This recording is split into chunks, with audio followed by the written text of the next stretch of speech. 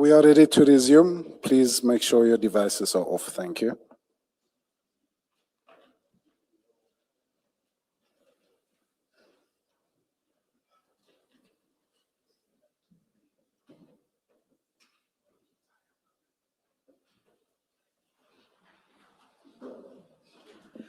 Are we sorted, Ms. Bowe? Chair, let's try this again.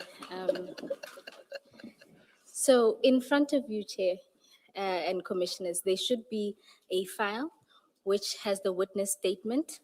You will see that an updated index has been inserted, and the supplementary statement starts at page 6 of that bundle.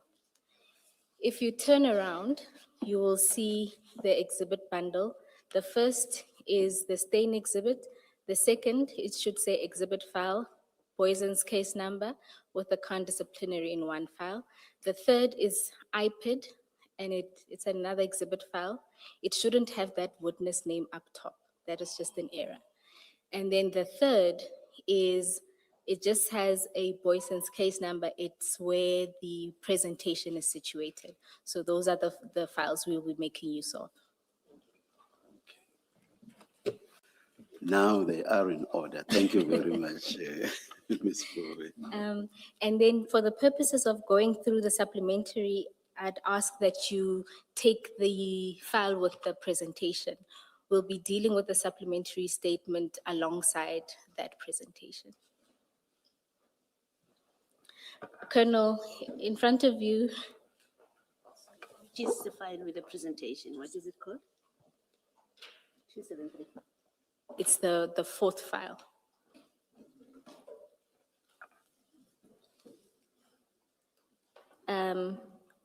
Colonel, in front of you should be your witness statement, and the supplementary is inside at page 6. And then please have handy the file with the presentation. It's the fourth file. Good morning, Colonel. Good morning, Commissioners. Let's take the oath again. Please place your full names on record. Nkwana Joseph Sebola. Do you swear that the evidence you are going to give is the truth, the whole truth, nothing but the truth? If so, please raise your right hand and say, "So help me God." So help me God. Thank you, Colonel. Thanks, Commissioner.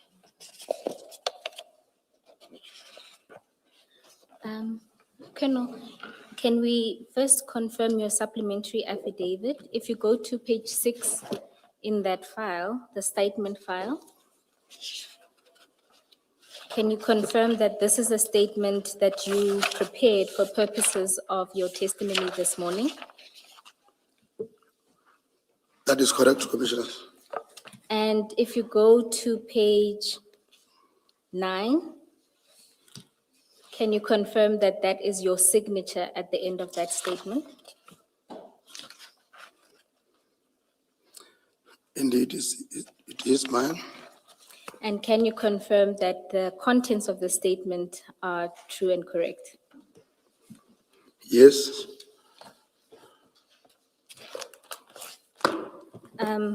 Colonel, we can start going through your statement. When we get to paragraph 3, we'll start looking at it alongside the presentation. And Chair, Commissioners, just to note that the presentation was not prepared by Colonel Sebola. It was prepared by an analyst within their office for purposes of the investigation, but it's a presentation that Colonel Sebola is familiar with. Colonel, can you confirm that? Yes. Colonel, if you can then proceed to paragraph 1 of your statement. On 2021-07-09, during the investigation of Poison Cast 98 of 7-2021, I confiscated the cellular telephones of Marumo Mogana, Boy Steve Pakula, Samuel Mashaba, and Tumelo Nku as part of the investigations. The devices were placed in the following forensic cell bags. PA, Colonel, it's not necessary to read those bag numbers. Thank you. thanks, Commissioners. You can then proceed to paragraph 2. All the confiscated cellular telephones were subjected to forensic downloading and analysis. Upon receipt of the downloaded data and corresponding forensic report, I, together with my analyst, examined the contents of the devices. During the analysis, it was discovered that one of the screenshots found on the device of the accused person contained the communication between Philip Plain, who was saved in the device as Tumelongu, and individuals identified as Alpha. Thank you, Colonel. Commissioners, just to deal with the identity, Philip Plain, if you can go to page 15 of the presentation.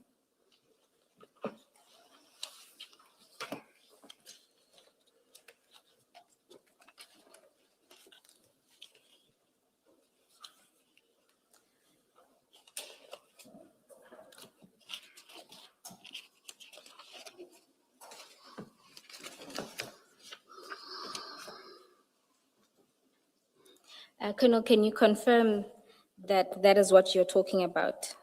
That is correct. And what methods did you use to determine that Philip Plain is Mr. Nku? Then the true caller, And that would be the first screenshot there. that will be the first screenshot. Okay, thank you, Colonel. Then you can go to. Subject to necessary redacting, aren't we going to be flighting these? My apologies, Chair, it was just Or a slight delay. Just before I spoke, it was not up. Yes. Thank you.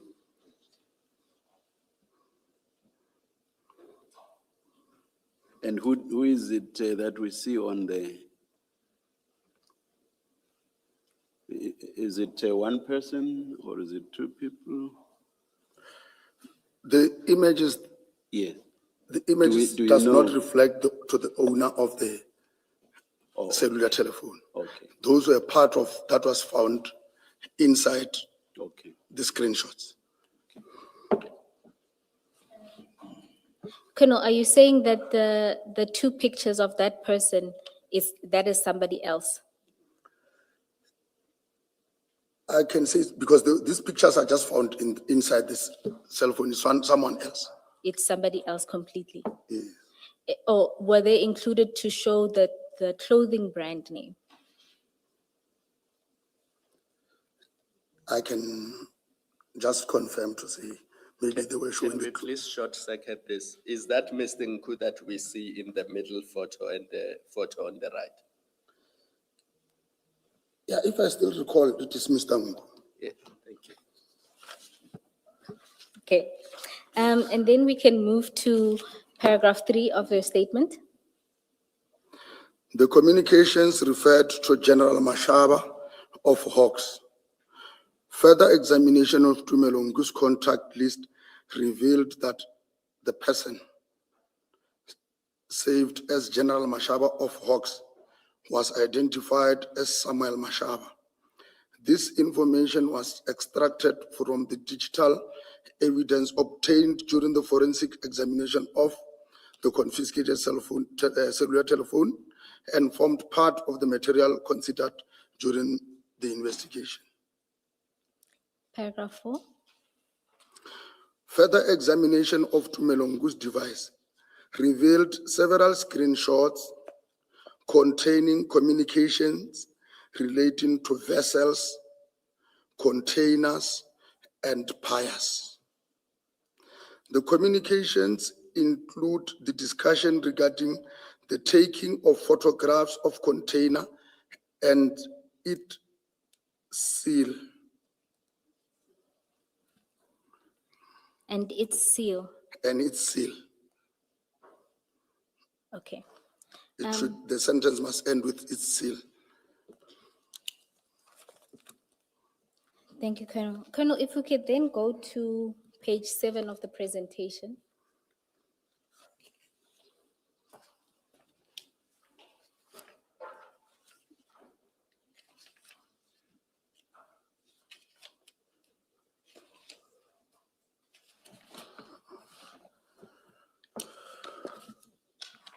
Oh, my apologies, page 6. Page 6. Yes.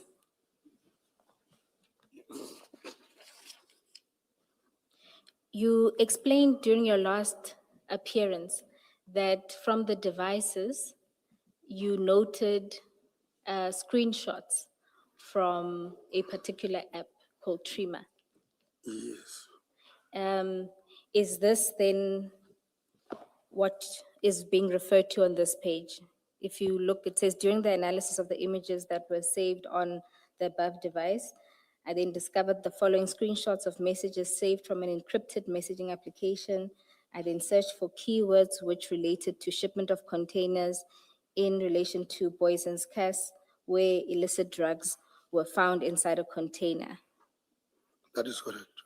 And can you confirm that those were the words that were searched in the devices? That is correct. And then on page 7, can you confirm that that is what Trima looks like? That is correct. And can you then explain why it is that an individual would rely on screenshots from Trima and not the actual application itself? Can you rephrase that question?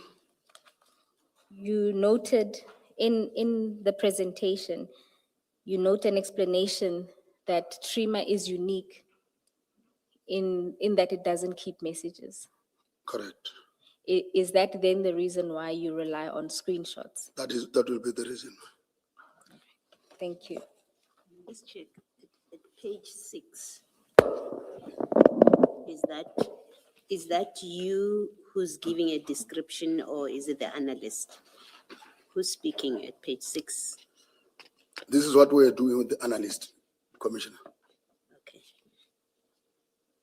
Maybe, Ms. Bawe, if we could just get a fuller explanation of this Trima app, because there is an explanation in that end paragraph at page 6. We are not all familiar with it, so maybe how it works and why we've got the kind of screenshots we have on page 7. All right. Colonel, if we can then take a step back and maybe let's start here.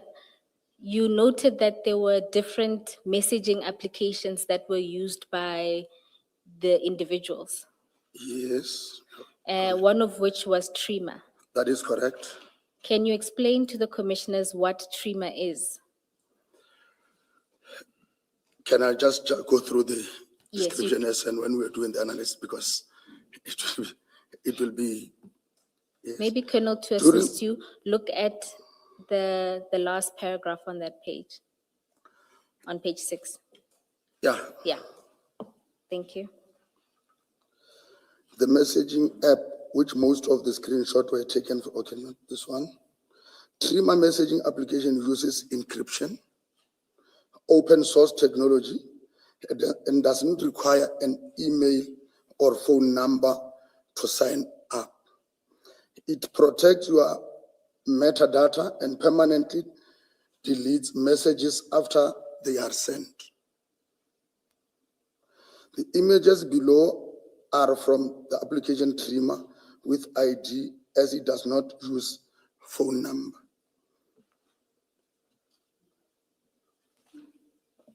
If messages are deleted after sending, what would you have been able to retrieve then? Can you please explain how that works? That is why they are captured on, he might be using, In fact, not just deleted, it says permanently. one will need to either save it on its screenshot so that he can forward it to the next person. So that is why it was saved on Mashaba, on Tumelongu's phone, because he wanted to relate what is in the message to the other person. So all that you retrieved were those texts in respect of which screenshots were taken. Screenshots were taken. So if there had been no screenshots, you would have found nothing. Nothing. on That is 3 correct, Commissioner. All right, okay. Okay, Colonel, let's just take a step back. It can be that they disappear after they are sent, because then the person they are sent to won't see them. Surely the proper explanation must be after the recipient has read it, then it disappears. That is Because correct. the recipient must at least read it, because if it disappears when it's sent, then the recipient can read it. I understand it to be that it disappears automatically after it is opened and read, so that when you look at it again, it's not there. And the only way you can keep it is if you use another phone and you take the screenshot of the very first message. That is correct, Commissioner. Perhaps more clarity on that. The reference to deletion after sending, that's about the sender, is it not? It's about On the sender's device. It's just like And- it's just like a view once, Commissioner. No, I want to take it step by step. So on the sender's device, it disappears or gets deleted. So on the recipient's side, it is, as you say, like a view once. Correct. So it gets killed on both sides. Not definitely sure about the sender, but what I'm sure of, once I have read it, then it's done. It's no longer appearing on me. But with regard to the sender, that one I won't confirm, Commissioner. Then the statement that it's what, it protects your metadata and permanently deletes messages after they are sent. So the reference to sending does not make much sense then, if you are not able to comment on that side, that is the sending side. Yes, on the Do sending you get side. what I mean? Do you get what I mean? Because I read this to suggest that it disappears after it has been sent. It has been I'm not mindful of the point Commissioner Kumalo made, but there seems to be something that's sought to be made out of the reference to sent, which to my mind suggests that it disappears on the side of the sender as well. So it's not just a question of the view once on the recipient side. Am I making sense? No, Commissioner. Otherwise it wouldn't make sense to refer to sending or sent. You want me to start again? No, Commissioner, I think what I will state, Yes. I'm saying, I am the sender. Yes. I'm saying it to the Commissioner. Yes. The Commissioner must read it and it's gone with him. It must not link the Commissioner with me. Yes. In fact, it creates a state wherein, But and I've heard that. And what happens on your side, you the sender? What happens on your side? Does it remain on your device? Commissioner, this one, I think it will depend because we don't know the sender to how many people is he sending. No, Because- let's just assume the because it's example. photos- No. Let's just assume the example you have given, which is just 2 people you have sent to me. Correct. What happens on your side? Does it disappear or not? That one, it has not yet been tested, but the belief is it can't disappear. It must still remain with me. Yeah. The only thing, it delete the connection between me Okay. and the person who is receiving. I'll step off this, but I will again make a point that I've made already, which is that because your focus here in this report is on sent or sending, so I thought the permanent disappearance is on the sender's side. So I'm surprised that you now say. No, it's on the receiver side, Okay. Commissioner. That is why the All right, receiver. all right. Thank you. Thanks, Commissioner. Thank you. Chair, if it's of any assistance, we can ask our analysts to have a look at it. But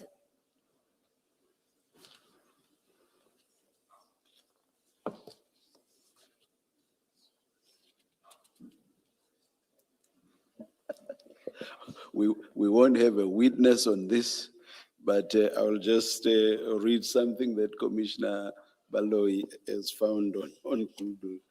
It says, no meter data. The app is designed to leave no data trail. Messages are deleted from the servers as soon as they are delivered. So that to me suggests that Both sides. it's dead on both sides. Correct. And indeed on the server itself. Correct, Commissioner. Yes, yes. Thank you, Chair. I'm Then, sure a number of people in the country, in the country are going to rush for 3 months.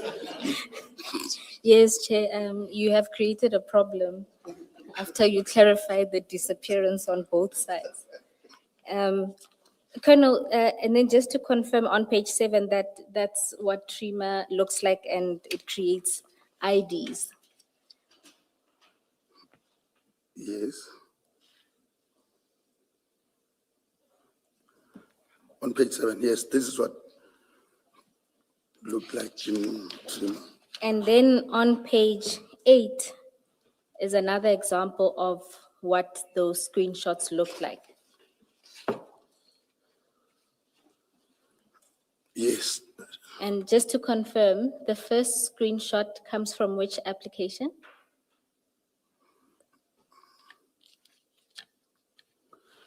On the left, the first one on the page. the one that starts with Salam. Yes, is that a TRIMA screenshot? Yes. No. And- This one is not Trima, it's WhatsApp messages.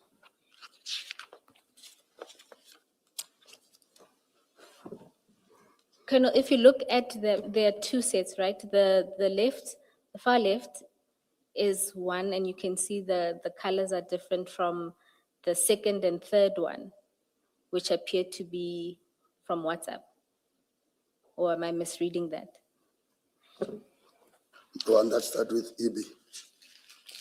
The middle one Yes. says EB, and The first one starts at the top, it says alpha. Can you see that? yes, I'm asking, is that a screenshot from TRIMA?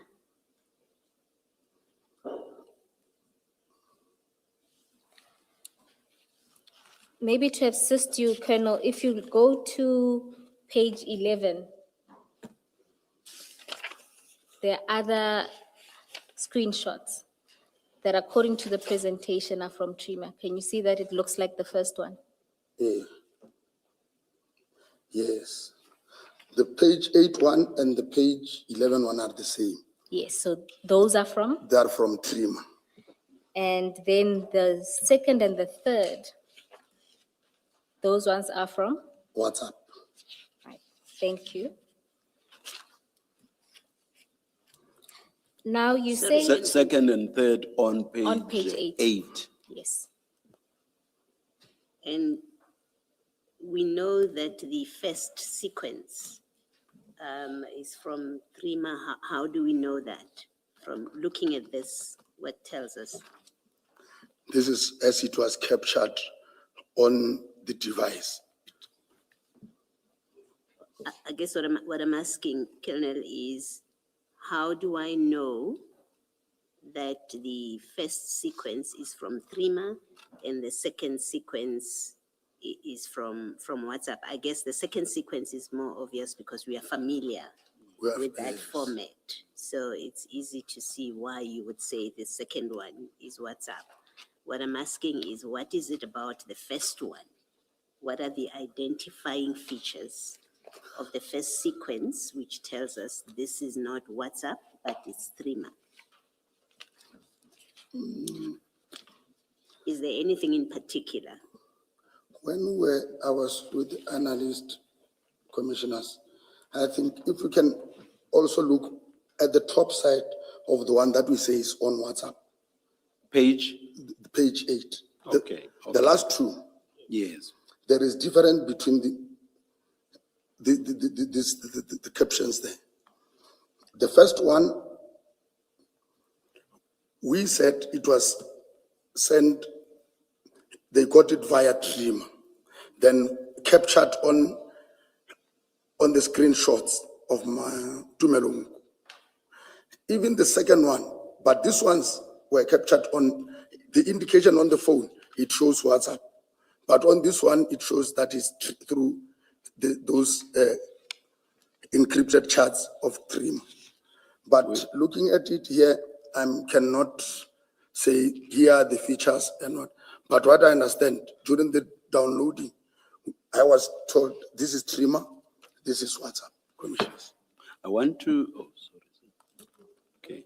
I want to take you back to a question that was asked by Commissioner Baloyi as to who compiled this report. And you said it was compiled by you and the analyst.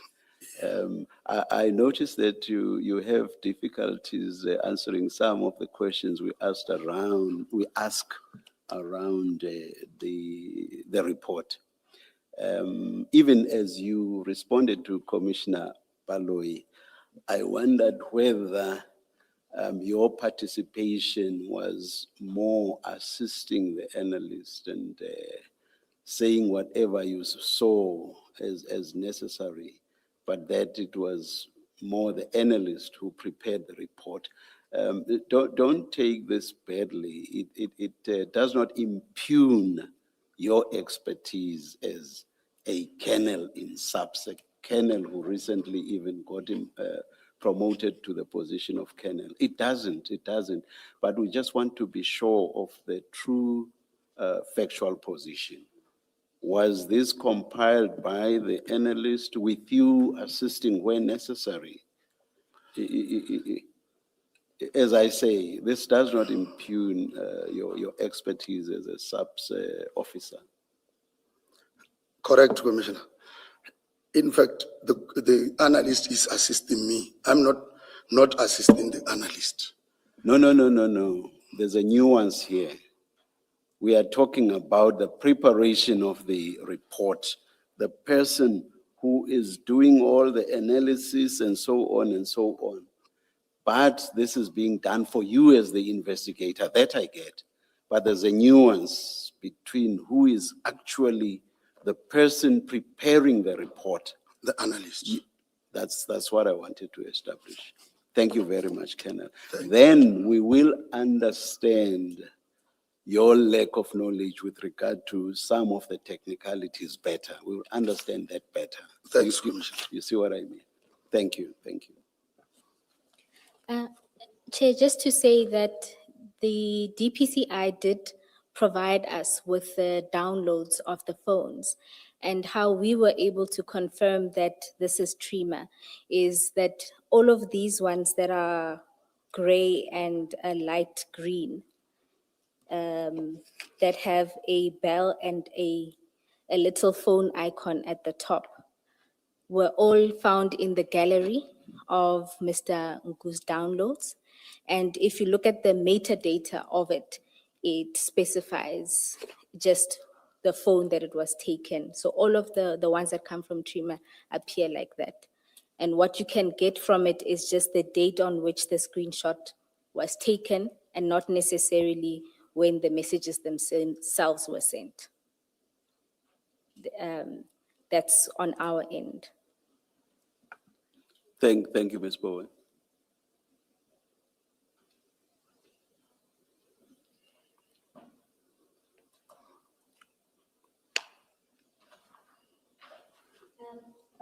Colonel, Just a minute.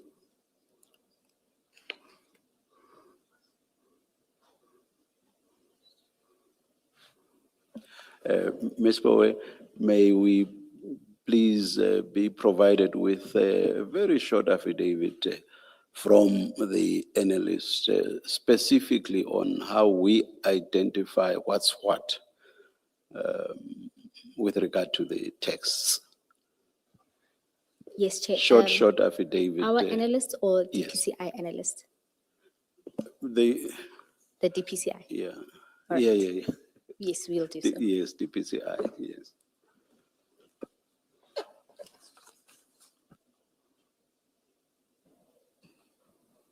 Yes, you may continue, Ms. Bowe. Colonel, you then say in paragraph 3 that you were able to ascertain that the individual saved as General Mashaba of Hawks was Mr. Mashaba, who was one of the suspects in this case.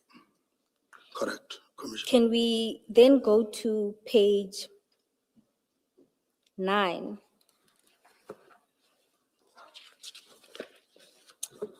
My apologies, actually, page 10 of the presentation where you explain how this determination was made. Can you explain briefly how you were able to match Mr.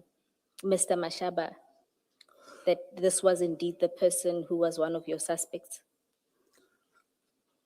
Okay, page 10 says, the following conversation was extracted from WhatsApp conversation saved as chat 168 on 2021-03-04 at about 04:19. TN Tumelongu says the following. Salam boss, may I please come through at 9 a.m. The general just asked me to pass by him at 7 a.m. Then he says, see page 2 Yes. of 72. Colonel, just a reminder, on the second bullet point, please don't read out the name. Right. On 2021-04-02 at 13:03, EB boss, there are the names, says the following. Where is General? Then on 2021-06-21, 09:57, Tumelongu is quoted as saying, sorry boss, been busy with Mashaba. The above quoted message confirmed that the two individuals are the same on the above and on many screenshots saved on the devices as they both addresses Samuel Mashaba as General. There is also a voice note on the audio of Samuel Mashaba's device where an individual is mentioning the name General. There is the, So in the purpose of your analysis, your conclusion was that where EB Boss and Mr. Ngu talk about General or General Mashaba, that it is a reference to the suspect in your it case. is referred to the suspect in the Boyson case, 9/8/7/2021.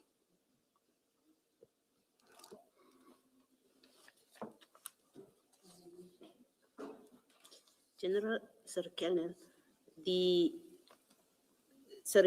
I'm struggling to see how you connect this Mashaba, this General Mashaba that is referred to in the WhatsApp messages to your suspect.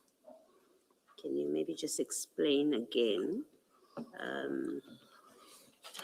What is it that makes you connect him and say it is the same person? If we can go to paragraph 3 of my statement.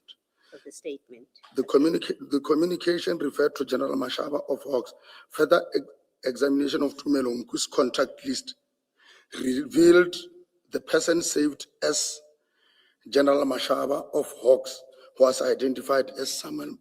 In fact, in the communication of Tumelongu, the person who has been identified, who between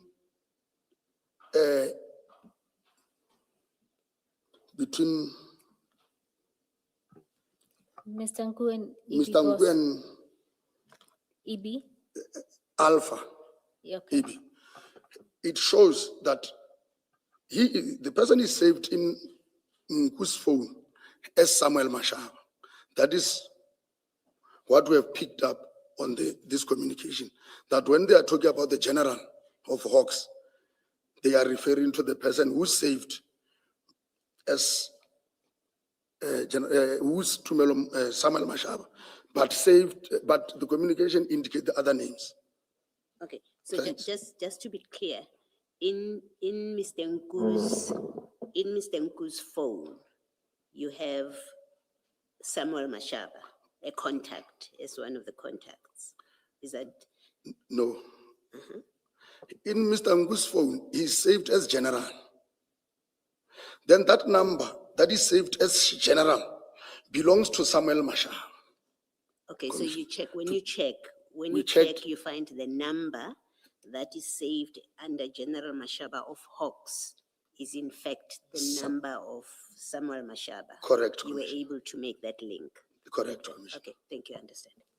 Just to be clear, without reading it out, that number is the one we see on page 4 of the presentation.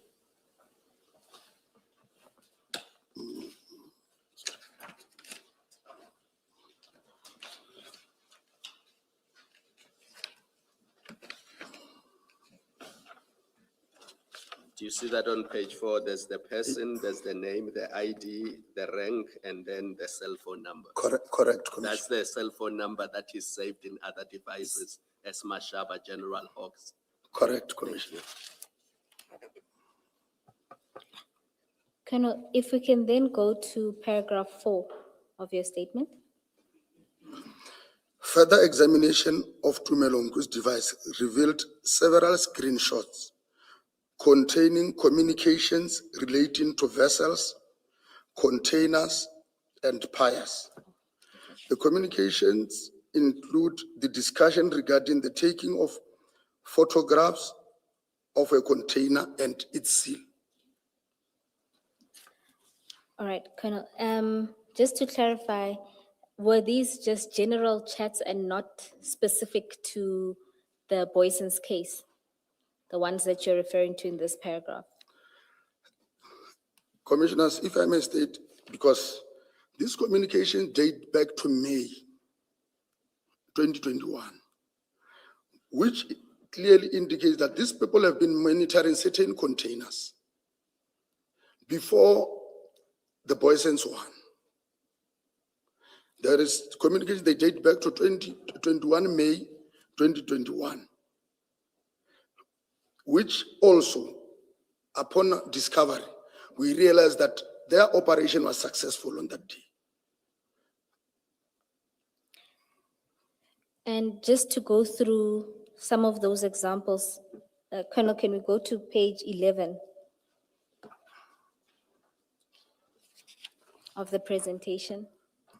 Correct. So if you look at the first screenshot, can you explain to the commissioners what we see there? The first screenshot, it starts by saying, can you get the pics of the container and seal? The longer you take with it, the more nervous they get. And you, sorry, Chair. And you say this is communication between who and whom? Who are the people talking here? This is screenshot found in Tumelongu, which indicates that the communication is between him and Alpha. And just to clarify that, if you look at message number, the third one, perhaps at the top, the first participant is Alpha. And then if you look at the third message, The one that starts with there's, after the second message, you'll see it says Philip Plain. So that's a quoted message. It Okay. shows the other participant. Philip Plain. On top of, Philip Plain is responding to the boss. Philip Plain, commissioners, still takes us back to Tumelongu. Now he's communicating with to the bosses. So it is not gonna happen today. So the boss quotes a message from Philip Plain saying, so it's not going to happen today, right? And you see the message Yes, the from boss, Philip yeah. Plain is, boss, Boss, the message of Philip Plain is a boss, the driver details, and then, which means Philip Plain now says, it's not gonna happened today. No, it's the boss The saying. boss, sorry, the boss The commissioner. boss saying so, but what the boss has done is to indicate that he is responding to a much earlier text from Philip Lane. From Philip Lane, correct, Yes. Commissioner? It appears just above, so it is not going to happen today. If you Yes. look at the color coding, that's still the same person as, can you get the pics? The longer you take, same color coding. So it's the boss saying this. Yes, Yeah. So what Philip Plain had said is, boss, the driver details still haven't been loaded yet. The guys are monitoring the app, and the forklift guy is our guy. correct. That's Philip Plain. That is Philip Lane. Yes. And Colonel, does, Sorry, Ms. Can you just, Philip Plain or Mr. Nku? Philip Lane, Mr. Ngui, yes, not Yes, to. yes. is the evidence, and I'm just trying to understand, to be clear, where do we locate this? Is the evidence that this communication is about the Boison's container or has nothing to do with the Boison's, This but has- other containers? Sorry. This communications relates to the 21 May, not the Boyson's one. The heading says the screenshots were captured on 21 May 2021. So you're saying it's other containers It that has they're other talking, contain, that they're yes, talking about. yes. Thank you. and from that message of Philip Plain, you are able to identify that Alpha and Mr. Nku at the port have a guy who works as a forklifter. That is correct.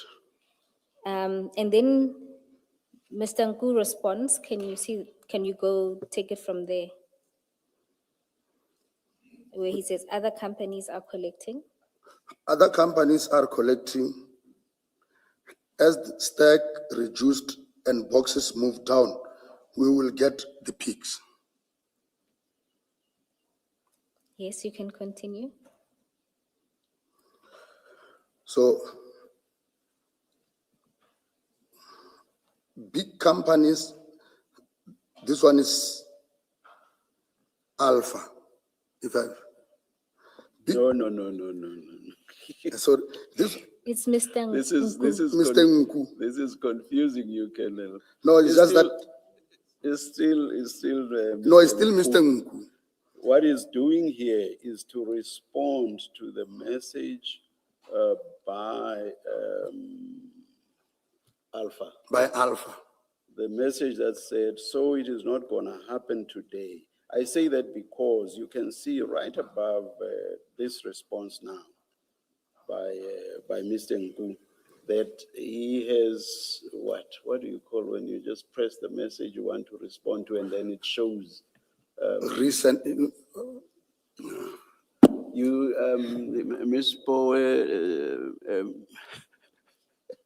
Mr. Musigidi, you are younger and more tech savvy, but at least I do follow the conversations. What do you call it when you press a message to which you are responding and then it reflects just above your message? Yeah, What's it's the like a- technical term for It's a that? quoted text. So the one that you're Yeah. responding to appears in small and your yes. response then appears bigger Yes, yes. below it. You get my point? I get it. Yes. I'm with you, So the Commissioner. response now is so it is not going to happen today. That's what he's responding to. So please read then, big companies don't. big companies don't usually, that is Mr. Nku. Big companies don't usually want to To incur. incur unnecessary costs. It will probably be a bit later. Don't Barlow run 24. Don't Barlow run 24-hour logistics, which means Service desk. Service desk. service desk. Yes. They should be able to upload the driver details at any moment. And in response to that, Alpha also takes back to note that it is important for them to get pictures. It is very important we get that pics ASAP. Other things are running through the head, in fact, their heads, but it says their heads. I think your custom guys need to take this serious. Everything is excuse. And so from this screenshot, you're able to identify multiple players. Then we have the custom guys that is now being introduced on this chat, commissioners. All right. And then, commissioners, there are other screenshots. I'm wary of going through all of the screenshots, but this is really to demonstrate that from the screenshots obtained from Mr. Nku, you see different role players. Is that correct? That is correct.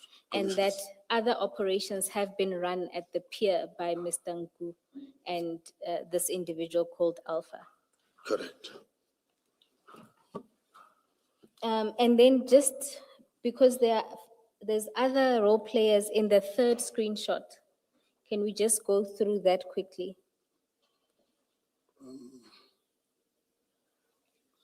The third one. Yes. Our guys cannot, That's Alpha writing. Please read them. Am I correct? yes, Alpha. Yes, yes. Our guys cannot even give us pics of the container and seal. I'm starting not believe anything anymore. There's supposed to be, no, Yes. It's still Alpha. I yeah, know. they're supposed to be. The bosses? They're supposed to be the bosses or Yes. the bosses at customs. Here, it's still custom. Then, Just sorry, on that, does that then suggest that it's not just ordinary custom officials, the bosses, it appears to be senior, yes. okay? And then, Ms. Power, it will probably be quicker if you read and you ask the Colonel to confirm. And of course, in respect of each, you indicate who's speaking, who's writing rather. all right, and the last screenshot, commissioners, that I'd want us to note is on page 12.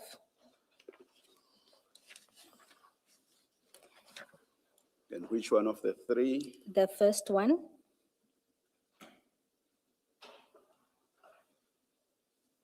And it starts with Alpha talking.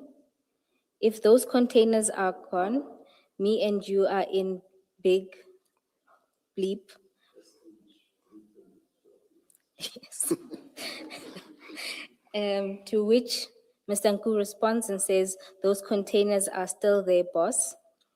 Alpha responds and says, then send the pics with the seal so I can show the people I'm getting heavy threats. Mr. Nku responds and says, give me till 7, boss. I'm pressing all these guys. Alpha responds and says, okay. Mr. Nku says, the guy at Cranes says please be a bit more patient. We'll get pics as they offload. He will move each aside. Colonel, is that then another role player of theirs, the person who works with the Cranes? That is correct, Commissioner. And the date is still the same. These are also in respect of 21 May 2021. Correct, Commissioner. And another noteworthy thing, Colonel, is that there's always this attempt to get the driver's details in their communications? Yes. And what would be the import of that?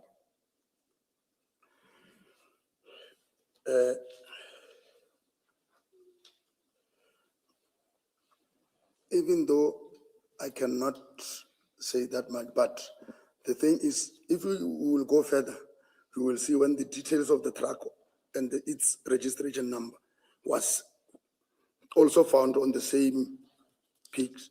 So I don't know what will they do. Because that one is quite important, I'm sure you will go through that, Ms. Bowen. Yes, Colonel, I was just trying to get from you that generally, why in these kinds of operations it would be important to get the driver's details. Because the screenshots that we started with, you'll see it started with them discussing the difficulties with obtaining the driver's details, and they're talking about an application where those details would emerge. And as they continue, Mr. Nku again, on the second screenshot at page 12, says, the second message, boss, the driver details still haven't been uploaded yet. The guys are monitoring the app and the forklift guy is our guy.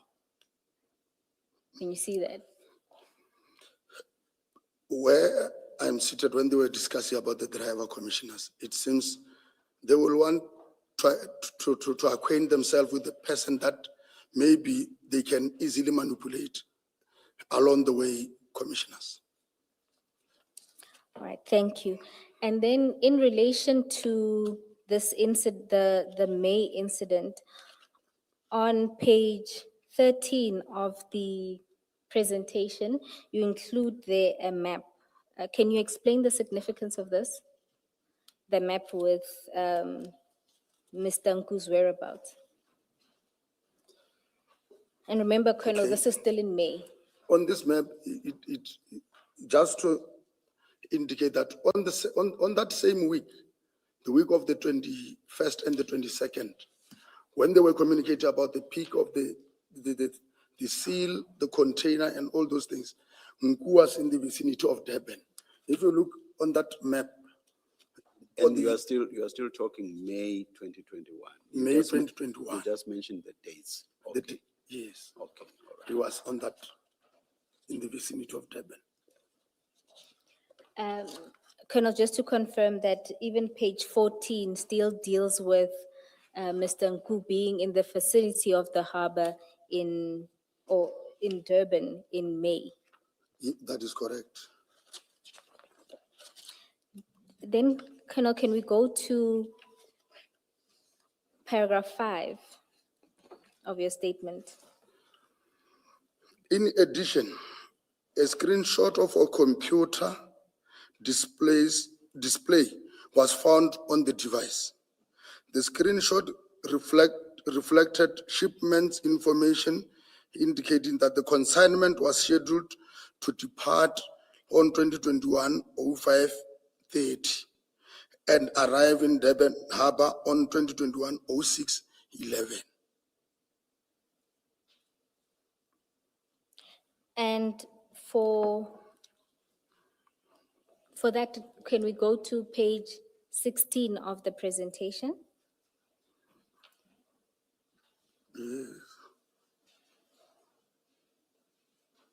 And there it's another screenshot depicting a conversation between Alpha and Mr. Nku. Is that correct? That is correct. And in the first picture in that screenshot, because it's not legible, is that what it says there on the far right of the page? It gives the description. It's like a shipping manifest. Yes, a computer screenshot that indicates the departure time of the vessel from coast West Africa. And then it indicates where it will arrive and when it will arrive. It will arrive in Durban Terminal Pier 1. And so So it's, or rather the essence of what's illegible on the computer screenshot is what's reflected on the far right of page 16. The substance of it, not necessarily everything. Is that it or not? That is correct. Okay.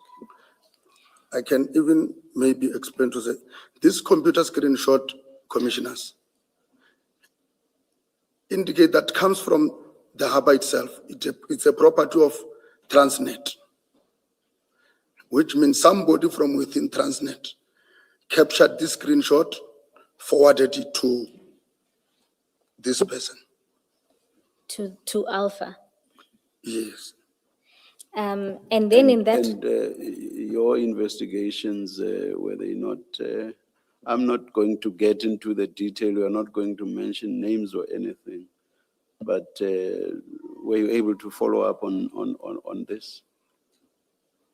The I went computer to- information and so on? Yes, Commissioner. I You- went to Durban. If it's going to negatively affect your investigations, you don't have to go into that detail. I will just state, Commissioner, I went to Durban just to know those, because most of the commission talk about Pier 1 and Pier 2. I just wanted to know the significance of those piers. Why are they so important in this? Because the direction, some of the communication will say they must direct it to Pier 1. And Pier 1, the Boyson's 1 arrived in Pier 1. If your answer is yes, we have followed up, or yes, we are following up, that's enough for my purpose. Yes, we have followed up. Okay, thank you. Colonel, just to clarify, Chair is asking about the, Sorry, Ms. Bowe. You may well be doing what I want. Chair is asking about, you know how you just testified that that screenshot comes from the harbor, Transnet in particular. Whether you have followed up on who or investigated who all may be involved with that. I have followed up, commissioners. And you were able to establish the source? Yes, I have established that, commissioners. Okay, thanks. Thank you.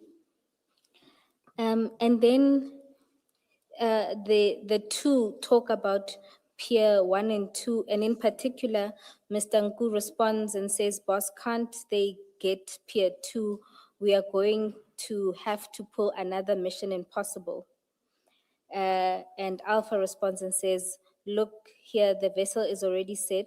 Let's do last one, Pier 1. We do a Mission Impossible. I won't put pressure, at least we know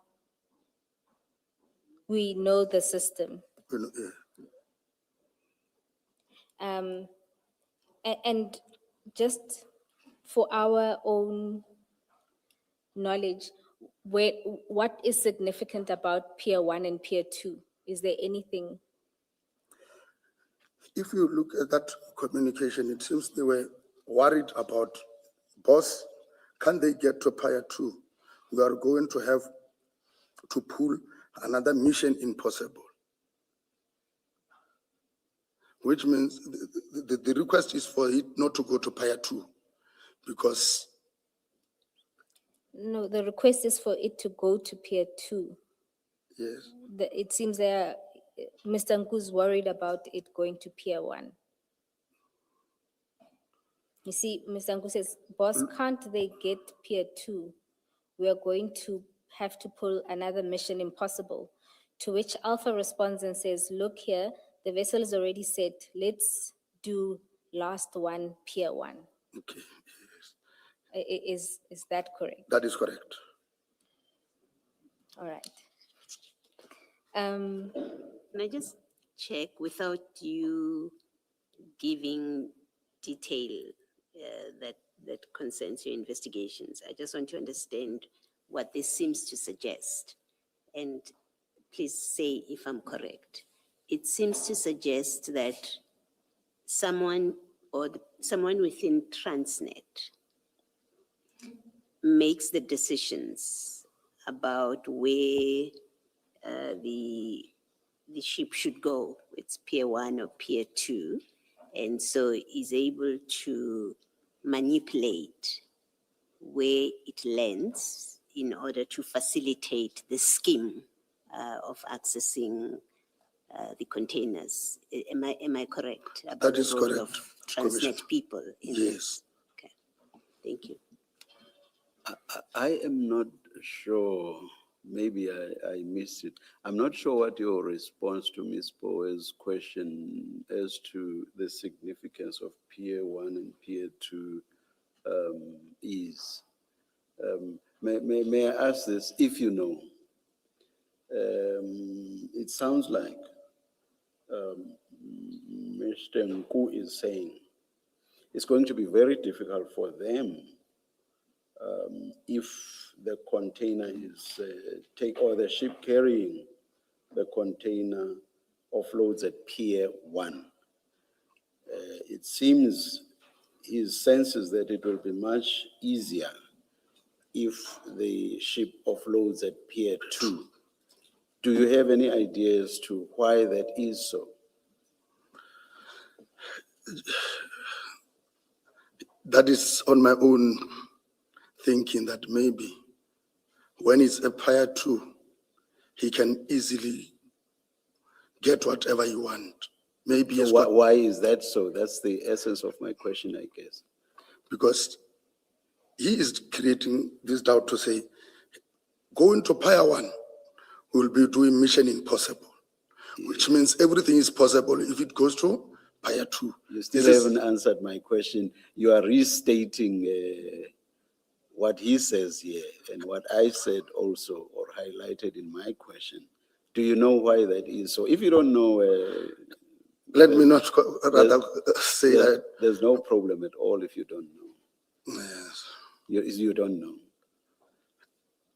Don't feel bad about it. I mean, No. it's not your area of expertise. You are not involved in shipping, harbors, and all those things. Don't feel bad about it. If you No, I don't know, don't. you don't No, know. there I don't know. All right, thank you. All right, Colonel. Let's then move to the next paragraph in your statement. It's, yes. Further screenshot dated 2021-0701 were also identified on the device. Based on their content, this screenshot appeared to relate to incident that happened. It should be incident that happened approximately 1 week earlier, which form part of the Isipingo investigation. The screenshots contain communication and information relating to drug prices. For this paragraph, Commissioners, if you can go to page 18 of the presentation.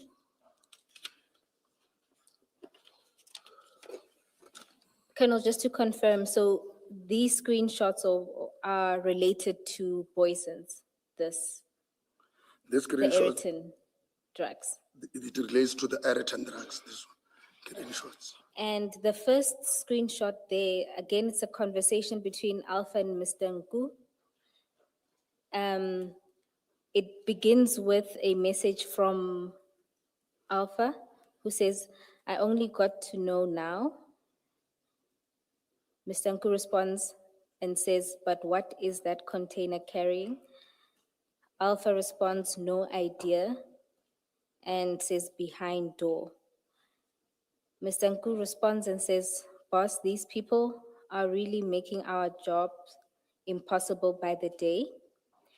And he also responds to the message of Alpha that said "behind the door" and says, "Please ask them, because if they load it on a car or anything that can be mobile from the container, it will be a bust." That's followed by another message from Mr. Nku to Alpha saying, "Boss, please tell the people that avoid any containers with metal or anything automobile. Only load goods or sugar. Anything that goes to Pier 1 or 2 is workable. Remember, there was a bust a week ago. Now we need to go offloading from trucks again. And there's an emoji. I must just comment that this is really confusing because all of a sudden now, there is no problem with Pier 1. Yes. When earlier, it was going to be mission impossible to access. Chair, that was in May. I'm not sure what Things may have happened between between then May and and July, which now makes 1 and 2 attractive. So in this screenshot, Colonel, can you confirm that they were speaking about the Boyson's shipment? Correct. And it appears there that Do we say that? What is it in this line, in the sequence of communication that tells us that they are speaking about the poisons shipment?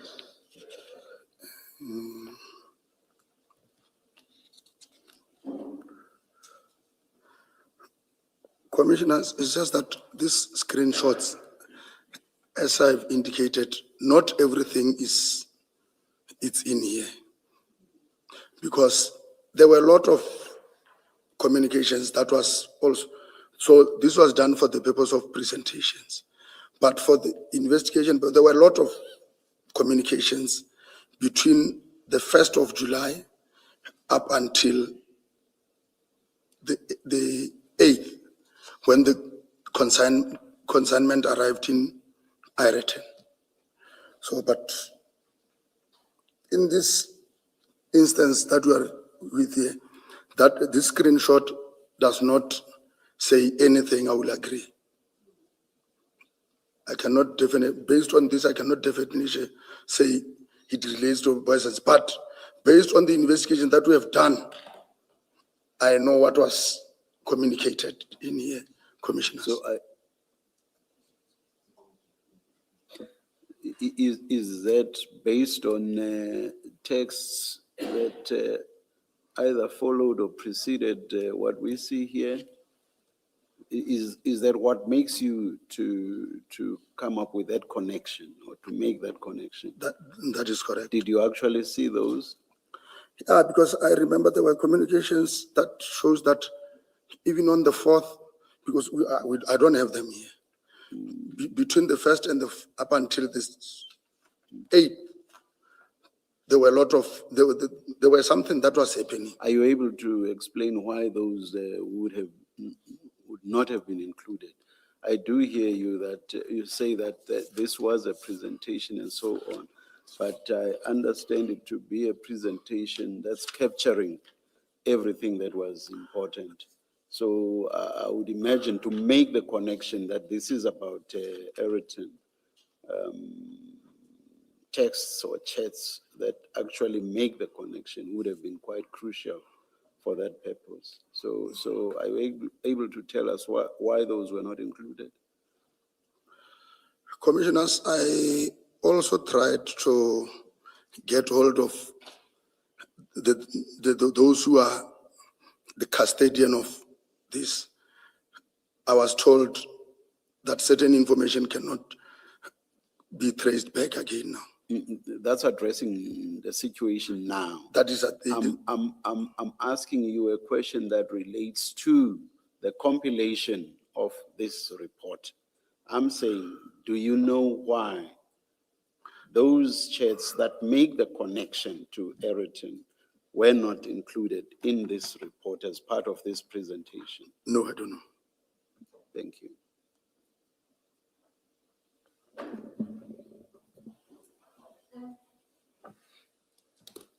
Colonel, would you be able to get us some of those chats or that information that links these conversations better to Eriton so that we can see those links?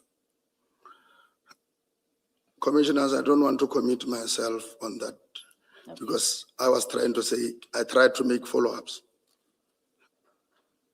Because after even seeing these presentations, I found it necessary that I must also get the full information and in as to what was happening during the time I was investigating, commissioners. So I don't want to commit myself to say. Can I ask you this question, Colonel? What in these chats, especially the ones on page 18, leads you to believe that they are connected to the drugs that were discovered, I believe it was on the 9th of July, 2021 at Ireton? What in these charts leads you to believe that they are connected to that? Commissioner, in this chart, none. In this chart, I can say no, there is nothing. I don't have anything to back what I was saying up. Is it fair to say the best that you can do is that the suspects that were identified on that day were communicating in chats and they were communicating about drugs and their shipment into the country? And that's as far as you can go. Looking at these chats, there may be other chats somewhere that are not with us now. But looking at this, it's fair to say that Mr. Nku is communicating with somebody in the week leading up to this date, and they are talking about drugs and shipments and piers at the harbor. That will be fair, Commissioner.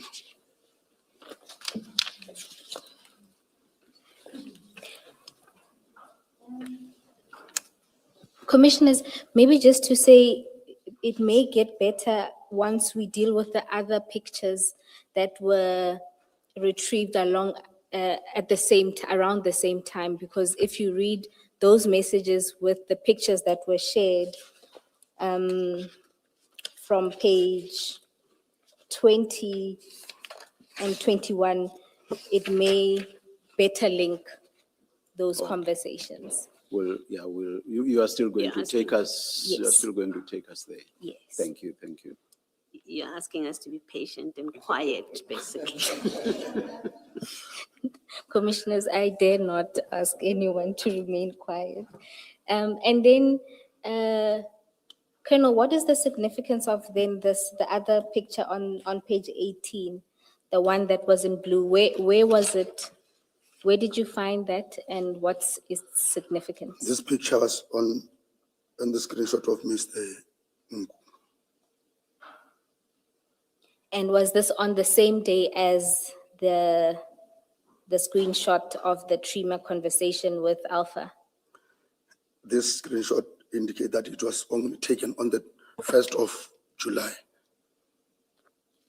The screenshot, I don't know whether the communication was, but the screenshot was taken on the 1st of July. And what is the significance? As I indicated, I don't want the communications, I can't, but the significance of the price list of drugs, the one that is reflected in blue, that is the price list of drugs. And then it also reflects that the price list is in euros, not South African That's currency. pounds, that's pounds. In pounds, sorry, commissioners. Sorry. All right. And then let's deal with the other screenshots that were found together or in the days after this, the one on the 1st of July. Can you read paragraph 7 of your statement? Another computer screenshot was identified depicting yellow jersey truck that was indicated as being designated to collect the container. These screenshots were extracted and preserved as part of the digital evidence obtained during the forensic examination of the device. Commissioners. And to explain this, can we go to page 20 of the presentation? Yes. Colonel, the first picture, what is that? That is the screenshot of the computer. And that computer, is it the same one that we saw earlier? Yes, we can see at the bottom there, it will also indicate Transnet. At the bottom of the picture. And then In the screenshot itself, No. Where about is Transnet? I don't see. There is something written in red, yes, Commissioners. can you, there at the Oh, bottom? oh, oh.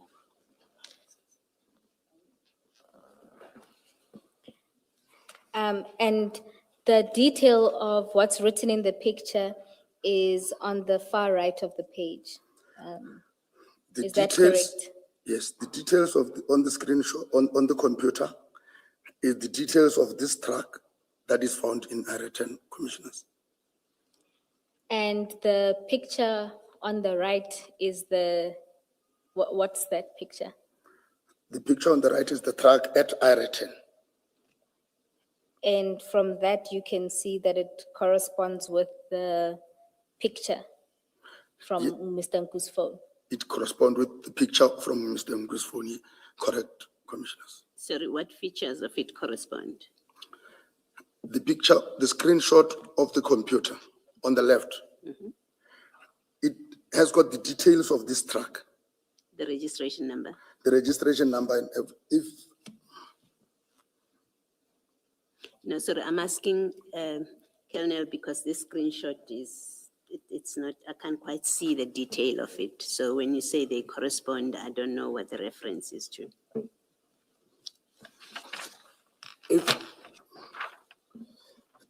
Commissioner Malloy, because here is just a photo. What is written on the far right? On the far refers- right, it's the details The of, details of what is happening on this computer, Commission. I see. It shows the gate, tracking company, the license. Yes. Yes, Okay, thank you. I see that. this is what is reflected on this, Commissioners. and this picture was retrieved from, well, the metadata of it shows that this picture was taken on the 8th. That would be the day before the Ayrton bust. That was the date before the Ireton bust.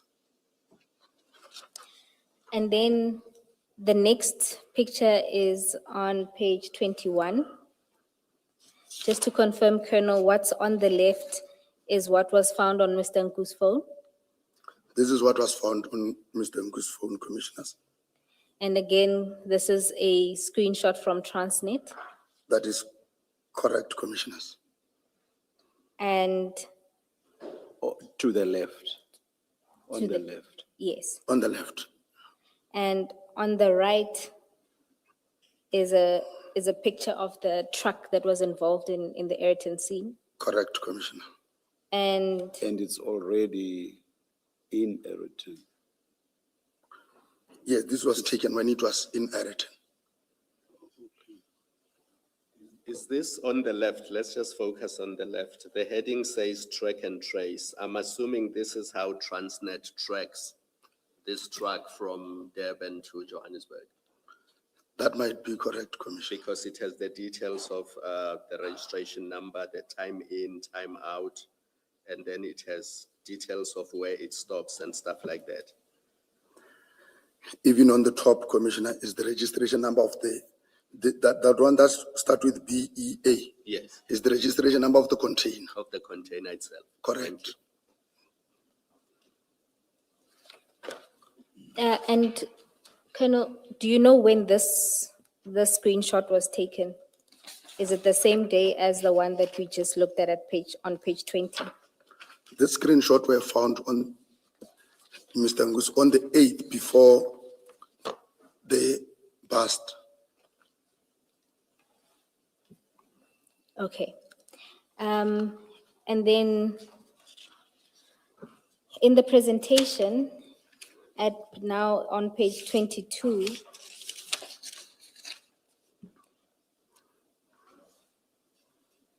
you also did a tracking exercise. Can you explain what we're seeing there?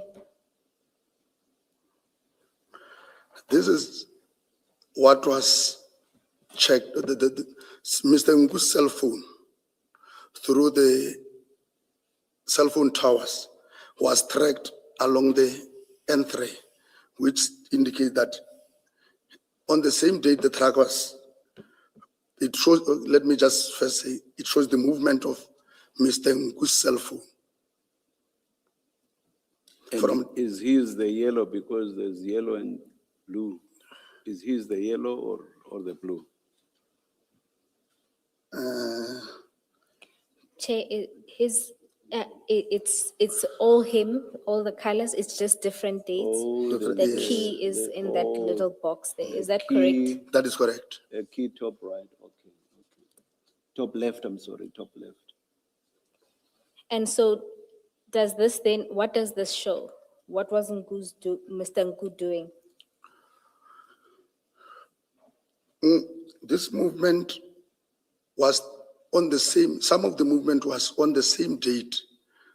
This tracking company was from Durban. And it also shows that on the same date, Mr. Nku was from Durban, either following the track or because he was on the same route as the track. So you're saying that it showed that he was either following the truck or moving alongside it? Oh. That can be the No, I'm asking what. following it can be, Following it. yes. Do we have the movement of the truck itself that corresponds to this at page 22?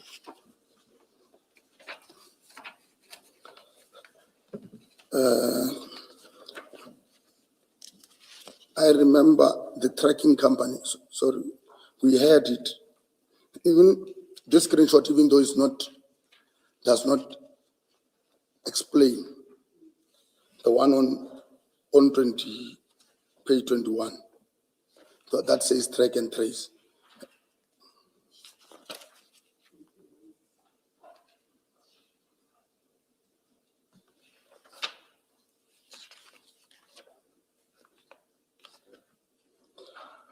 Sorry, so you're saying that page 21 is the movement of the truck? But it's not that much explanatory as the one that appears on Mr. Nku's cell phone data. But that one I can definitely confirm to say the truck was on the N3 and arrived in Ayrton on the 8th around, if I can still remember, it arrived around 8 in the evening on the 8th. But for now, I don't have anything to back that which I'm saying. But on the day of the investigation, I tracked the movement, which is not attached in here. Commissioners. For this to make sense, Colonel, the yellow on the 7th of July must be coming down from Gauteng to Durban. The yellow. The yes, yellow. Yellow the truck. No, I'm not talking about the truck. I'm talking about Mr. Nku's telephone. Commissioner, I could not. If we say the blue, maroon, and yellow, if we say that's Mr. Nku, what I'm saying is, for this to make sense, then on the yellow, Mr. Nku must have been coming down from Gauteng to Durban, That will be correct. the date being the 7th of July. If we look, Then the blue must be Mr. Nku moving from Durban back to Gauteng. correct. The date is the 8th of July there.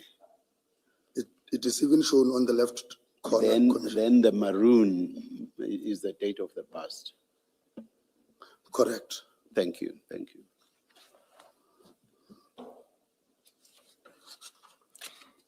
Then, Chair, I'm not sure if this is an opportune time to take the tea adjournment or if we should keep going until past.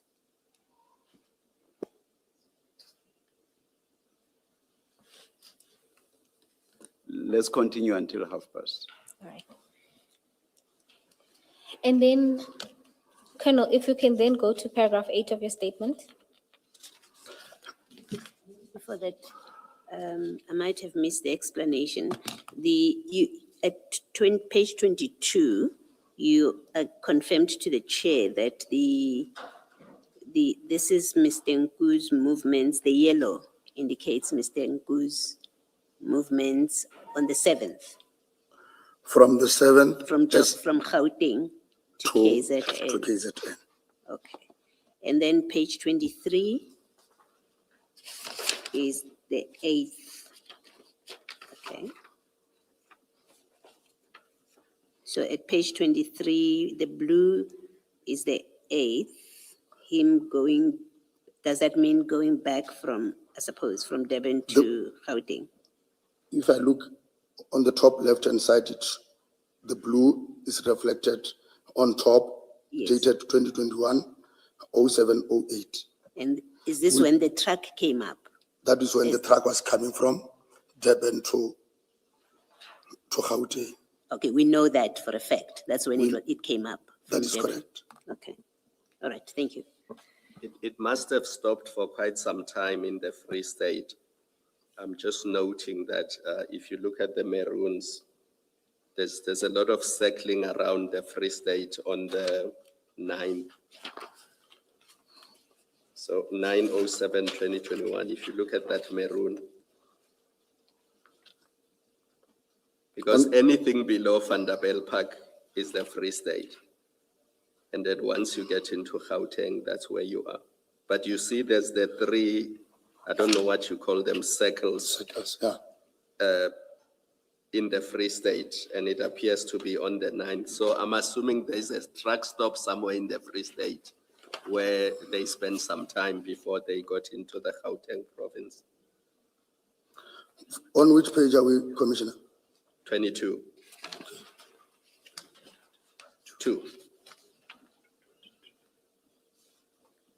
Look at where the blue and the yellow and the red converge. Do you see that? Yes. And that's before Vanderbijlpark and slightly before Sasolburg, so it must be the Free State. And then but it's usually a case of if there's a truck stop there, then maybe the truck stopped for quite some time before it moved into the Gauteng province. Commissioner, sorry, on page 22 Yes, is the movement of Nku, not of the truck. yes. No, yeah, so let's focus on Nku's movement. As Chair has said, on the 7th, he appears to have gone to Durban. On the 8th, he was coming back, and that's the blue circles. And then the red is now the 9th. Yes. And you see that there's a lot of movement in that part where red and blue and yellow converge. And then we see later on, if you look at now Aeroton or Johannesburg, there's another, a lot of movement there where you see a lot of red circles next to a lot of yellow circles. Yes. But nothing turns on it. It was just a sequence of how they appear to have moved.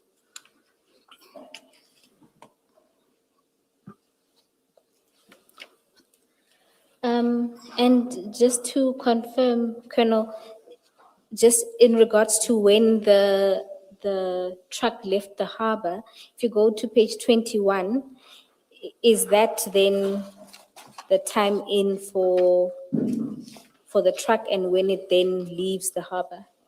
Can you see that Transnet track and trace? Is that how we know that it left on the 8th, the truck? Correct. Okay.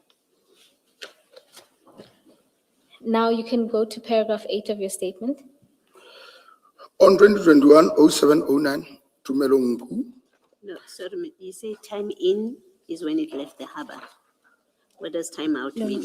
When the truck, There's a time in and a time out. Yes, So if we have to, if we are accounting for time in, we have to account for time out as well to complete. I would, Colonel, I was just clarifying that time in would have been when the truck gets to the harbor and time out being when the truck departs from the harbor. departed from the harbor. Correct. Then you can go to paragraph 8. On 2021-07-09, Tumelongu sent Samuel Mashaba location through Telegram. The location happens to be Rodicop, Yellow Jersey Logistics. On the same date, Samuel Mashaba called Warrant Officer Pakula from Alberton SAPS. Pukungwana, sorry. He phoned, okay, let me repeat. On the same date, Samuel Mashaba called Warrant Officer Pukungwana from Alberton SAPS, who then, via WhatsApp, gave the contact number of Warrant Officer Mohani of Zongezi SAPS to Samuel Mashaba. The same date, then Samuel Mashaba sent Warrant Officer Mohana the location of Yellow Jersey. That was confirmed by Google Earth because he sent the pin drop. Then that pin drop happened to be at Yellow Jersey Logistic Commissioners. Warrant Officer Mohana then called Warrant Officer Pakul. Those are the chats. Thanks, Colonel. Then I let's. know you'll still go to the pictures, but maybe let me just make sure that I'm not making mistake in my assumptions. This Samuel Mashaba that is saved is Samuel Mashaba of the Hawks, and you say it is the suspect in Boisons. This is the same person that was referred to in your evidence earlier as the Gauteng traffic person. Yes, Okay, thank you. Commissioner. And Telegram is a social media app similar to WhatsApp and others similar to that, correct? That is correct, Commissioner. Then let's go to page 26 of the presentation. And can you confirm, Colonel, that that was what was retrieved from Telegram? 26 of the presentation. Yes. It is. Colonel, sometimes your yes is so soft that I'm not sure if. Yes, Commissioner, Yes. sorry. Okay, and there you detail the 3 messages, right? So the first one is Mr. Nku sending to Mr. Mashaba the coordinates of Yellow Jersey. Is that correct? That is correct. And then there's also a message that's sent by Mr. Nku, and the body of the message says we need to go. Yes. And then there's a third message that was also retrieved, which is before 6:30. That's the last one. Can you see that? Yes. And this happens on the 8th, the day before, The day before. at between 22:25 That is correct. and 22:28. 22, yeah, That's the 28. last message. That is correct. And And- why do we not have the communications themselves? Communications. Why do we have somewhat of a narrative about them? Why do we not have the communications themselves? This is what was From Telegram itself, in the same way you've been showing us what comes from Threema and also what comes from WhatsApp. Here we are having a narration or narrative or explanation. Why do we not have the chats or communications themselves on Telegram? I don't want to commit myself, but my understanding is like Threema. Also, my understanding is this Telegram is sometimes encrypted. but the line of communication, Ms. Bowe, am I making sense, or is it I who's not understanding this? It seems to me to be an explanation or narration, and Yes. not the communications themselves. That's what I'm Yes. trying to communicate to the kernel. The kernel does not seem to be understanding me. Colonel, do you, if we can go to page 8 of the presentation, no?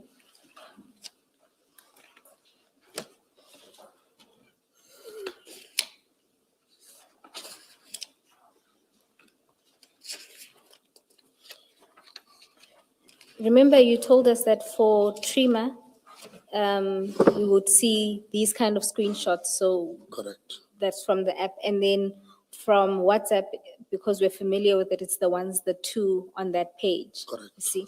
Now, for the extraction from Telegram, what we have is what looks like a narrative of this person sent this at this time and what the body of the message sent, and not the actual extraction of or a picture or depiction of the actual application. Chair is asking why this is.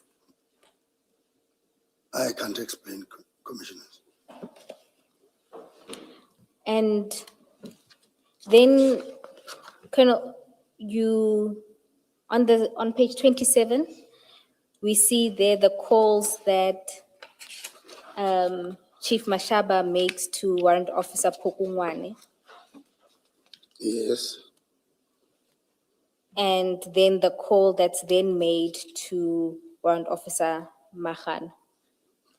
correct. So that's just a representation of what you said in paragraph 8. Yes, Okay. Just to You say clarify, it is calls made by? calls made by Mr. Mashaba. What does it mean that the first part of it shows the name of Pukungwane and then Mashaba follows after that and then Mahano? If you look at the arrow, if you see the second one, the one that says Mashaba, Samuel Mashaba, you see the arrow goes up to Pokungwan to depict the call. Is that correct, Colonel? it shows, in fact, what happened here. Mashaba phoned Pokungwan. And you say we see that on this depiction by what? By the arrow facing up from Mashaba, it goes up to Pukungwane. Is that what tells us that Mashaba called Pukungwane on the day? Then Mashaba, Pokungwan is on top. Yes, Then in the middle is Mashaba. yes. At the bottom is Mohana. Yes. So we just The need Greek- confirmation that it's Mashaba who calls Pokungwan. How do we see that? Is it the arrow?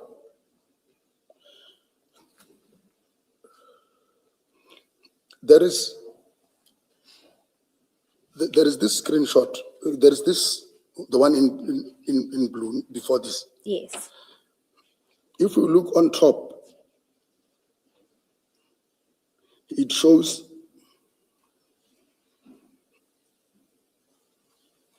this one of Albert. The first one, I think, is for Pokungwana. Let me check. I do not see any names that I recognize there. You are referring to the one right at the top. That's blue and light blue. If we You are can, referring to that. okay, Commissioner, let me just I make don't it see simple. any, I do not see any names that I recognize. The first one on this arrows, on this one. Yes, we- bottom. Let's look at the number that will end with 794. Yes, I see that, just above the On name. top of that screen, there is the 714 number, 2794.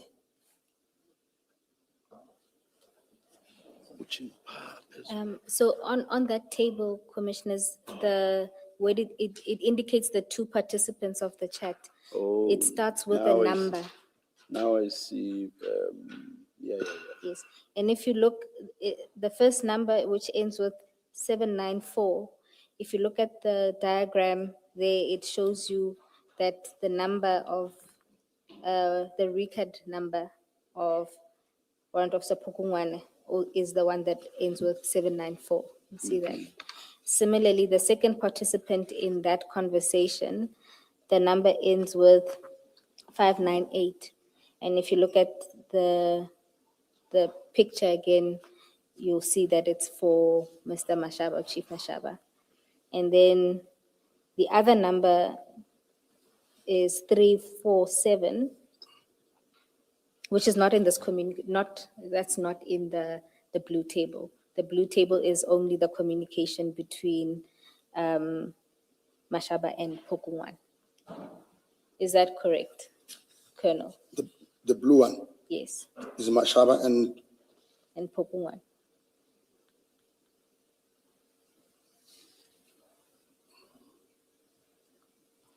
yeah, it's Mashaba and Poku. It seems it's Pokuwan and Muhan. But I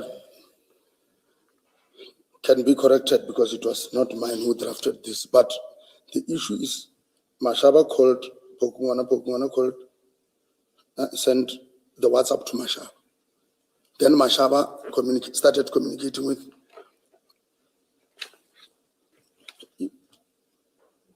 Mahan. Mahan. If we can also, I don't know as to whether maybe I will be jumping. Can I just try to, in fact, I would like to have your confirmation.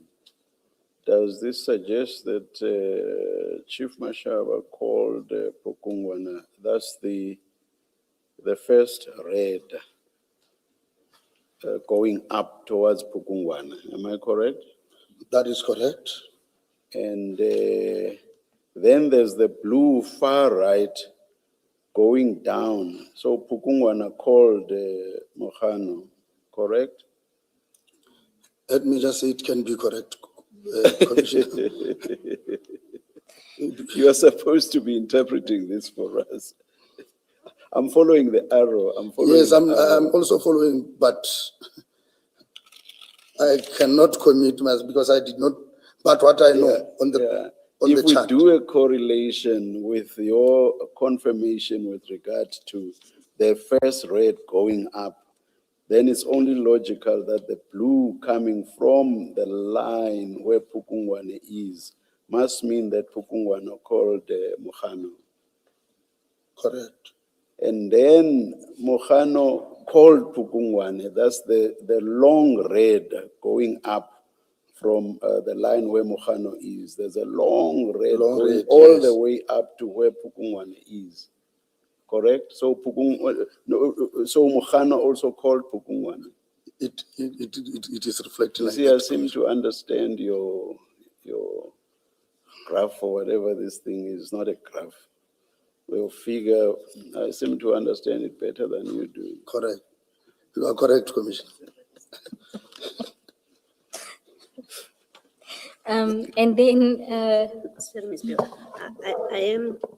I'm anxious that we get a proper explanation of these graphics.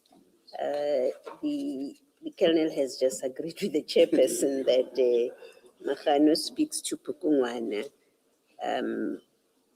calls Pukungwana, but paragraph 8 of the statement doesn't say that. So I'm just anxious that we end with evidence that is questioned on the basis that it's not reliable because of the witness uncertainty. Is there a reason that we can't get a proper explanation from the analyst what all of this mean? there is no reason that we can't get the analyst, and we will get the analyst. Yeah, and our focus earlier was on the one aspect we were dealing with then.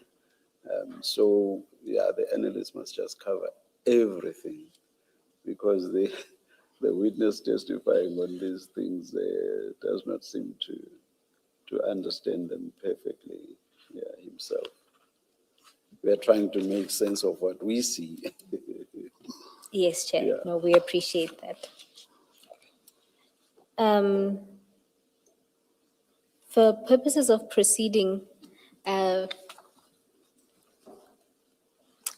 Chair, my proposal is that we focus largely on the statement and complete, and then we call or obtain a comprehensive statement from the analysts. That way, Yes, yes. we can avoid confusion.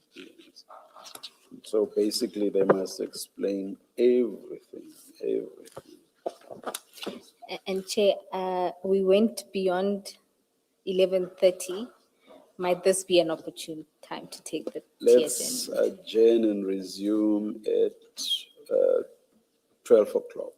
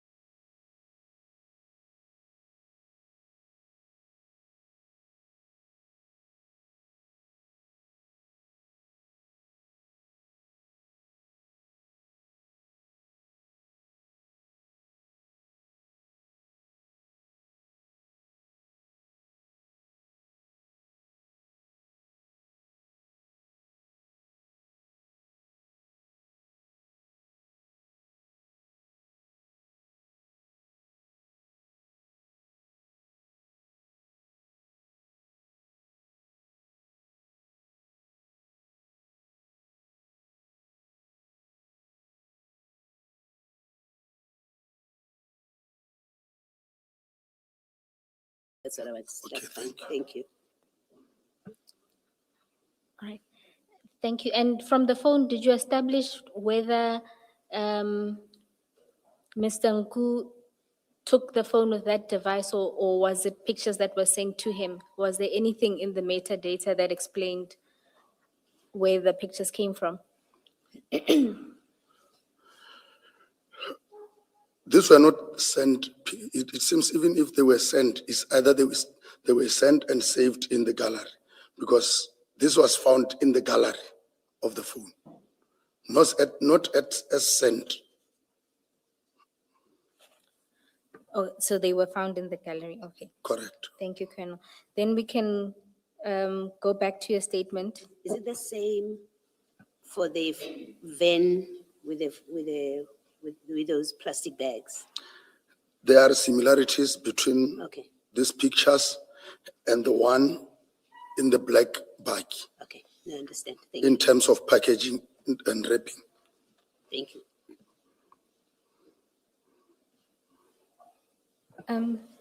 Commissioners, I don't think the picture here is the best. Perhaps if we can check the stain exhibit bundle.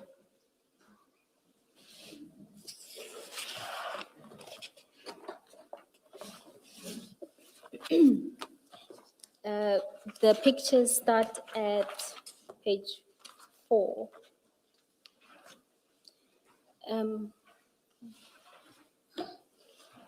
Sorry, Kana, did you find it? Page 4. Yes.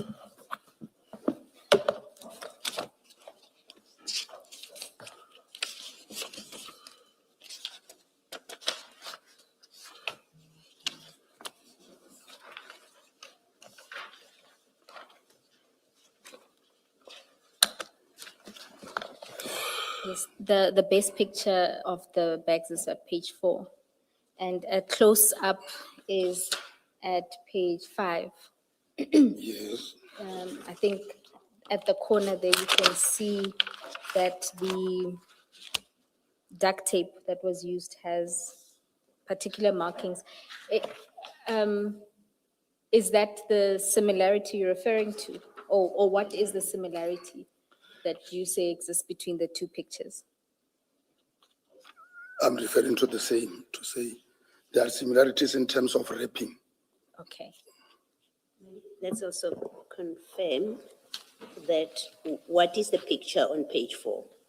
Where is it taken? Page 4 of the stain bundle, if you would just explain. These pictures reflect the one at Ireton, Okay, the one that I was investigating. thank you. Thank you, Colonel. If we can then return to your statement from paragraph 10. On 2021-07-08, the truck was released from the port of Durban to Gauteng. The same day, Tumelongu traveled to Gauteng. This is clear indication that Tumelongu was monitoring the truck. Colonel, you can continue. We've already dealt with these aspects earlier. Analysis of the location data associated with Tumelongu's cellular telephone indicated that on 2021-05-21 to 2021-05-22, the device was in the same vicinity in Durban. The date corresponds with the cellular telephone communication in which requests were made and the photo of the photograph and the container. The communication attributed to an individual identified as Alpha. 12. Further analysis of the extracted data revealed that on 2021-05-25, a screenshot was found in which the individual identified as Alpha requested Tumelongu to pick him up, and analysis of cellular telephone record and associated cellular tower data for Tumelongu's device indicated that on the same day, the device was located in the vicinity of Bedfordview. Yes, you can continue. Analysis of the cellular data records revealed communication and Contact information included Tumelo Nku and Samuel Mashaba were acquainted with one another. The record reflects the interactions between the two individuals date back to 2019. I have carefully reviewed IPID report concerning the investigation conducted against myself and my colleagues. Upon the consideration of the report, it appears that the recommendation therein were based primarily on complaint by Mashava, Mohana, and Pakula. Furthermore, the allegation and complaint appear to have supported by statement of information provided by Lieutenant Colonel Maluleke, Sergeant Pakula, and Sergeant Sapi. The recommendation do not appear to have adequately considered the objective evidence obtained during the investigations, including the digital forensic investigation and the cellular telephone data records. It is my view that a proper assessment of all available evidence should have been undertaken before any conclusion or recommendations are made. Colonel, before you move on to deal with the next report, at paragraph 16, you indicate that had there been adequate consideration of objective evidence obtained during the investigation, did you provide the docket to IPID? As I indicated, the last time I indicated that the only communication I got from IPID, it was at the initial stage of my investigation to the matter. From there on, I have never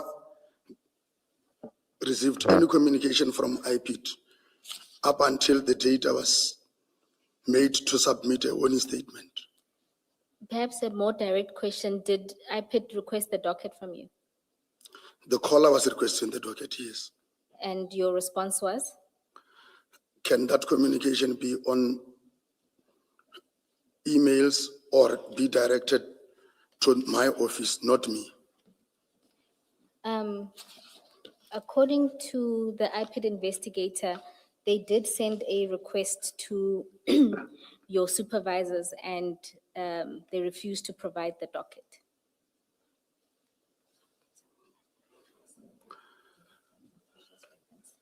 It is strange, commissioners. That will be strange to me because I've never get that communication. My apologies, Colonel, you said? I said, in my response to that, it will be strange because I was never told. The only time I heard of IPID was when I was submitting the warning statement.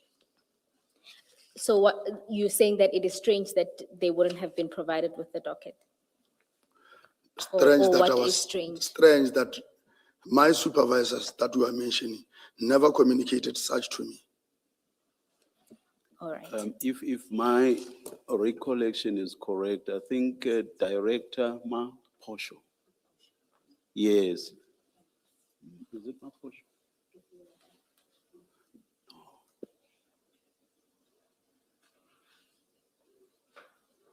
Yes.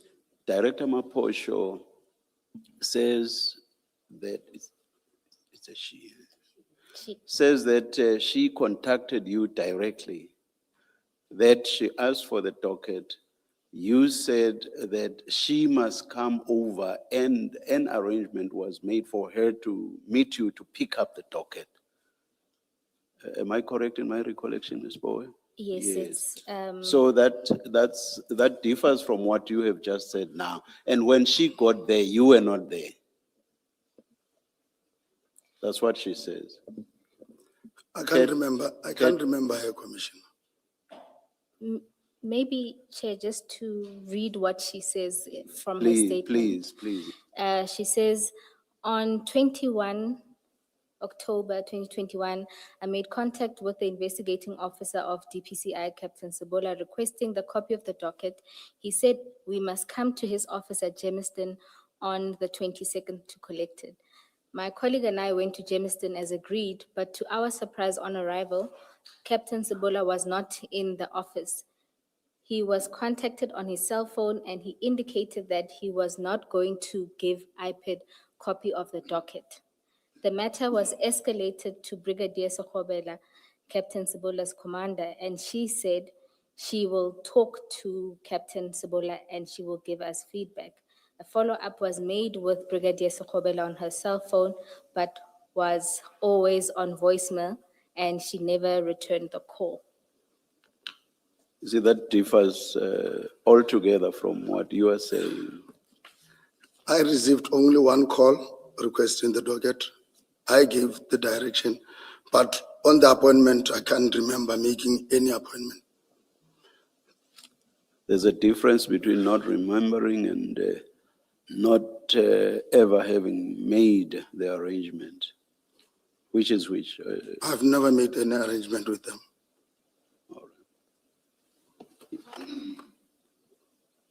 How does it normally work, Colonel? And my question assumes that you've had before this, you had previous engagements with IPID about other cases. When they do their investigation, how does it work, their engagement with the SEPs for purposes of getting information? Do they ask for a docket and do they ask for it from the investigating officer? What are those processes, if you know? In this instance, I think what they are saying there, that is the correct procedure, that they communicate with the office. The office referring to the office of the provisional commander, which is, in this case, Brigadier Sekgobela. Or they should have communicated with the unit commander, which in that case was Colonel Zondi, who will then call me to the office to say, come with this docket, there is something that is needed. Because if that cannot happen that way, I will share information in the docket with each and everyone that comes to the office. But and they should have, at least communication should have be done not telephonically. They should have write to the office that this is the matter we are investigating. We understand your office is investigating the same. We have got a complaint on the matter. Can we meet? That is what was supposed to happen. But that wasn't, I was never informed that there is a letter or communication of that. Before this Boyson's case, have you personally been involved with this process of IPID, where you were the investigating officer and they required information? Yes. And how did that process go? How to get your access to your information? How did it play out? Access to information must just follow through the correct procedure, not to the IO direct. That is, So in previous case that you've done, is that what happened? it happens like that way. Okay, they communicated No, formally. no cell phone contact, commissioners. So there should be a paper trail to say there was this communication. Yes. Because we sometimes, as investigating officer, we get strange calls that seek information in our dockets. Okay, thank you. Just to say, Colonel, IPID did send formal communication. Ms. Maposho indicated that on the 28th, an email was sent to General Kadwa seeking his intervention, and a meeting was arranged between IPID and DPCI for the 5th of November 2011. And on the 4th of November at 1500 hours, the staff officer of General Kadwa called and said the meeting was cancelled due to unavailability of General Kadwa and legal services. However, there was no other date provided. IPID also sought intervention from General Libya and requested assistance there. A letter was drafted on the 24th of November. General Libya did not assist with the request. Instead, he indicated that IPID must investigate without copies of the docket.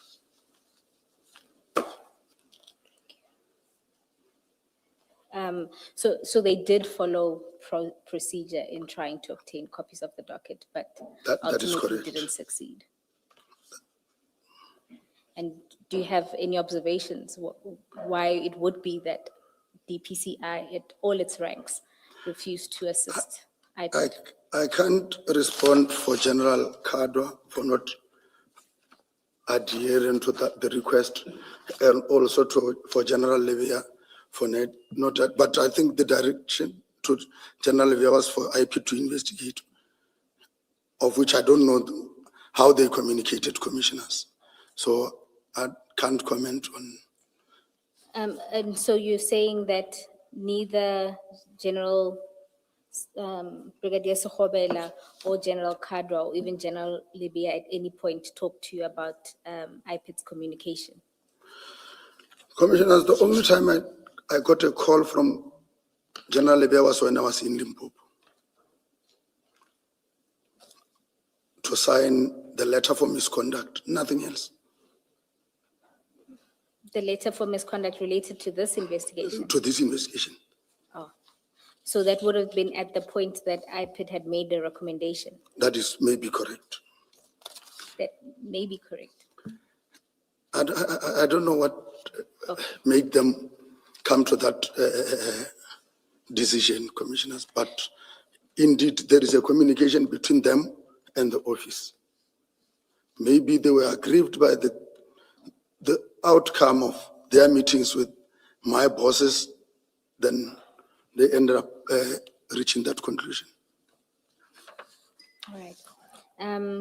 You can continue with the statement. Let's deal with what Major General Gerber had to say. Paragraph 18. I have also reviewed the findings of Major General Karper. According to his finding, he was unable to identify any evidence that would warrant the findings of misconduct against against any DPCI members implicated in the IPT report. The findings indicate after the consideration of the evidence available, there was no evidentiary basis to support allegations of misconduct against implicated members. This finding should be considered alongside all other evidence and report relevant to the matter.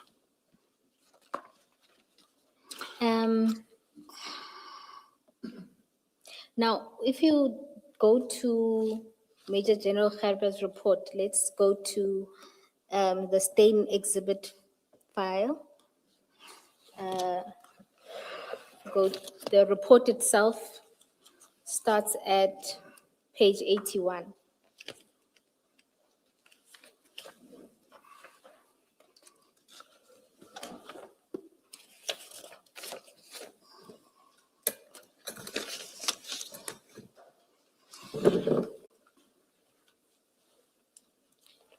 Have you found it? Yes, Commissioner.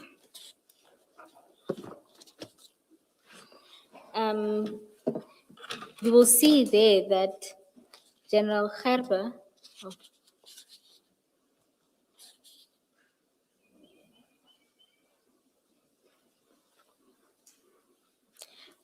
General Gerber found, oh, my apologies, if we can go to page 106, that's where the findings are.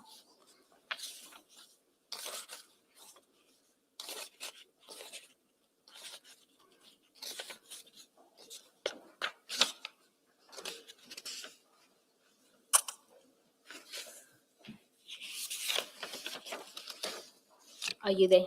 Yes, Commissioners. So you'll see the first finding relates to the fact that he or she found no evidence indicating wrongdoing on the part of the DPCI members, including yourself, Correct. right? And the findings also that you acted bona fide within the scope of your mandate of the DPCI.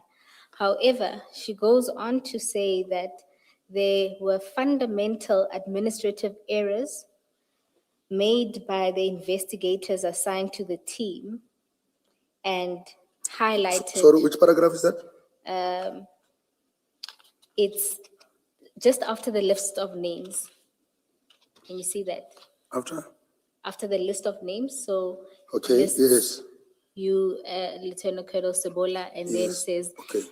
in any wrongdoing. So the sentence starts with, I could find no evidence implicating any of the following members, list the members in any wrongdoing. Goes on to say, on the contrary, they acted bona fide and within the scope and mandate of the DPCI.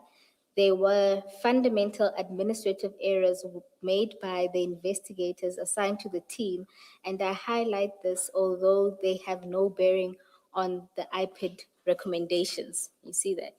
Yes, And there, she lists 7 fundamental errors. yes, And in your statement, when you deal with this report, you don't deal with these. So can we have a look at them? yes, I'm looking at it. Now, they note there that there were errors in relation to serial numbers on the evidence bags. Did you witness or see any of this? No, Were you told of any of this, the administrative errors? no, Goes on to say, statement of Captain Norkia and Warrant Officer Morris, who performed the seizure together, differs, but was rectified and found to be an administrative error. So she notes there that the 2 officers that were in charge of the counting, their statements initially differed. yes, I still remember, I can remember that there was a statement that was rectified and sent to the docket by Captain Norkia. Sent to who? To me, that was To you? with regard to, but at that time, if I still remember, it was with regard to the last bricks that was alleged to have been left out, but not with regard to the packaging. So He was making an additional statement to say this thing was also left out. Then it was sent together and with those, it was sent to where the first package was sent. no, it appears you'll see there that the error relating to the 1 brick that was recovered later is dealt with as point 4. Yes, yeah, I can see it. So this appears But to be other than related that, to a different mistake. Commissioners, other than that, I was never informed of any other error. This is the only one that I know. All right. And then you see the 3rd bullet talks to number of evidence collected. Statements indicate 700. FSL received 715. Several witness statements also confirm 715. Can you see that? Yes, And we heard testimony, and I think we did the numbers as well. There was a difference between what the officers on the scene recorded, as well as in the SAP 13 register. The numbers got up to 700, but it was at the lab where they said 750. correct. I'm aware of that. You're aware of that error? Yes. And then there's the 1 brick that was recovered by LCRC and handed over to DPCI. That is one that And the criticism there is that it indicates members did not fully explore and receive all exhibits. It's categorized as a human error, or in her view. yes, yes, And were you aware of this error? yes, I'm aware of those errors. And when did you become aware? I can't recall, but what I know, when they were taking the exhibit there, even if a forensic bag can have, that is what Captain Norkia told me, that they had to put another bag or to put another, the first forensic bag in the other one. That one I was aware. I think you are talking about a different era. Where they put the bag in another bag was when FSL refused to take the bags because some of the evidence bags were damaged. Were damaged. This- That is what I, This that's what point I know. refers to the 1 brick that was recovered by LCRC. Do you know what happened with that 1 brick? I know, How it was missed. I know when Captain Norkia said he was called to come and collect that brick and he sent it to FSL. I'm asking if you know how that happened. I think that can be contained in Captain Norkia's statement, commissioners. Okay. And when Captain Nokia informed you of this, you didn't ask how it happened, why exhibits were missed? If the only thing that I can remember is that it was left in one of those bags. How? When you say one of those bags, what bags? The bricks were taken out of the black sports bags. Yes. Then the indication, even though I'm speaking on what I was told by Captain Nokia and what should be, I think it should be covered by his own statement because he's admitted the statement of sending late the other exhibit. Okay, no, I'm not sure I understand, but I hope the commissioners do. I'll move past that and go to the next issue that Herbe identified. And that was the premature arrest of the police officers, albeit justified based on the circumstances at the crime scene. If allowed time to investigate, a different outcome may have been achieved. You see that? So one of the criticisms is that there was a premature arrest of the police officers. As I indicated earlier, commissioners, premature in terms of the dealing in drugs and possession of drugs. But in terms of their purpose of trying to defeat the end of justice, commissioners, I'm still against this findings. So you accept, Had it not been for me to say, the main purpose of these members to be there had other motives other than that of assisting the state. If we can go back, if maybe I had to advise General Herbert to say, the very same members, they are contravening their own instruction. When it says crime scene management, how the crime scene must be managed. We have got national instructions that guide us to say, this is how we approach crime scene. Which means deviating from that itself, I think in General Herbert's report, he should have noticed that the very same members deviated from National Instruction 1 of 2024, that of saying crime scene management. Colonel, isn't the issue that when they were arrested, the Section 35 certificate or notice that they had to sign said they are dealing with drugs? Now that is premature because at the point nobody even knew that these are drugs. They were arrested at a point where all they had done was interfere with the crime scene.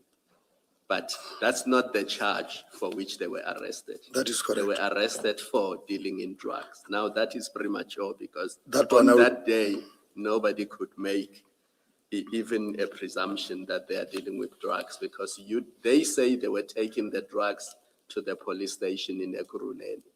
So to say they are dealing with drugs is premature if you don't even know where they are taking them. It may be that they were clueless about what the prescripts are, or they deliberately violated the prescripts. But it's a giant leap to say what they did amounted to dealing in drugs. In that instance, Commissioner, I will concede. Yes. Thank you.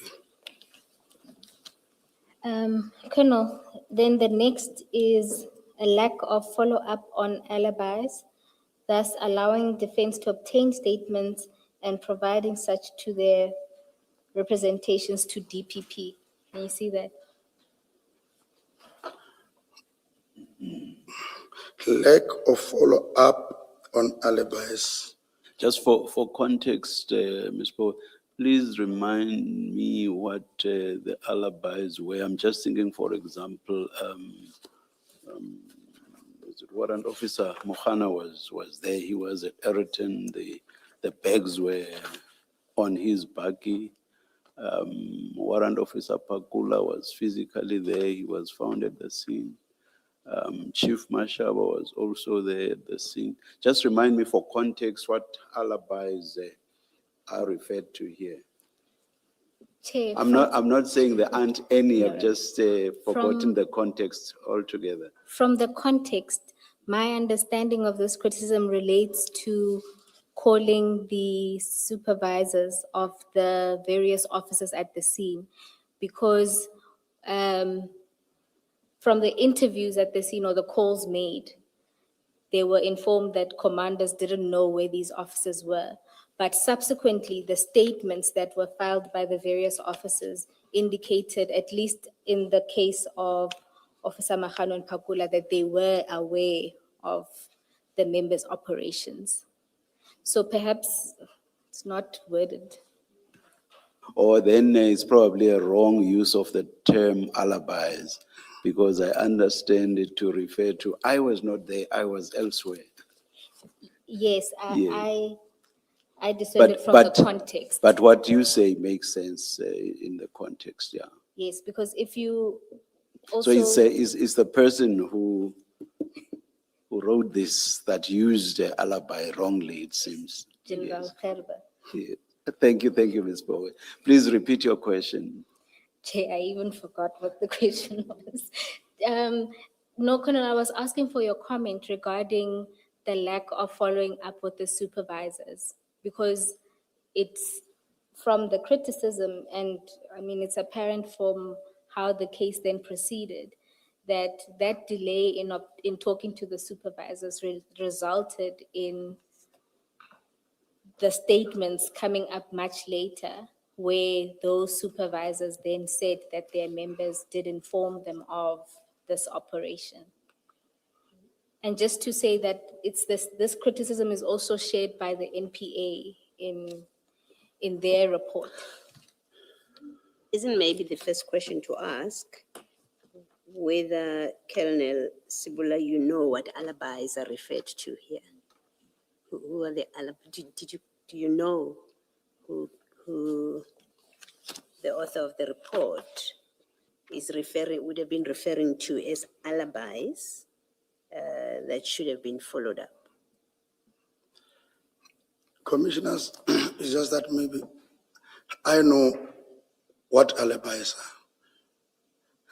are. I know for sure it's section 36 and 37 of the Amendment Act with regard to certain properties. Then one, if I found somebody in possession of something, he gave me certain information to say, yes, I'm in possession of this. I got it from this person. That is the alibi that I can follow. But having somebody coming from somewhere, I can even state in this instant, I know Lieutenant Colonel Maluleka, who's one of the people who wrote this statement. His commander was Colonel Sohobe. I phoned Colonel Sohobe. Do you know where? Because we are from the same division. He is not working narcotics. He is working EPR. So if maybe if what he was saying is alibi to say he was there at the scene, the question is,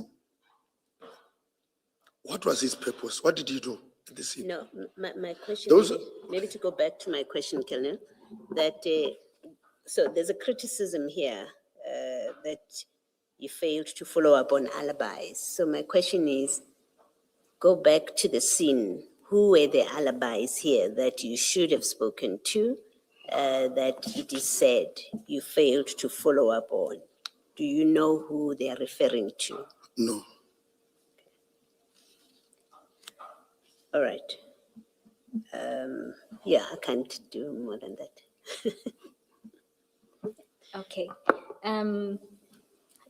That's fine. Maybe let's then deal with the last, well, I think it coincides, statements from commanders, but initially indicated telephonically they were not aware of what their members were doing, but later changed their versions, should have been obtained immediately.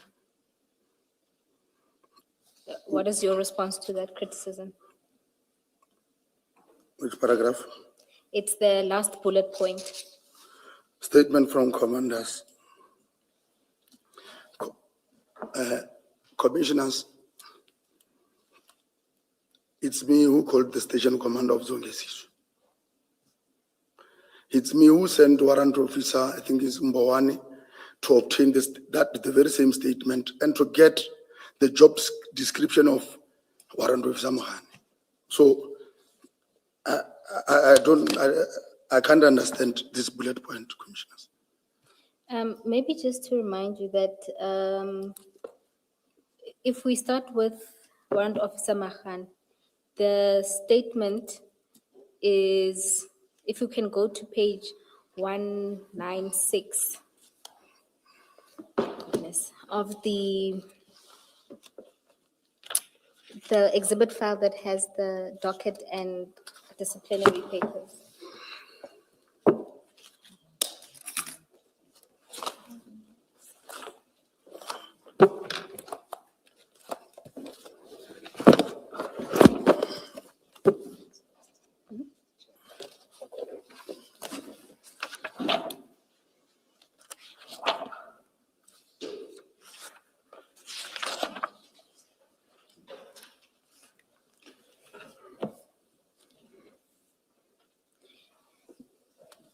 Maybe to start here, what do you recall of your conversation with Warrant Officer Mahani's supervisor?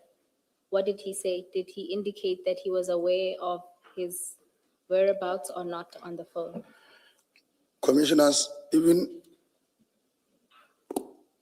after even communicated with, now I know it's Colonel Chauki. I talked to him personally. And what did he say? He said he does not know the whereabouts of Mohana. But Mohana is supposed to be in the office because he's performing these duties, which is SIMEC. Yes. So you see, when on the phone with I don't know the designation, Lieutenant Colonel Chauke, he informed you that he didn't know Warrant Officer Mahanu's whereabouts. But if you go to his statement at page 196, and if you look at paragraph 3, he says, on Friday, the 9th of July, 2021, around 8:05 in the morning, I received a call whilst on duty from Warrant Officer Mahana, herein after referred to as a member who is serving under my command, and told me that he is following information on drugs. I asked him where is he following the information, and he replied by saying that he is in Ayrton with other members from provincial office. As a commander, I was not aware of the operation since the members' duties are office-bound, doing crime information management analysis coordination, CMAC for the station as per the attached. So what he does confirm is that he was aware, he was told by Officer Mahani that he was as following information on drugs. Commissioners, I did investigation on this matter. I know the communication charts of Warrant Officer Mohane in the first place.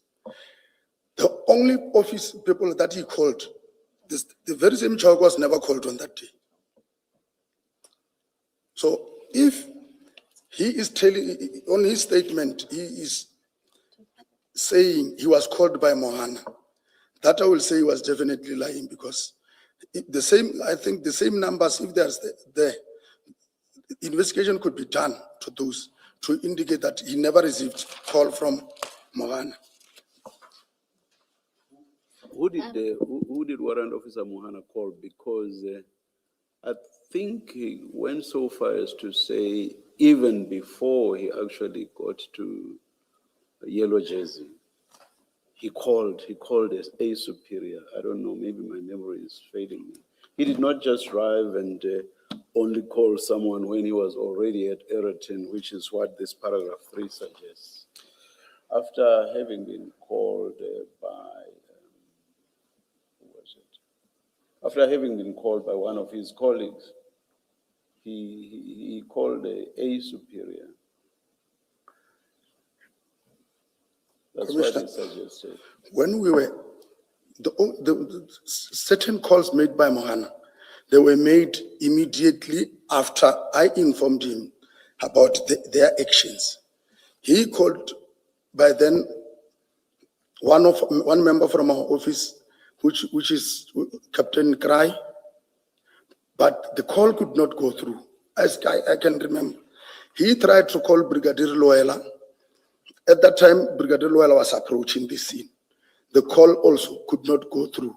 The only calls that were made on the 9th, that started around 6.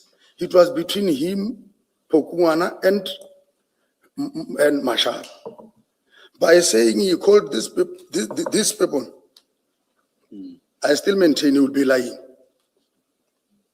So this is the alibi that I could not fall, because yes, at the initial stage, but during the investigation, I did not have anything to obtain from or to get except for the station commander to say where was his memo. I communicated with, I even informed my superior, who was Brigadier Schobela, to say we need to get somebody to obtain the statement of Colonel Chauki. He is stating this way, but seeing his statement this way, it seems I can't understand what he's trying to hide. And Pugungwana, which section does he work for? I know it's somewhere here, but They are not working together. they're not working together. Pokungwana is Albert and that one is Songesisu. Okay. So Mohana could not have gotten an instruction from Pugungwana. No. All right. Just say, my understanding of this criticism, if you like, it's that you delayed getting written statements, which and these statements contradict what you were told on the phone. That's really the criticism, as I understand it. It's about the time lapse between your call on the scene, where the commander said to you, they don't know where their people are. And then in their later statements, now when they do written statements, they say different, they speak differently, they contradict what they told you on the phone. So the criticism is really about between the day of the operation itself, the 9th of July, and the date of the statements, there was a delay, which allowed for people to change what they told you on the phone. So the statement of Chauke, for example, of Mahano's superior, is dated the 19th of July. The operation was on the 9th of July. So there's a good 10 days in between. And you're being criticized for failing to take a statement. The writer says immediately, you should have taken the statement immediately. So the criticism is that really. It's not whether it's true or not what they told you on the phone and what you say they told you on the phone and what they said in the statement. It is the passage of time. And the suggestion, as I understand it, is had you taken Chauke's statement immediately after you spoke to him on the phone, then you wouldn't have had that contradiction or his changed position where he now says in writing he knew where Mahano was. Do you have any comment to that? Why you did not take the statement? Why you took the statement only 10 days later? Commissioners, that criticism, first of all, I can say is not fair to me. we did not take months to obtain this statement. In the process, when we are dealing with this, there are certain things that we have to give priority. Here, I got confirmation from the station commander that I believe there should have been no change in what he told me on the 9th, and that is stating on the 19th. Even if I delayed, Commissioner, I think that does not give him the right to change what he told me, even if I delayed. But the delay is only for 10 days. That is why I'm saying this comment to me, based on the volume of work that we had to do on the day in question, it was not fair. It's not a fair criticism, Commissioner. Thank you. And Colonel, does your answer also then extend to the delays with warrant officers, Pakula's supervisor? That will be same. But you'll recall that, I don't know his designation, but Sipungu was at the scene.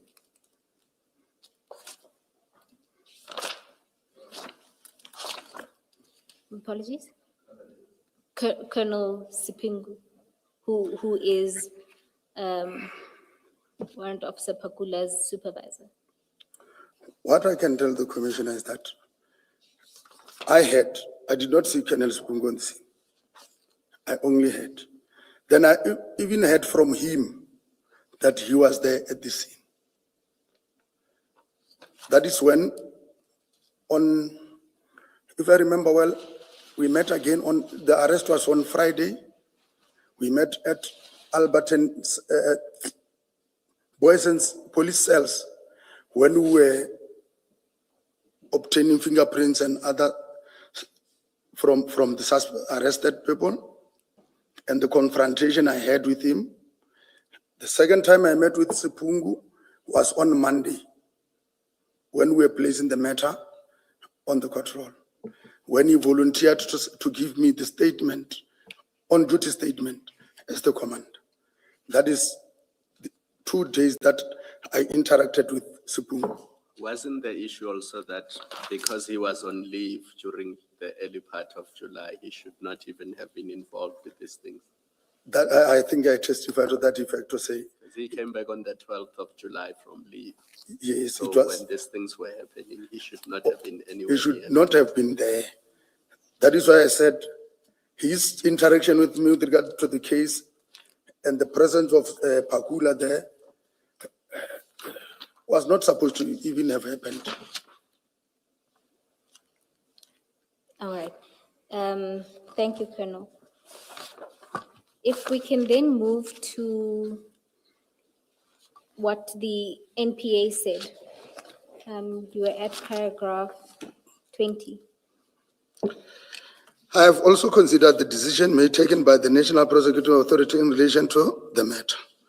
Following the representation submitted by the BTK attorneys, the Director of Public Prosecution for Gauteng Local Division, Advocate J.M. Serepo, ruled on 2022-06-23 that the representations were unsuccessful and prosecution should proceed. Subsequently, on 2024-01-29, the Deputy National Director of Public Prosecution, Advocate R.J. de Kock, considered the matter and decided not to pursue the prosecution.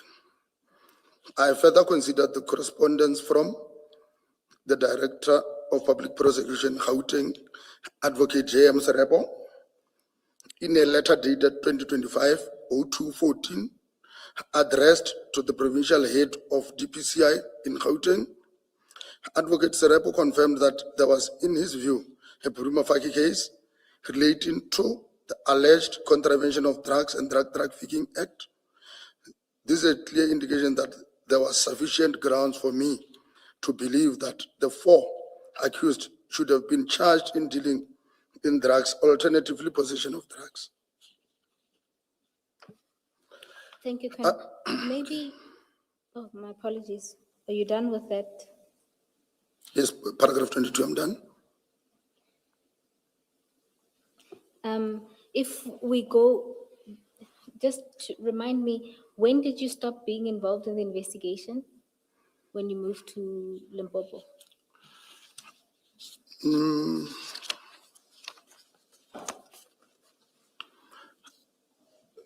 The last time it was when it was sent for, it was requested to the DPP. Then I was transferred to West Rand. From West Rand, I went to Limpopo. When was it when you were transferred to West Rand? It was around 2022. Right. So, It was around 2022 early, but towards the end, I left for Limpopo. so In your earlier statement, you said in November 2022, you were promoted to Limpopo. Yes. Does it sound right? In late, yeah. Colonel, if you look at the reasons, so just to recall the history, initially the matter was going to proceed, and then the prosecutor decided not to proceed with the prosecution. This was in 2022, recall that? Yes, And this was a decision taken by Advocate de Kock. in 2022. Yes, in 2022. No, my apologies, 2024. Maybe let's just go to page 1 of the exhibit file with Boyson's and Khan disciplinary. Page, Page 1.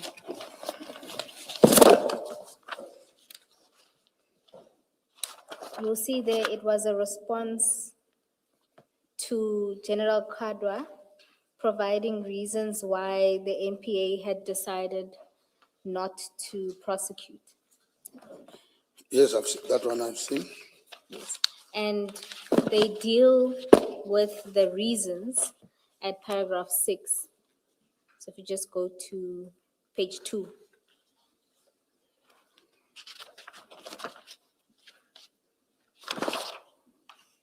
Yes, You'll see there that the prosecutor lists a number of reasons why they decided not to prosecute.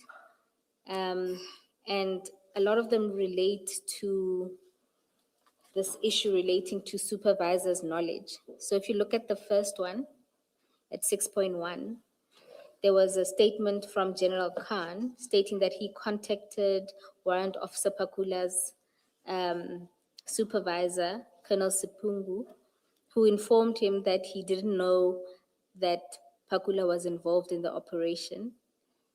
And it says materially contradicts the statement of Detective Sipungu, who states that Pakula did inform him of the operation.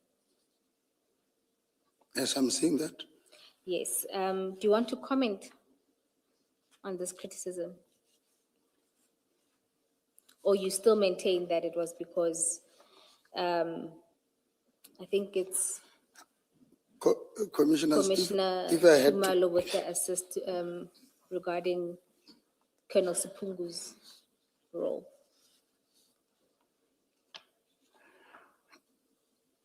So the prosecutor was essentially saying that there are material contradictions in the statements contained in the dockets, was one of the reasons. that is one of the reasons. Yes. Okay. The second relates to, again, that if you consider Warrant Officer Pakula's role in particular, that he was invited by Warrant Officer Mahane to assist, and he only arrived at the scene after the drugs were loaded onto the truck. I could see that reason. Yeah, so that essentially that he wasn't involved in that part. yet he's equally charged with the same offense.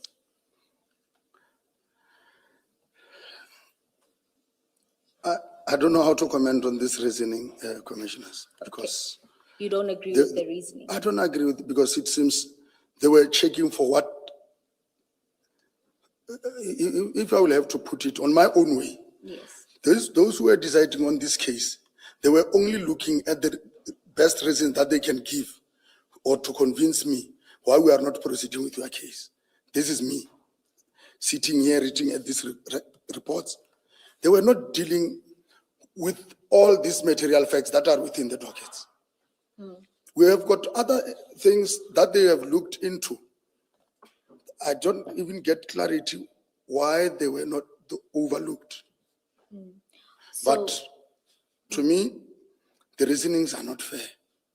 so your general response, we don't need to go through all the reasons. Your general response to the criticism is that you think there are critical things that they overlooked That is correct. and that the criticism is unfair. Very unfair.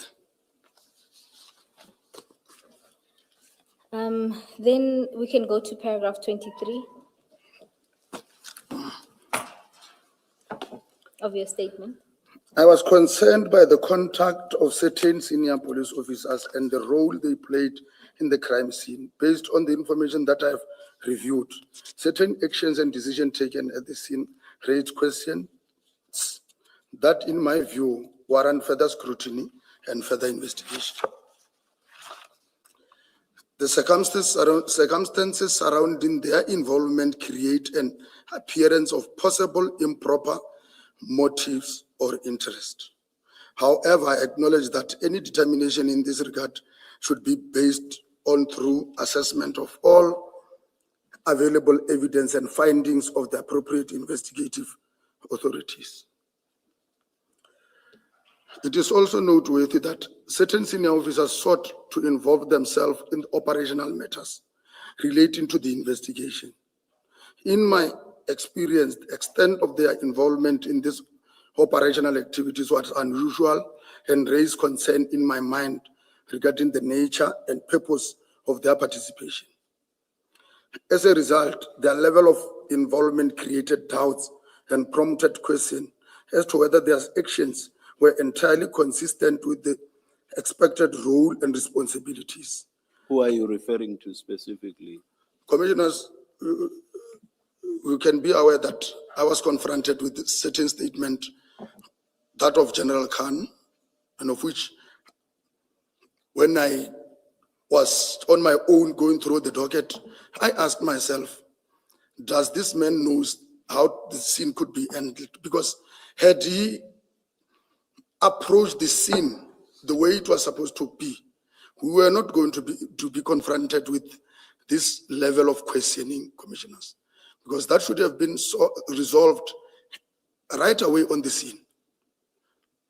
But based on their interferences and other things, what was supposed to be a good case has been lost. That is my view, commissioners.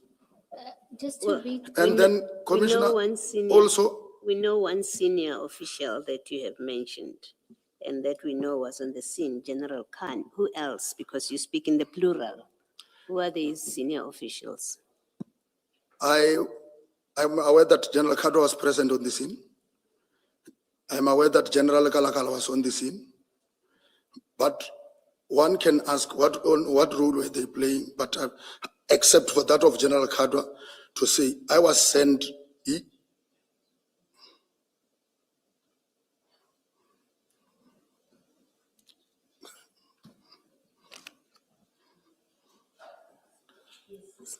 Colonel? And then also to the fact that I got instructed, because I'm investigating the matter, then I'm referred to obtain certain statements from the accused person, more in particular, the one of Pakula. just for clarity, Colonel, that instruction was from General Kadwa. I am sent by General Kadwa, who is informed by General Khan, go and obtain the statement of Pakula in prison. Then I interviewed Pakula. Pakula came up with certain allegations also. Then I've related the same allegation to the person who sent me to prison. You, So I'm saying, based on, sorry, Commissioner, I'm listening. now I was going to say, you've given us 3 names of senior officials, and then you have now given us 1 instance that you consider or considered to be interference where you get instructions from Kadwa, from General Kadwa, who is giving you instructions obtained from General Khan to go and speak with I think it's Warrant Officer Pakula, if I'm not mistaken. What other instances of interference are you referring to? Let me just refrain and say specifically I'm dealing with this one. Not to mention any other thing that I still have to, I cannot, but I understand what was happening on that day. Rather leave any other thing that I cannot state, commissioners. Colonel, so are Okay, you saying? you can't state because you're holding back, or because you don't have other examples. You see, you make a statement here that there was interference with your investigation by senior officials. You've given us 1 example, that's fine. I just want to clarify, you're not giving more because there are not more than 1, or what is the reason that you're stopping at just 1? No, it's this one, Commissioner. It's the only one there is. Okay. Sorry, Ms. Bo. No, Commissioner Baloyi was on the same wavelength as you. Colonel, it seemed from your body language and just what you had said that your reluctance was not that there was just the 1 incident. It was rather that you don't want to touch on the other incidents.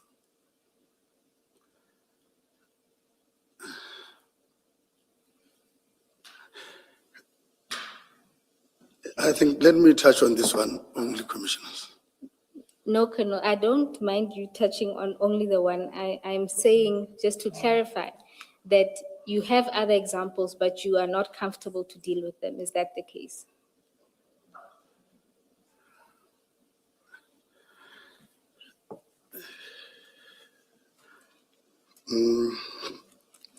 Chair, to the extent that we are allowed to rely on body language, it seems to me that Colonel is reluctant to answer the question.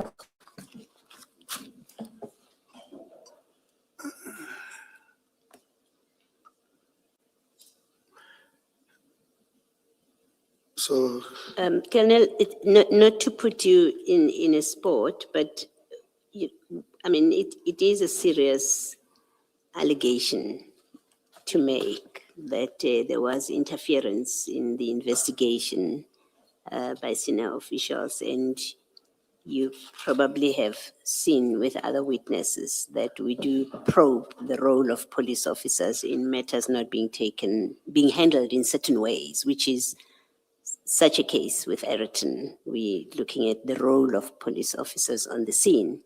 You say you speak to your investigation being interfered with. It's for that reason that I'm probing further.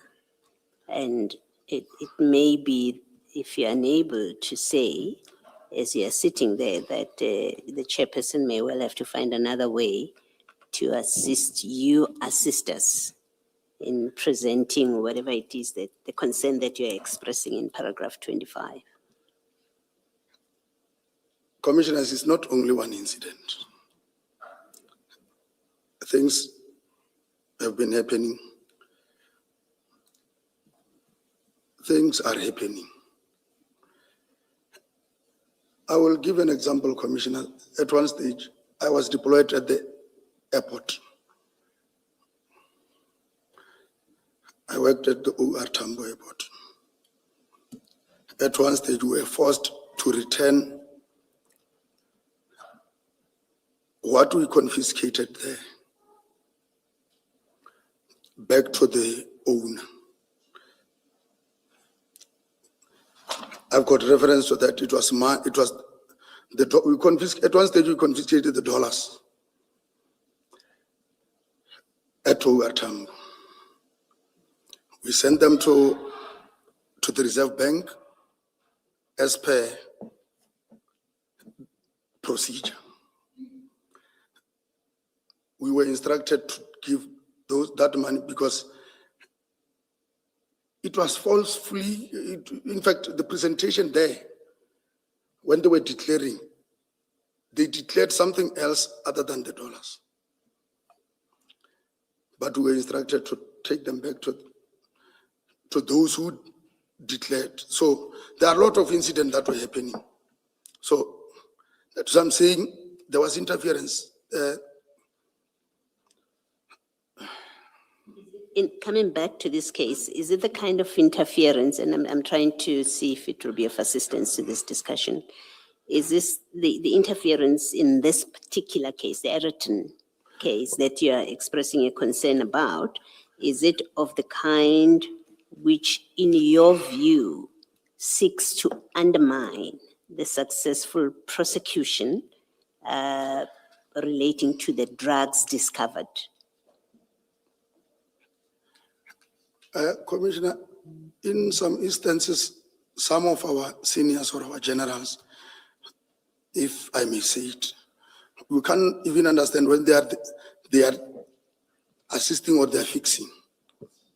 Because going back to Ayrton and going back to what I've experienced before, then I could safely say there is a lot of interference. I don't know what is pushing them, but the one that I've just indicated, commissioners, I'm still having reference to that. Still have documents to that, which can substantiate it at a later stage if there is a dispute on that. And with Ayrton, are you, and Ayrton, I'm now discussing not the 3 police officers and their arrest and their prosecution. I'm focusing on the drugs themselves. Is your view that you're expressing now, and this is me trying to understand what you're saying, that in respect of that drug bust or that haul of drugs, that the role of senior officers as you investigate the matter, you form the view, or you are not certain whether they are assisting you or seeking to frustrate a successful investigation of that matter? That is what I'm saying. Okay. Can I follow up with a question which I would have asked right at the end?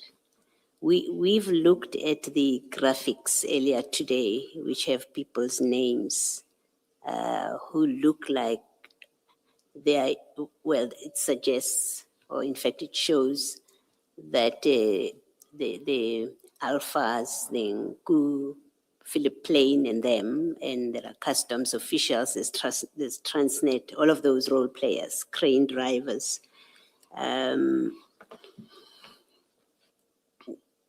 Is there a reason, and tell me, maybe I'm assuming, wrongly assuming with my question, but bear with me. Is there a reason that there's not been prosecution of people who are clearly identified in these exchanges, including Mr. Nku, who was at the scene, Ayrton scene, and we've seen his involvement on these WhatsApp messages, but he was at the scene, including Chief Mashaba, who, according to these WhatsApp messages, or the 3-ma messages, he seems to be part of they suggest he's part of a scheme. But what we seem to see here clearly is there is an organized, there's organized conduct where containers, vessels injured seem to be monitored, not just this one, but generally. There seems to be a scheme. Containers are monitored. The people speak of, Ngu and Alpha speak about, we have our guy there, we have our guy there. Is there a reason that there hasn't been any prosecutions of people that have been identified? I don't understand. I don't know the reason, commissioners, but according to me, people have been identified. There are communication charts. They can be identified through cell phones, or they were identified through cell phones. Screenshots were taken from Transnet in KZN. There was a sort of my investigation towards that. Since then, it has stopped. One can ask questions, why? Then, but I cannot answer because I'm no longer directly involved in that. We don't know what people were pushing for those people not to be investigated or a follow-up on all those activities. Yes. Because they are still there. There is still a trace. Yes. Now, just drawing from what I have learned through this process, it seems this is a typical case that falls within SANEP, right? Correct. It seems that. Who in SANEP makes the decisions about, we are going to investigate this, we are allocating an investigator, we are putting resources for this to be investigated, and to be transparent with you, I'm asking really a question of, if we want to know from DPCI SANEB why this case where there are identified people, but also their activities have been identified, if we want to know why is there no investigation going, or where is the investigation? Has an investigating officer been allocated? Who's doing what? Who do we ask that question of? Commissioners, in essence, SANEP form part of the section within organized crime investigations. There is a unit commander. In this instance, there was Colonel Zondi. He was never informed about this. That is the person that we are. You say he was never informed about? He was not involved in Okay. this. You can see a lot of names keep on coming, but there is no unit command. Then we were directly reporting to the unit command, who will in turn report to the provincial command, who in this instance should have been Brigadier Schobel.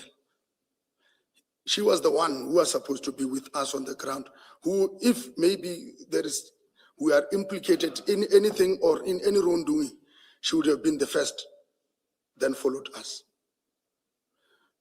But I also asked Brigadier Schobel to say, you never played that parental guidance. Why? She said, she said, Sabola, if you are not involving me in your investigation, you jump me, because there is this tendency of information not going through the culture of the SAPS. You will find a sergeant somewhere being accountable to the general, of which is not the case. It is not supposed to be. If I'm at the section commander of SANEP, those who are below me, they account to me. If there is anything, I'm the one to answer. But in real situation, we are not. We are not. Information can jump me from the last man on the ground to the upper structure, of which that is not the culture, commissioners, of the SAPS. That is not what we have been told of, going back to basics. That is not what we are being taught of, the the levels of communication and the instructions. So is your answer that Brigadier Schobela would be the person to account why this case of where drugs are found, and there's this bust, but also there are people identified, and keep in mind, I'm not speaking about your SAPS members, the Pakulas and them. I'm speaking about Mr. Nku. I'm speaking about the Alpha person so I'm speaking about the people that are outside of the SAPS, but also anyone in the SAPS who may be part of that scheme.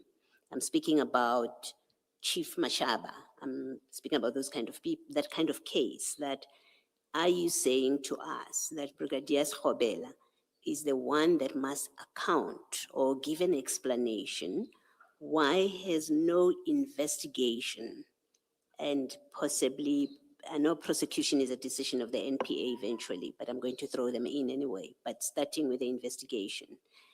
Why has there been no investigation of this matter to bring it to trial, to bring Nku to trial, to bring whoever he's been working with to trial? Are you saying Brigadier Schobela is the person that would account for those decisions? If the investigation did not jump her, then she was to undo account. You say it jumped here, it ended where? Who other than Schobela, who got involved here? Is it General Khan? Commissioners, let me just explain it this way, maybe. My understanding is that General Kadwa was informed. Kadwa, Yes. okay. That is that is what I knew when we were going to the scene. Then he should have informed. I'm not giving generally the instruction, but the communication channel says from him, from Brigadier Schobela, there is this and that information. Which members have you dispatched, or which members can you dispatch? Okay. That is a clear line of march. Okay, I understand. Thank you. Thank you. Colonel, just before I let you go, there's two more role players in the scheme that I just want you to quickly identify. In the course of the presentation, you identified Nku and Alpha, Mashaba. There was the crane guy, there's a forklift guy, there's reference to custom officials. You indicated that you also investigated the person within Transnet. There's two more that I'd like you to deal Who with. sent those computer Yes, screenshots? for the computer screenshots. There's two more. If we can go to page 19, don't show me, of the presentation.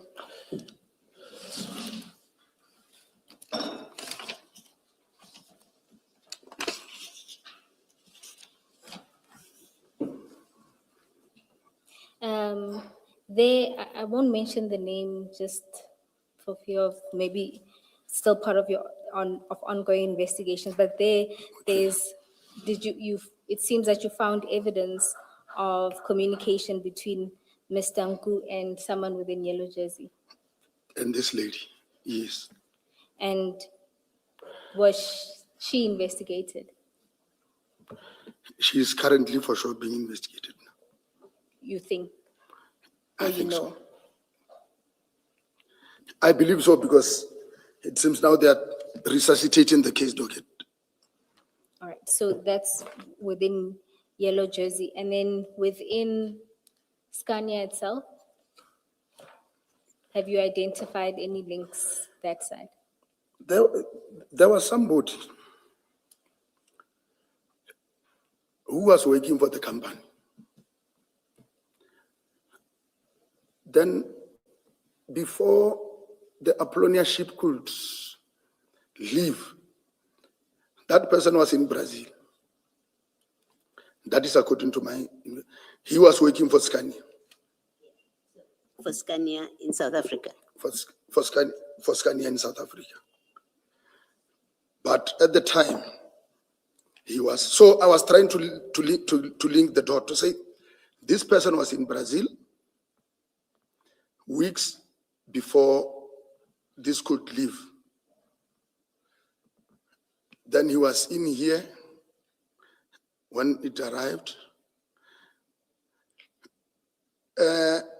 Commissioners, through my investigations when I was communicating, it seems other people were getting or sourcing information from me. The person resigned. Other people were sourcing information in No, the I'm saying SAPs. it seems the information reached because I was informed by one of the employees of Scania that you were asking us about this person. Then he resigned. Who gave him the information? Because if this can be followed up, there was somebody who resigned from in that Scania during the period of this investigation. I don't know whether he's still back in the country or out. I don't know.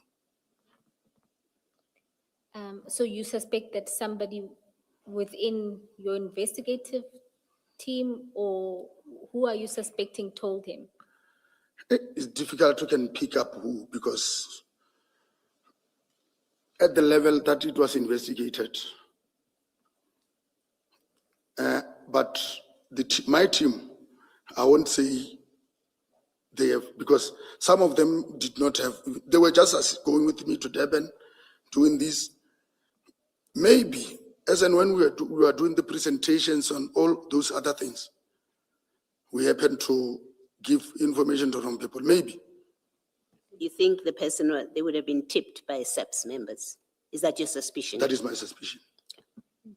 And just for completeness, you say that you gave presentations about this case to other people. Do you recall which forums or meetings did you give presentations about this case? And who was in attendance? Commissioners, normally, if I can just take you through drug investigation, when I was still here, when there is a bust or something that we discover that deals with drugs, we have our own group chat to check or to investigate those activities. Up until when we were investigating, we know, sitting here now, I understand why somebody will request the seal number or the seal, the photo of the seal, because normally they create a false seal. That is what they were doing. And again, they want, normally, there have been some incidences along the entry where they will stop these trucks. People will have their own roadblocks that specifically deals with this. So the question of rip on, rip off, that is where it came from, to say they will find Savola as the driver of the truck. Like we've seen, they wanted to know the person.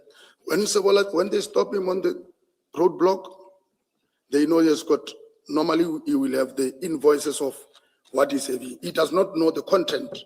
He only have the invoices that he will have to submit. Then the thing is, we want to check inside, you don't worry. They will open, take whatever is theirs, show you that your invoice is still all right, then they lock. They've created that,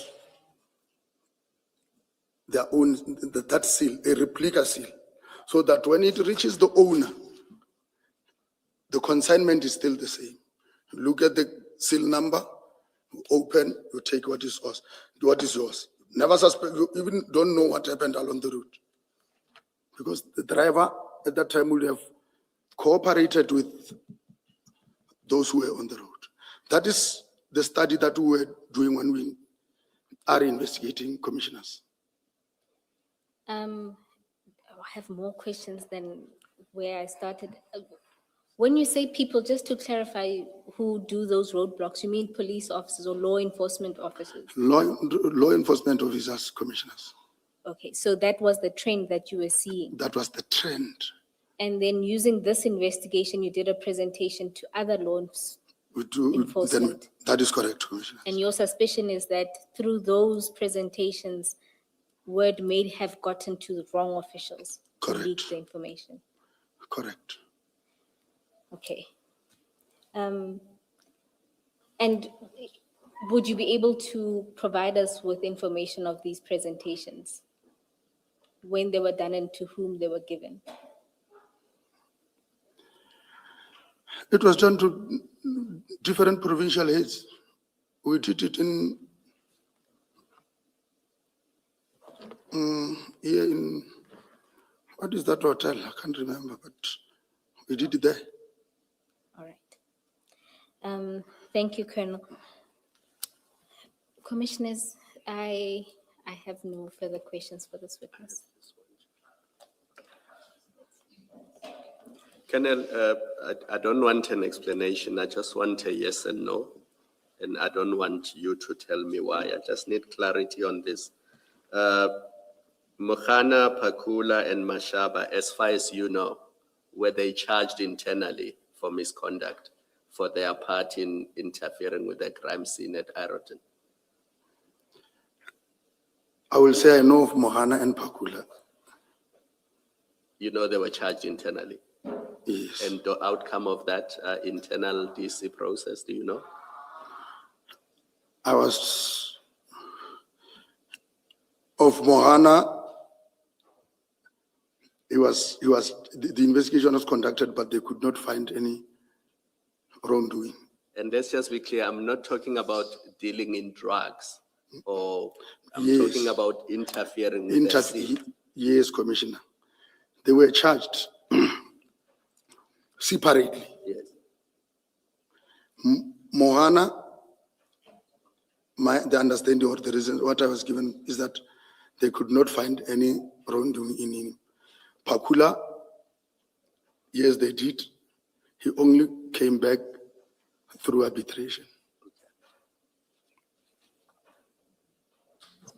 In that exhibit, you don't need to go there. You've just had a discussion with Ms. Poe about the different role players that were identified, and one of them is someone who's indicated as an employee at Yellow Jersey, and you say there's evidence of a communication between that employee and Mr. Nku, I think, Dumelonku. You remember that evidence? When I said there was communication between, If between Mr. Nku, Dumelonku, yes, and a Yellow Jersey employee, if you would just go to page 19, if it will help, Yes. you see that? yes, Okay. Can you see where I'm looking? yes, I can see. Okay. Just to confirm, this was a day before the truck came in from Durban. If you look at and I just want you to confirm it. The way I read it, it looks like it's on the 8th of July Yes, that they're in contact. Am I correct? correct. Okay.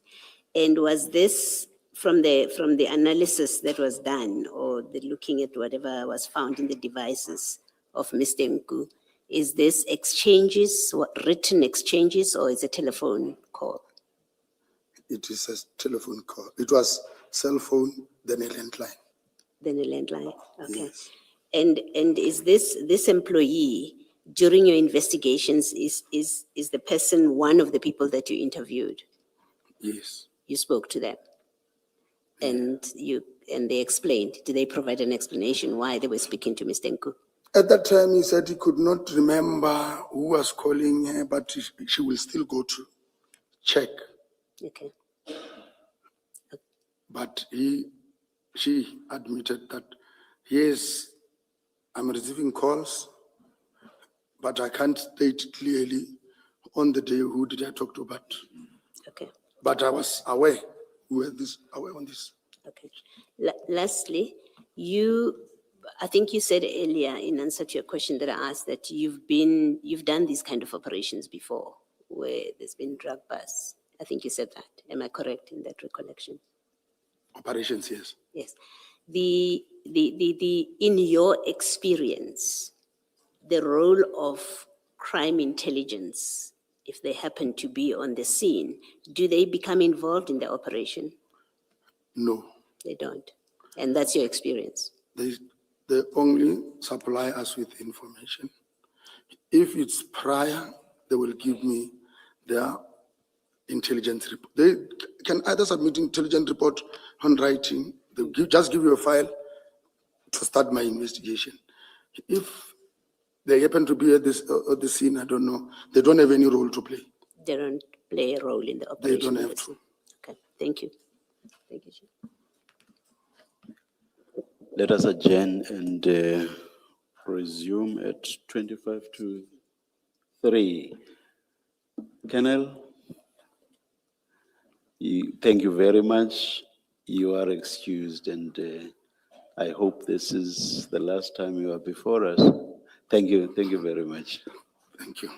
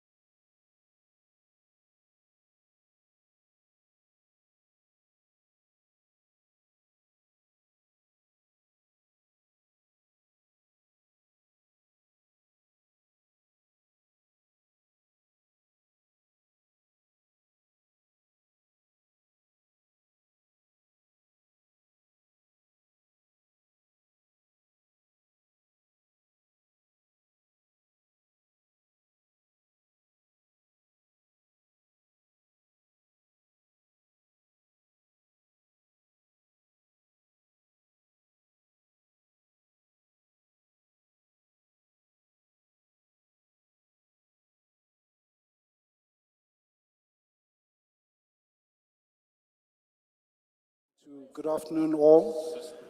It's 14:34. We are ready to resume. Please switch off your devices, put them on silent. Thanks.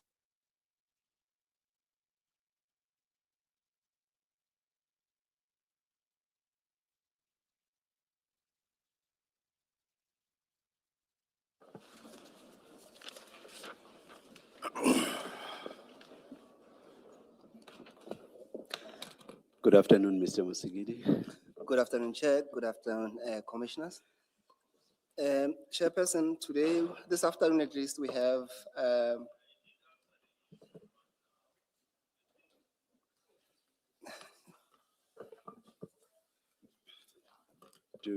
Chair. What do we remain with in front of us? So, Chair, you should have 3 files. So there's one file which we'll be using mostly today. It says Ms. Maposho, Zelda Maposho, that's the file. And then there's Labeled statements and annexures, file 1. file 1. Yes. And then the second file, Chair, but you don't need to go into that. It's one that should say exhibit Boyson's and Khan disciplinary hearing.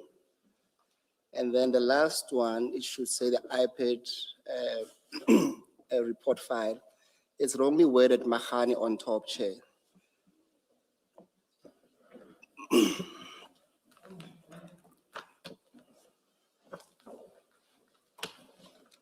Let's start.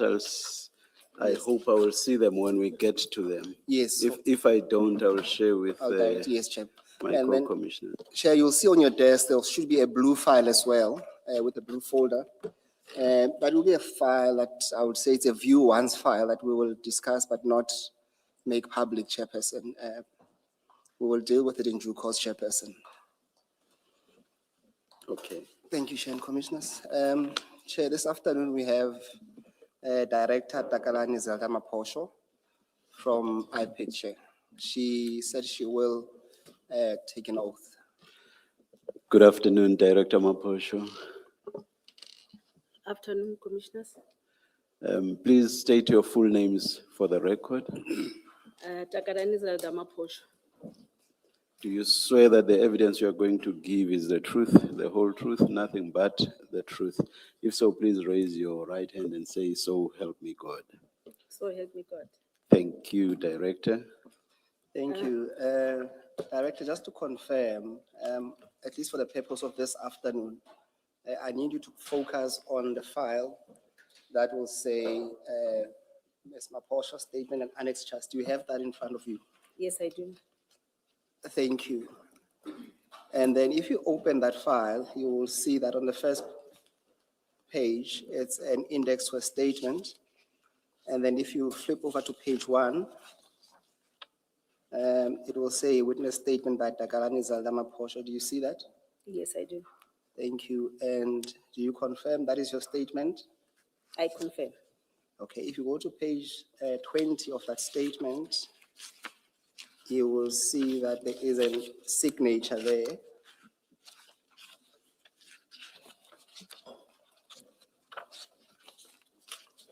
The bottom, Yeah, that's correct. yes. Do you confirm that to be your signature? I confirm. Thank you. Chairperson, just for context, Director Maposho conducted an investigation into the events that arose at Ereton, which is what we were discussing a bit earlier on. Just to be clear, Chairperson, what she investigated was a complaint by Warrant Officer Pakula, Warrant Officer Mahane, and Chief Mashaba, who laid a complaint against General Khan, Karwa, and 3 others. So that's why she was investigating a case of defeating the ends of justice, Chairperson. And she produced a report which we will deal with in due course, Chairperson. So that will be a context of her testimony, Chair. Chair, lastly, how I plan on dealing with her evidence, Chair, is that because a statement contains subtopics, I would propose that we deal with the subtopics and then ask questions so that we get through the statement quicker compared to going through the statement and coming back to deal with the issues, Chairperson. Thank you.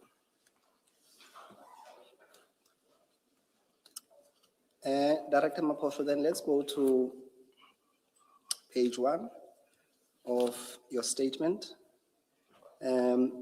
When you start reading into the record under introduction, just don't read the personal number that's there. So please read that into the record and go through your statement. Okay. Thank you, Commissioner. I am the holder of personal number. This employed by the National Department Independent Police Investigative Directorate, situated at 473 Benstra Building, Stanza Bupape Street, in Pretoria. I am holding a rank of Assistant Director. Commissioner, you were referring me as a director, my Assistant Director. Investigations at the head office with the following contact details. The following facts to which I depose here to falls within my personal knowledge and belief are true, both true and correct unless otherwise stated. Just for the future perhaps, but I've noticed some people do exactly what's been done here. If you say the facts are within your personal knowledge and belief and are both true and correct unless otherwise stated, what that means is that you are in the same document going to be stating facts that are not true and correct.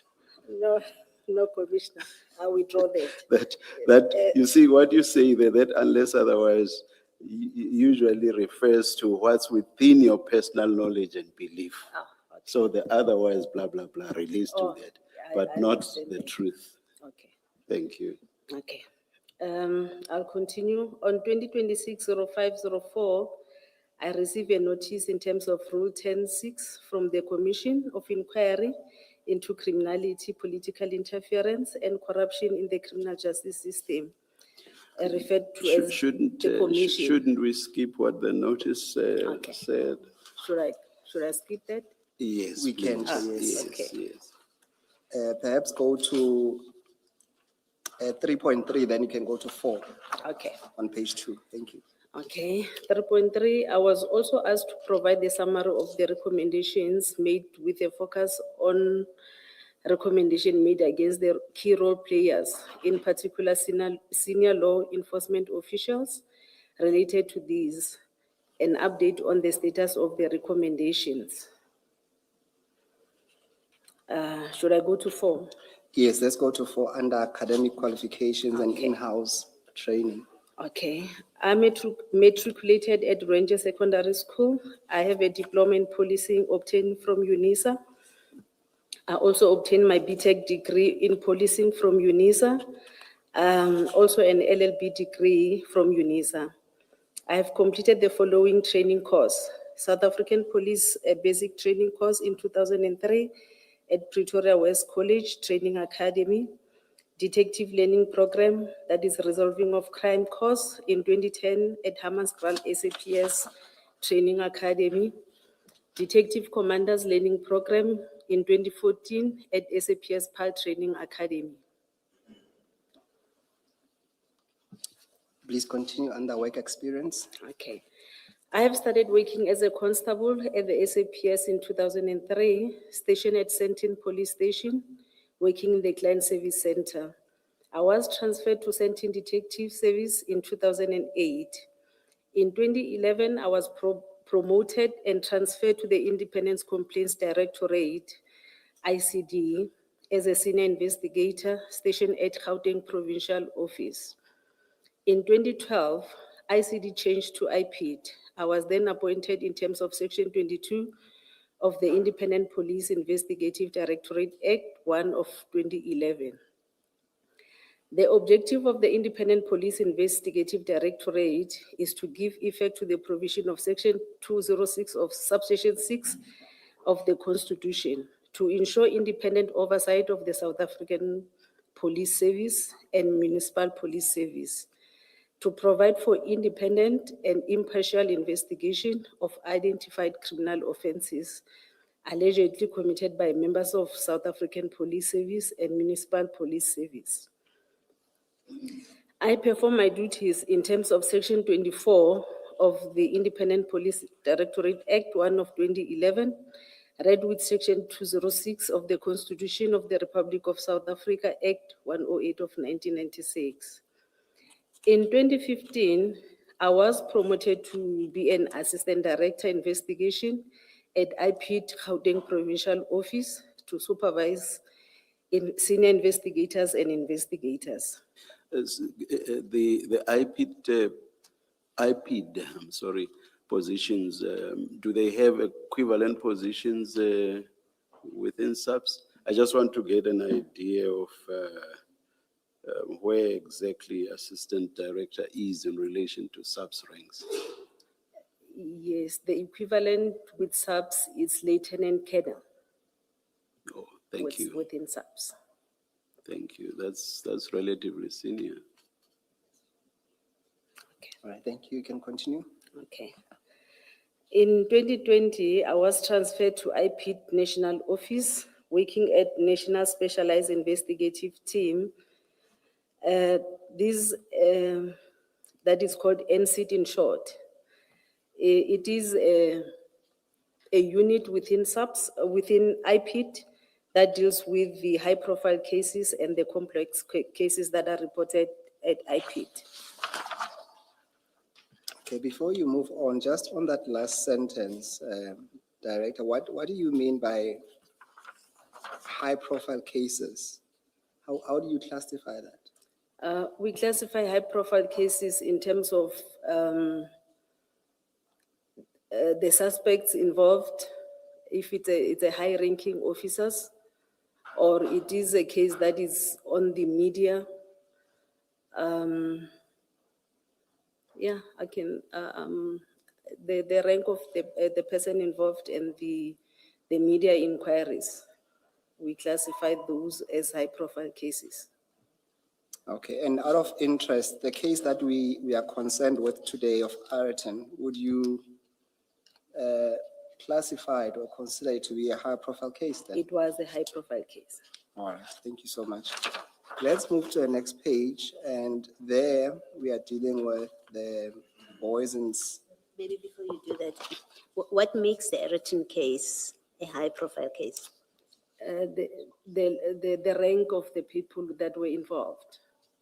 Against whom the complaint was laid? Yes. Okay, thank you. Thank you, Commissioner. Can we then move to the next page? We're dealing with the poisons CAS 25210 of 2021 investigation. And there we're dealing with the complainant. The complaint. Yes. Okay. The matter was referred from the Office of Executive Director.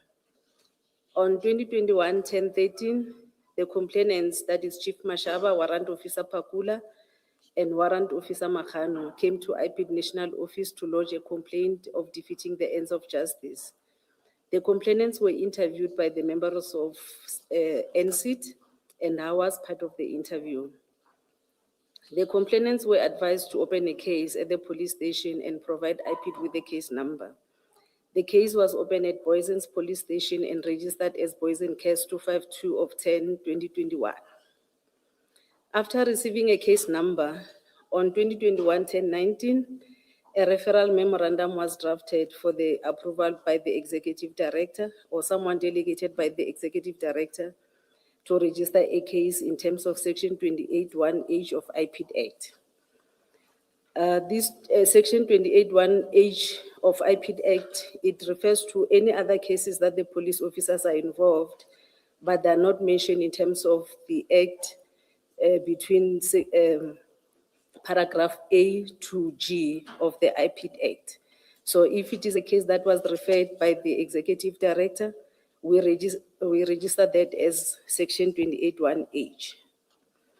The referral memorandum was approved, and then I've attached the memo as my TK1, and the file was registered as per CCN number 2021-10-0314 in terms of Section 28(1)H, that was defeating the ends of justice.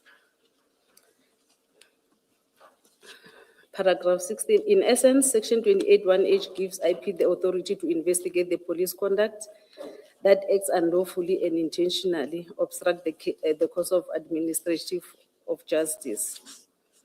The case was then assigned to me for further investigation. On 2021-10-28, NSIT members interviewed the informer, Tumelo, who gave the complainant Mashaba information about the drugs. Before we move on, can I just then get a better understanding on, let's go to paragraph 12. You seem to suggest that on the 13th of October 2021, you have the 3 complainants coming to your office. And out of that, you interviewed them, and the question is that you advised them to go and open a case. Yes, Is that the normal standard? it is a normal standard because when they came to IPID, they were under the impression that they are coming to open a case with IPID.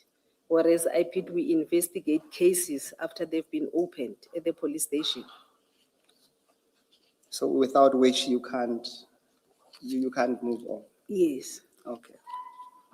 And then just to understand, so the 3 came to your office on that day, and you interviewed them. Did you interview them ever again after this, what I would call probably a preliminary assessment? they handed their statements in the docket, but we also had another encounter when they were giving their supplementary statements. So besides the statements that they provided, so what I'm trying to ascertain is that did you have because this seems to me, because they haven't opened a case.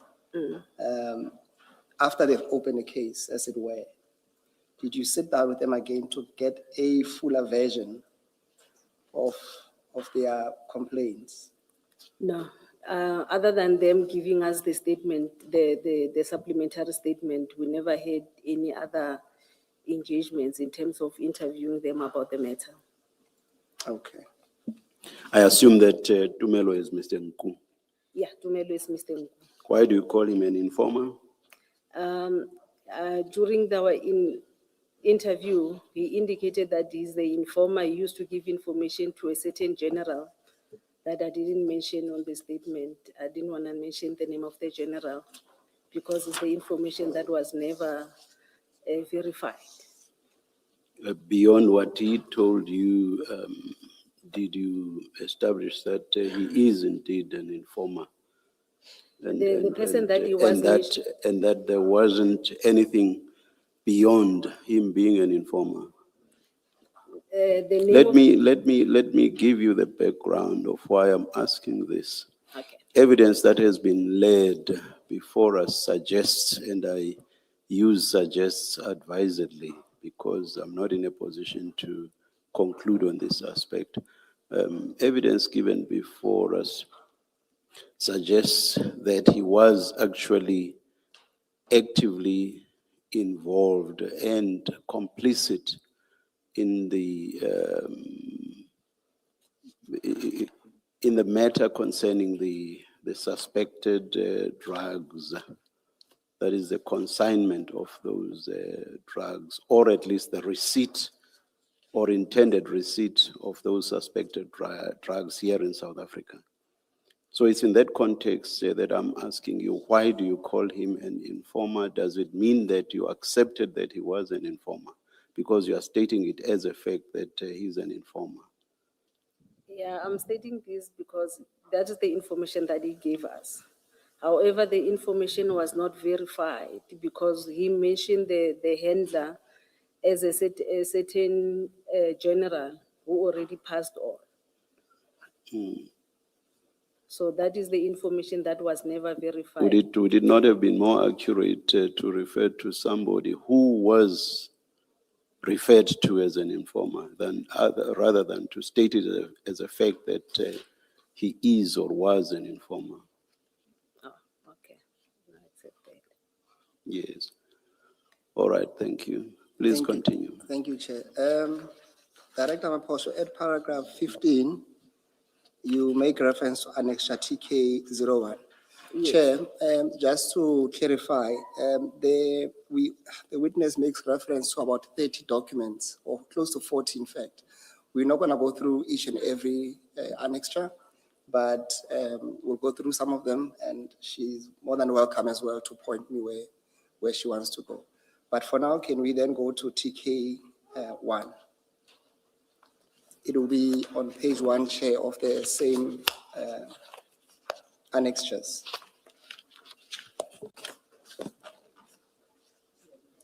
It's the same bundle, Chair. So you might need to keep one hand on where we are on the file as we go through the annexures, Chair.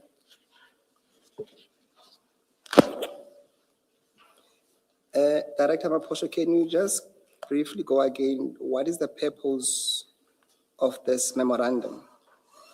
The purpose of this memorandum is to seek approval from the executive director or someone delegated by the executive director to give IPID permission to investigate these kind of cases where the SAPS members are involved, but those are not the cases that are mentioned in terms of section 28, 1A to G. Okay, and then you give a brief description of what you call the merits of the complaint. Would that be based on the statements or based on the initial interview, or it's a consideration of both, having met with them and having received their statements when you at least compile this memorandum? It's after we receive their statement. Remember, we only register these after they've already registered the case. So with the statement of the complainant, that's when we can generate this document for approval. All right, can you then, for the record, and because this narrative goes through, even find its way to your final report, can you read through for the record the description you have there in bold? Okay. It is alleged that on Thursday, 8 July 2021, Chief Mashaba received an information about the suspected drugs that were to be transported from Durban to Alberton. The following day, on the 9th, the information was followed, and indeed the truck was followed to the depot where it was parked. Chief Mashaba asked for assistance, and he was assisted by Warrant Officer Mkhana and Warrant Officer Pakula. The truck was then escorted to its destination at Aretin, where it was opened by the owner. The police searched the container, and drugs were found in the container. The driver of the truck and the person who were to receive the whole cargo were placed under arrest. However, the Hawks members arrived at the scene, and the member who recovered the drugs were later arrested. The driver and the owner of the cargo were then released. All right. I will raise my concern with you with this description, and then you can comment if you want. Okay. And my concern really is that it does not seem to capture the heart of the case. I know it's a brief summary, but it seems to be omitting at least very crucial information. For example, I'll mention to you that it says nothing about the informer, Mr. Nku. It says nothing about Warrant Officer Mahani's designation. It says nothing about people from Pretoria attending to an incident in Soweto. It says nothing about the drugs allegedly being solicited to be moved to Germiston. And it certainly says nothing about the loading of the drugs by the very same complainants into the what they call Mr. Mahani's baggie. So it gives a very, I would say, a sanitized accounts of events based on their version only. I'm just concerned that it doesn't give the full picture of what, and this information obviously is used to inform you as the IPID whether to proceed with the matter or not. And having seen and having consulted with other witnesses and having been aware of the fuller picture, Is there any comment you want to make on that observation? This document is prepared on the very early stage, before even the investigation was conducted. At this particular time, we will only have maybe the statement of the complainant, coupled with what we come out from the interviews that we had with the complainants. It's not the fuller version of what transpired during the investigation, because at this particular time, we haven't even started with the investigation. That's correct, and that's my very concern, that you didn't have a proper, or at least you were not provided with a full version by the complainants. Yes. But let's move to page 2, just out of interest. It says there in the middle of the, of the page, when you deal with the prospect of successful investigation, what does that mean, and how do you arrive to that scoring of 50%? Because we haven't even started with the investigation, and because we don't have the version of the other members, the suspects. So for us, it's 50-50 chances whether they're telling the truth or not. So we cannot say it's above 50 or below 50, because we don't have the version of the other members who are involved. Okay. But I would assume, because there is a below and above, there are circumstances where you might score below and above. I haven't even found something like that. For me, it's always 50-50. No, I'm Yeah. just saying on the document, it does give an Yeah, option of. in the document, yes. Yes. All right, thank you, Director. Can we then proceed on page 5? You deal with so we're going back to the statement, Chair. Statement. We deal with a summary of allegations. Can you pick it up at paragraph 18, where you deal with, it's an A1 of Mr. Samuel Tsiani Mashaba. Okay. The complainant alleged that on Thursday, 2021-0709, they were following up on an information about drugs from Brazil, that they were in a container and were going to be delivered at Scania, Aratin. He was assisted by Warrant Officer Mokana from Zonke Ziswe SAPS, who was referred to him by Warrant Officer Pokungwane. These annexure 3 and 4 is the statement of Mashaba and the statement of Warrant Officer Pokungwane.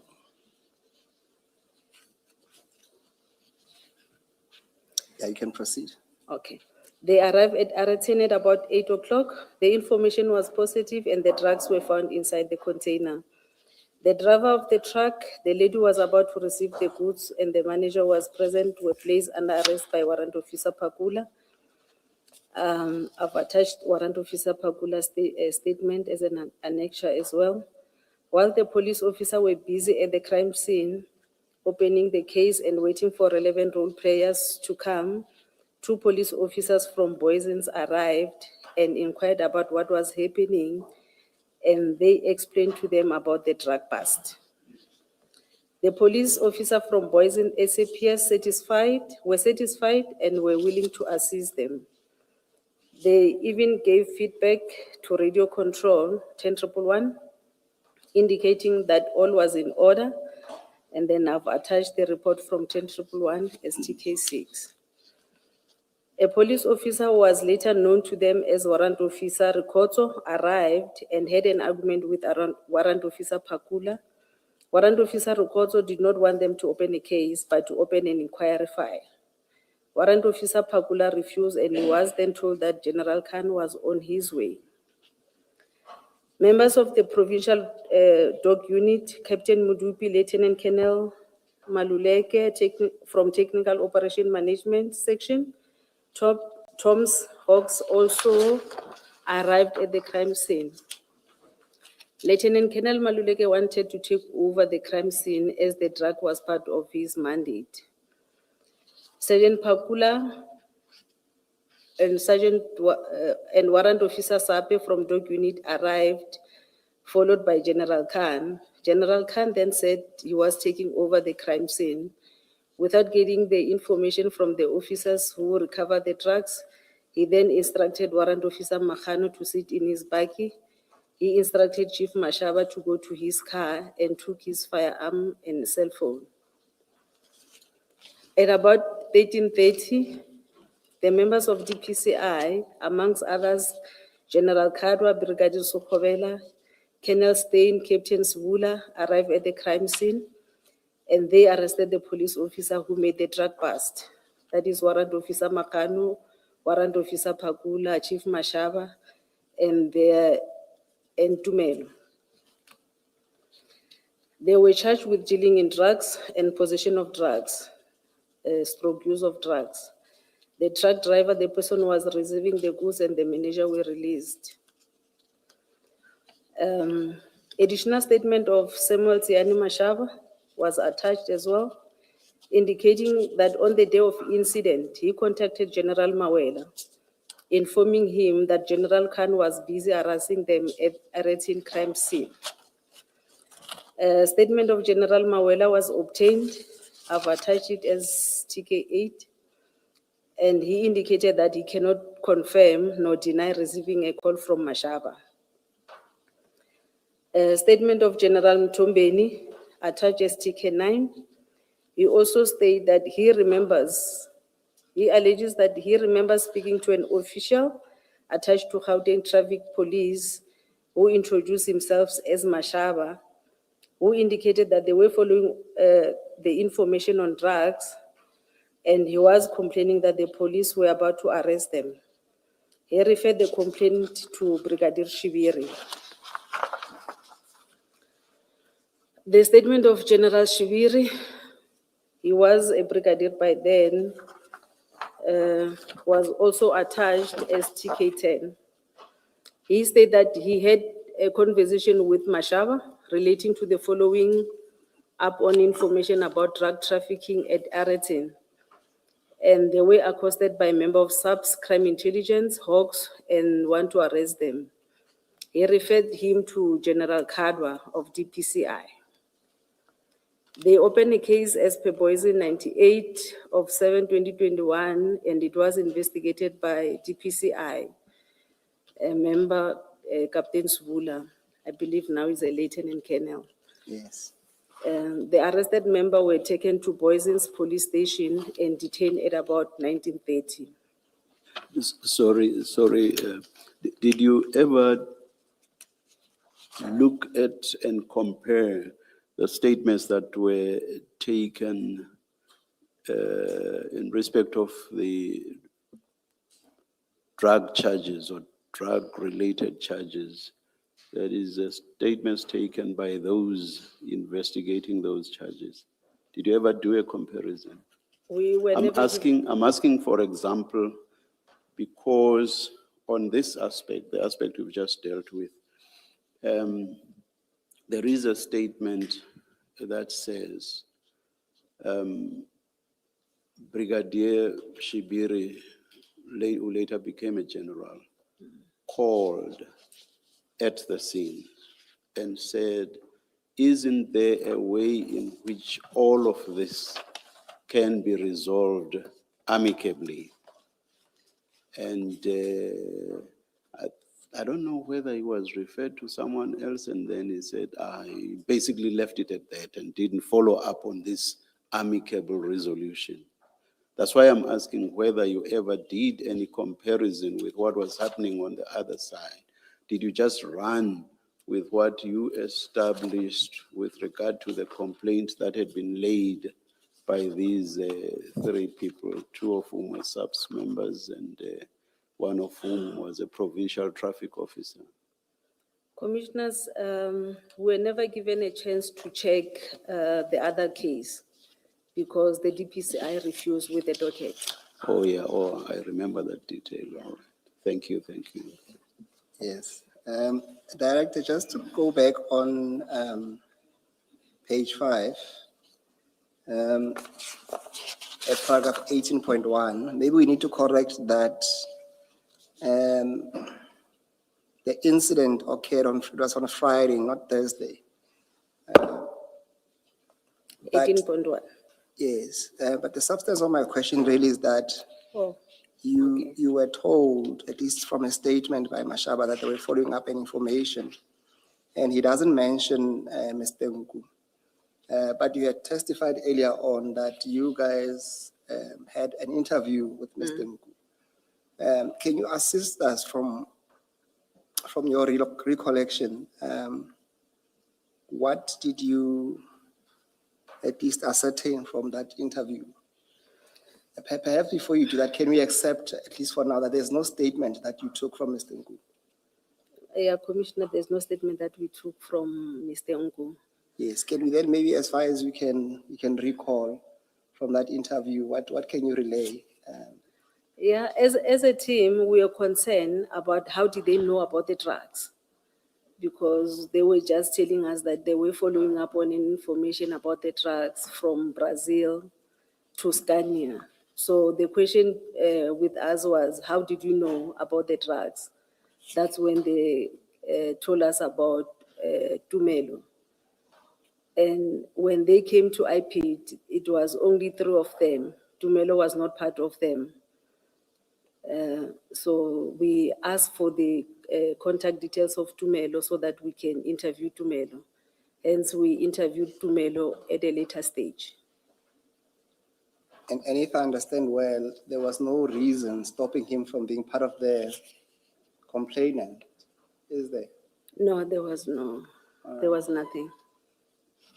And how far did you get in terms of where he received The the information. information? Commissioner,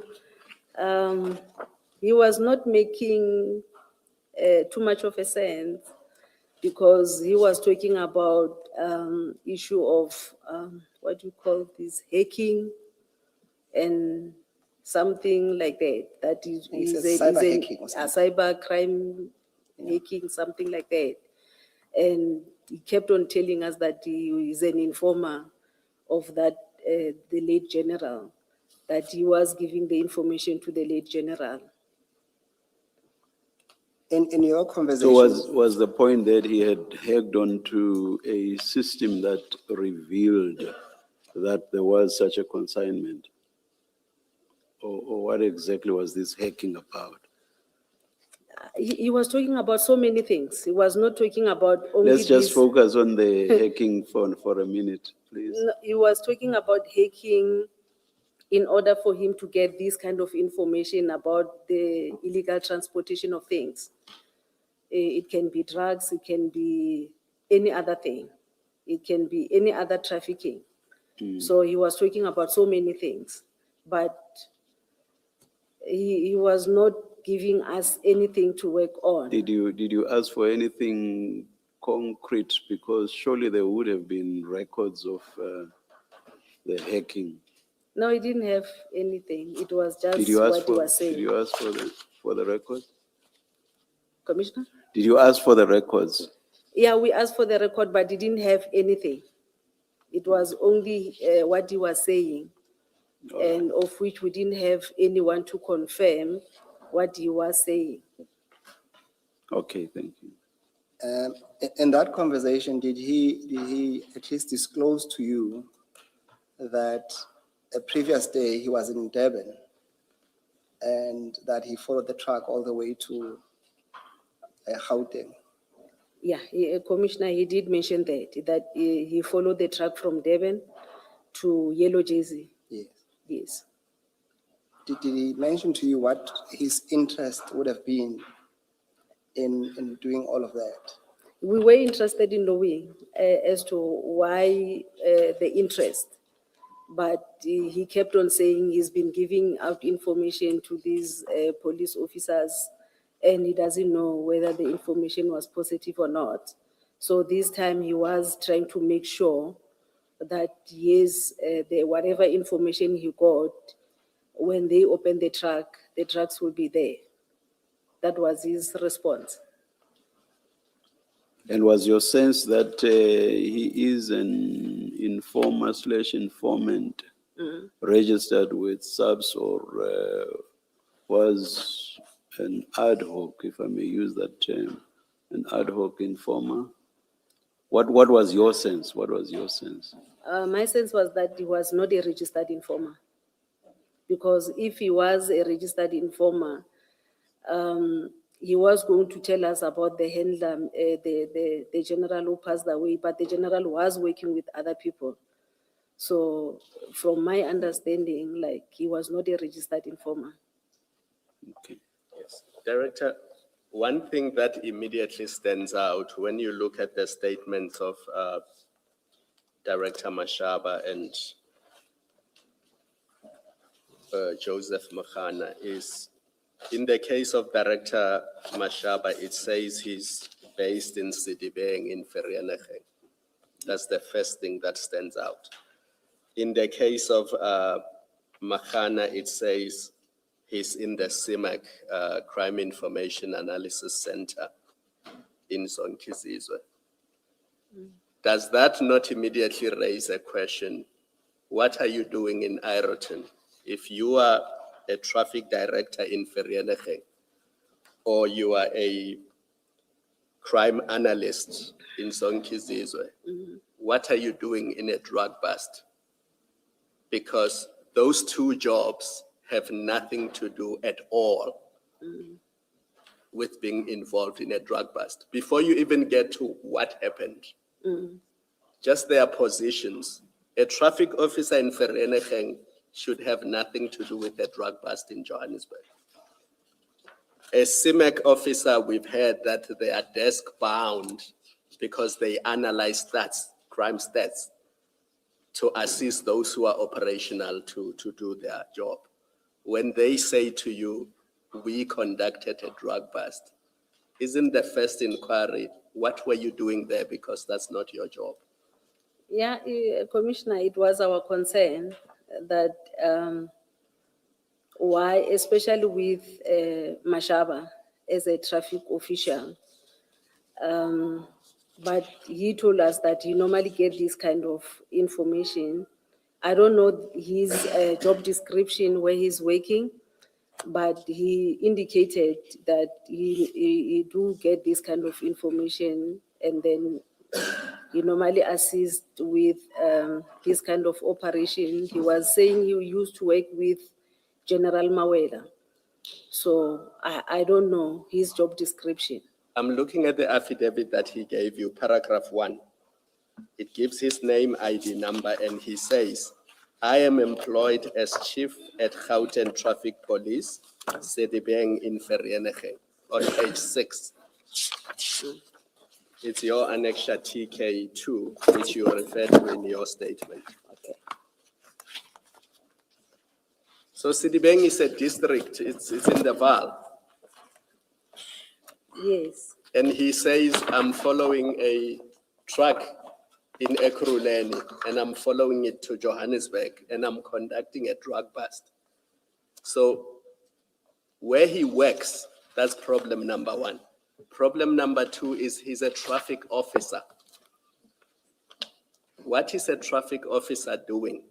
Conducting a drug bust.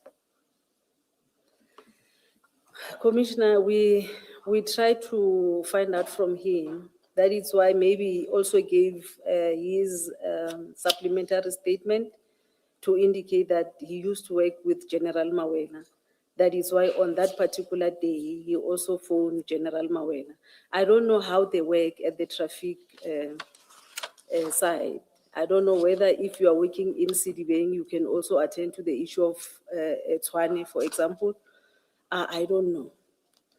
But Why I'm raising this, IPID has testified before us. okay. And one of the issues they took with EMPD officers conducting a bust in Rosebank or Killarney is that A, that's not the job description of traffic officers.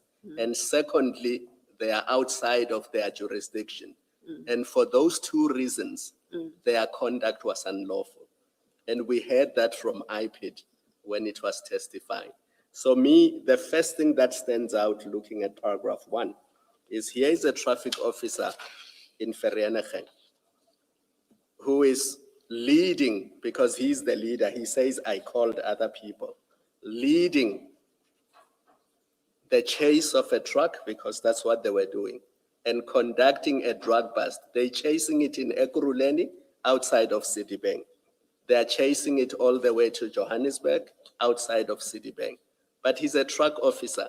He has no business opening containers and finding out that there are drugs in those containers and arresting owners of those containers or the recipients of the goods that are in the container. That's true, commissioners. Like I'm saying, we don't investigate the traffic officers. I don't even know their jurisdiction, whether a person from traffic in Citibank can also come and work in Tshwane or in Johannesburg. I don't know. But don't, as an investigator, don't you follow up, check those kind of things? I mean, I'm not sure that it's open to you to say, I don't know what he does, what his job is and his job description, because if it turns out, at least in my mind, if it turns out that his job has nothing to do with what he did on the day, then you, as the investigator, you probe further into why was he there in the first place. So to say you just took, because that's effectively what you're saying, you took his word at face value and made no interrogation of it. He said, I was following up on a tip-off, and then we conducted this operation, when in fact, perhaps had you asked, what do you do where you work? Let's speak to his superior and find out whether what he got involved with is part of his job. And if his superior had said, no, it's not part of his job, he had no business to be there, it may have led you down a different line of inquiry. I understand, Commissioner, but those were our complainants. And as IPID, we don't investigate our complainants. That was the role of SAPS. I believe SAPS investigated whether they were supposed to be at that crime scene or not. However, we did manage to obtain the statement of their supervisors to try to find out whether on that day they knew about the operations or not. But you test what the complainant says. That's why in that form you say 50%. It's because you eventually must test what they say. Yeah, we did test that because with Mashaba, the supervisor indicated that he didn't know about the operation. Yeah, but isn't that kind of answer to you, isn't that what should pique your suspicion? That he's in an operation that his superior says, I didn't know anything about it, it's not his job, that would have piqued your suspicion about him to inquire further about what in fact was he doing there? Because the complaint, as we understand it, their complaint is that they were arrested when they were conducting a lawful operation. Operation, yes. Yes. So if they were interrupted conducting an unlawful operation, you wouldn't have found the police officers guilty of any, you wouldn't have made a negative recommendation if it turned out this was an unlawful operation. So that you don't investigate, you don't test that even after his superior said, I have no idea what he was doing on the day, is disconcerting? I understand, Commissioner. I find it quite disturbing that you say you don't probe your complainants. That's quite disturbing. I think that's a wrong approach to investigation. What's your comment? Commissioners, at IPID, most of our complainants are suspects on the SAPS cases. I'll give you an example. You'll find maybe the suspects were robbing a bank, and there was a shootout between the police and the suspect. And the police shot and killed maybe one or two of the suspects. IPID investigate that case because we are checking the conduct of the police. We are not checking what the criminal were doing in robbing the bank. but we are checking whether the conduct of the police, they acted within the scope of their mandate or not. Whether they kill somebody, maybe they killed two, and then the third suspect ran away, and then he surrendered somewhere, but the police shot and killed that particular person. Those are the conduct that as IP2 we're checking. So we don't investigate the initial cause of the bank robbery, but the police that the one who must investigate the bank robbery. Then IP2, when we investigate this murder, we obtain the copies of that robbery. Would this be murder committed during the robbery? Yes. I'm not sure that I follow this, the distinction, Jen. I'm not sure that I follow the distinction then. Yeah, I'm not sure that I do. I'm trying to give a scenario that we don't check the conduct of our complainant or our victims as to what happened prior to this incident. But the police, they investigate the robbery case, then IP2 will get the copies of the robbery. Maybe let's just forget about that example because it may just confound the issues. Let's look at what was at issue here. You have these people who are complainants. And what we are saying is it is just odd for you to say that you basically do not interrogate what's been brought to you insofar as it relates to or concerns your complainants. That is what I find difficulty with. I think it's a different, rather, I think it's a wrong footing to proceed from. Because ultimately, when you decide that there is a case to be answered, which you should then refer both to the employer and to the NPA, it can only be because you are satisfied that there is indeed a case. And if there are issues that are questionable insofar as your complainants are concerned, it may well be that those issues will point in the opposite direction, which is that there is, how should I put it? You follow me. You follow me. I do, Commissioner. In this case, the commanders of Pakula said he had the knowledge of what Pakula was going to be doing on the day of incident. And also, the commander of Mokano gave a statement saying Mokano called him and informed him about the operation. So for me, it was something that they are commanders, because we investigate the police, not the traffic officers. The police commanders knew where their members were doing operation on that particular day. Let me They take were you. informed. Okay, yeah, you do investigate traffic officers. Yeah. No, not the Gauteng traffic officers, the Metro Police It's Metro, officers. or it's Metro and subs only? Yes. Okay, anyway, let me go back to the question that triggered the debate that we are having now. That question was about you following up on the issue that Commissioner Kumalo raised. And you said you did follow up on that. But later you then said that you know nothing about the jurisdiction of someone like Chief Mashaba and so on.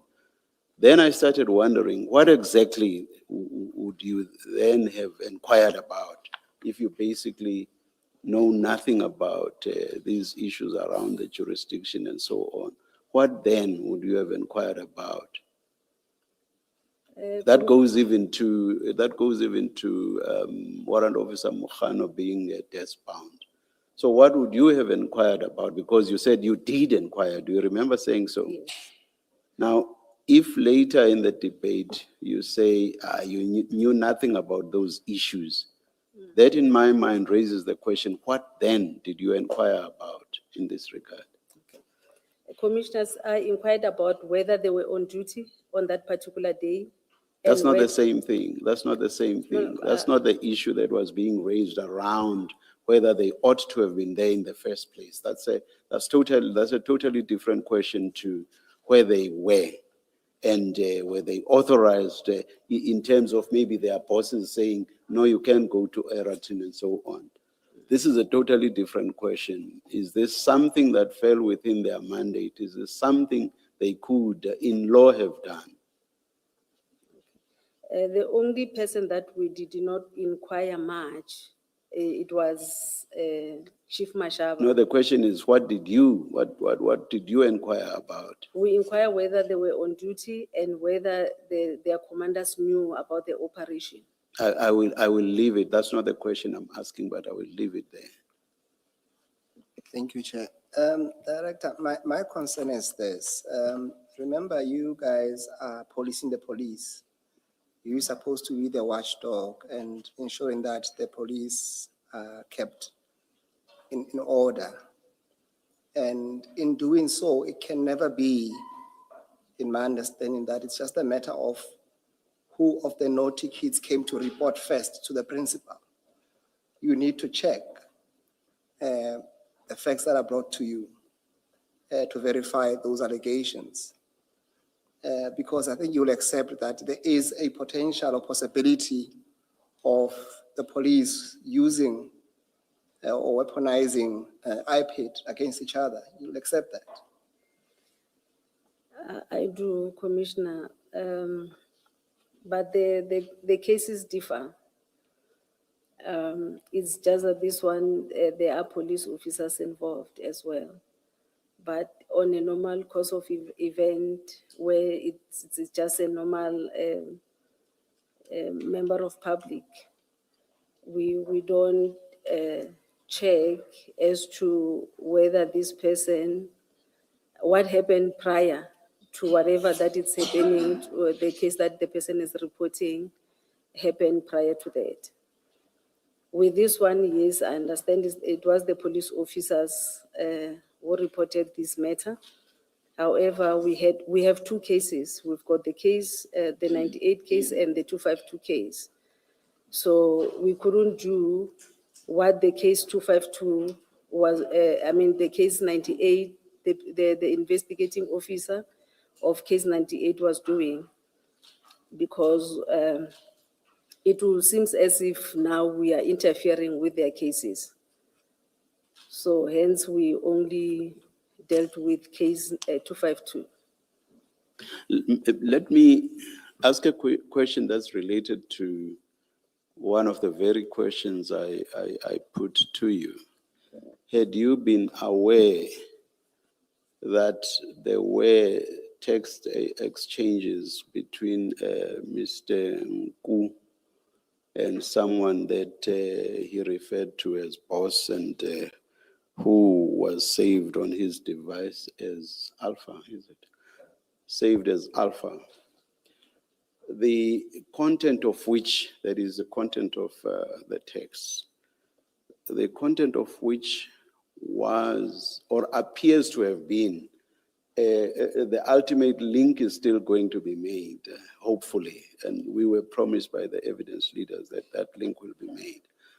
But for argument's sake, let us assume that that link will be made.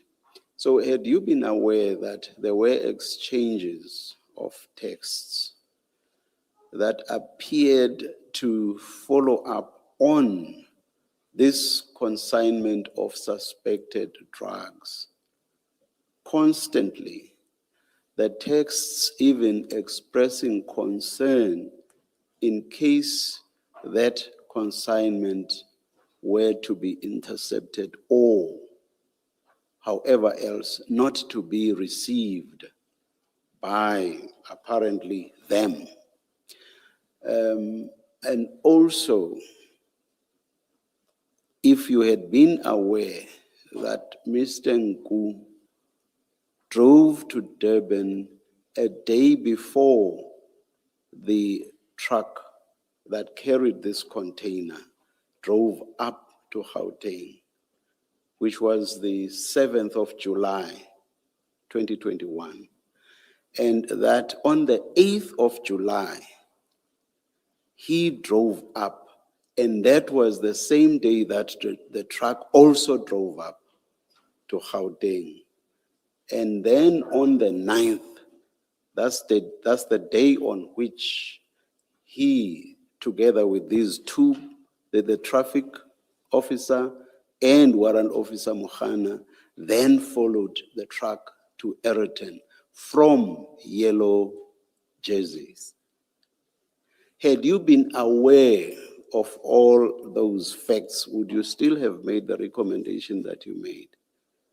In particular, the very first ones that appear with Nku involved, with someone he calls boss, texts that are concerned about, are we going to get delivery of this? It may be a mission impossible if this gets, was that about another one? The May delivery. Was it about the May delivery? Was it about?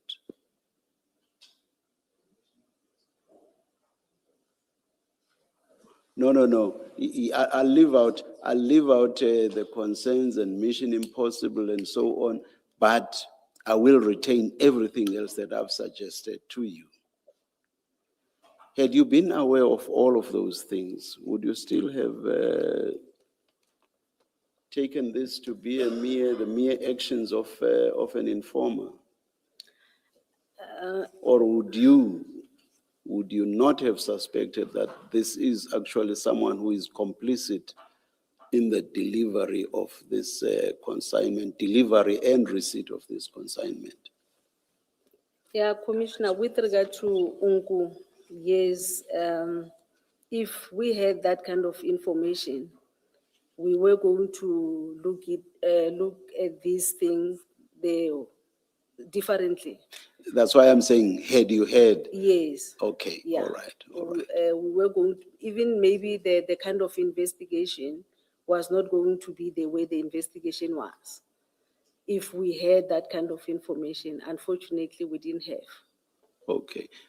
Just advise me, yes, I know you tried to get hold of the poison docket. Yes. You did not succeed.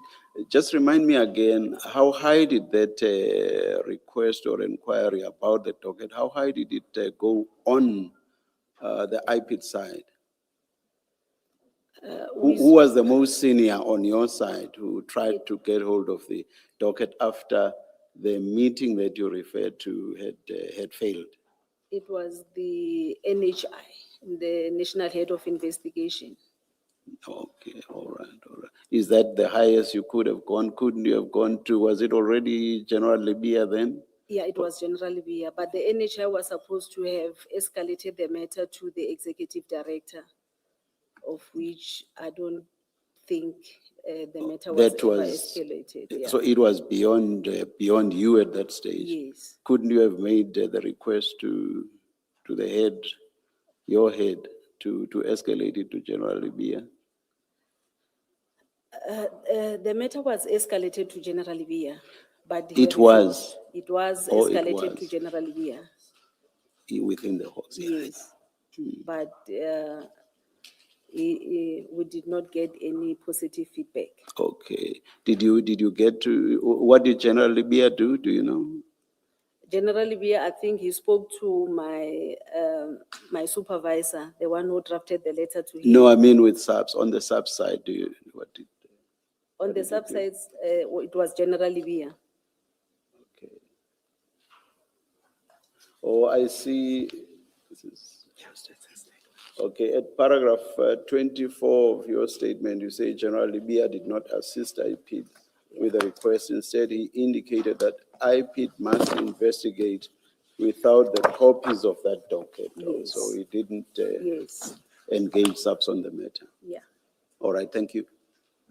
Can I just ask on the back of the discussion that you've just had with the chair, had you known certain things that have now come to light about Mr. Nku, whether you would have still proceeded the same way? Now, when Mr. Nku says to you that is an informer, and the other police officers tell you that this is Mashaba. Chief Mashaba tells you that that's his informer. You don't verify that. You've said that he told you that his handler is someone that has passed, but you do know subsystems, that they do have registered informants. I'm sure you have an idea that they don't necessarily work alone. So even if a general has passed on a handler, there may well be somebody. You didn't, and you don't check that to verify who this supposed source is. No, well, we did not verify. You did not do that. No. Is it because that's not what you do? You take things on face value. I think I'm trying to, like the chair, I'm trying to understand how you conduct your investigations and whether, as I must say, it seems to me to have been the case with this, that you don't get, the IP doesn't get used to, as in this case, I suspect that that's what happened with the complaint that came to you, to pursue meritless cases because there are agendas. People want to get to some point.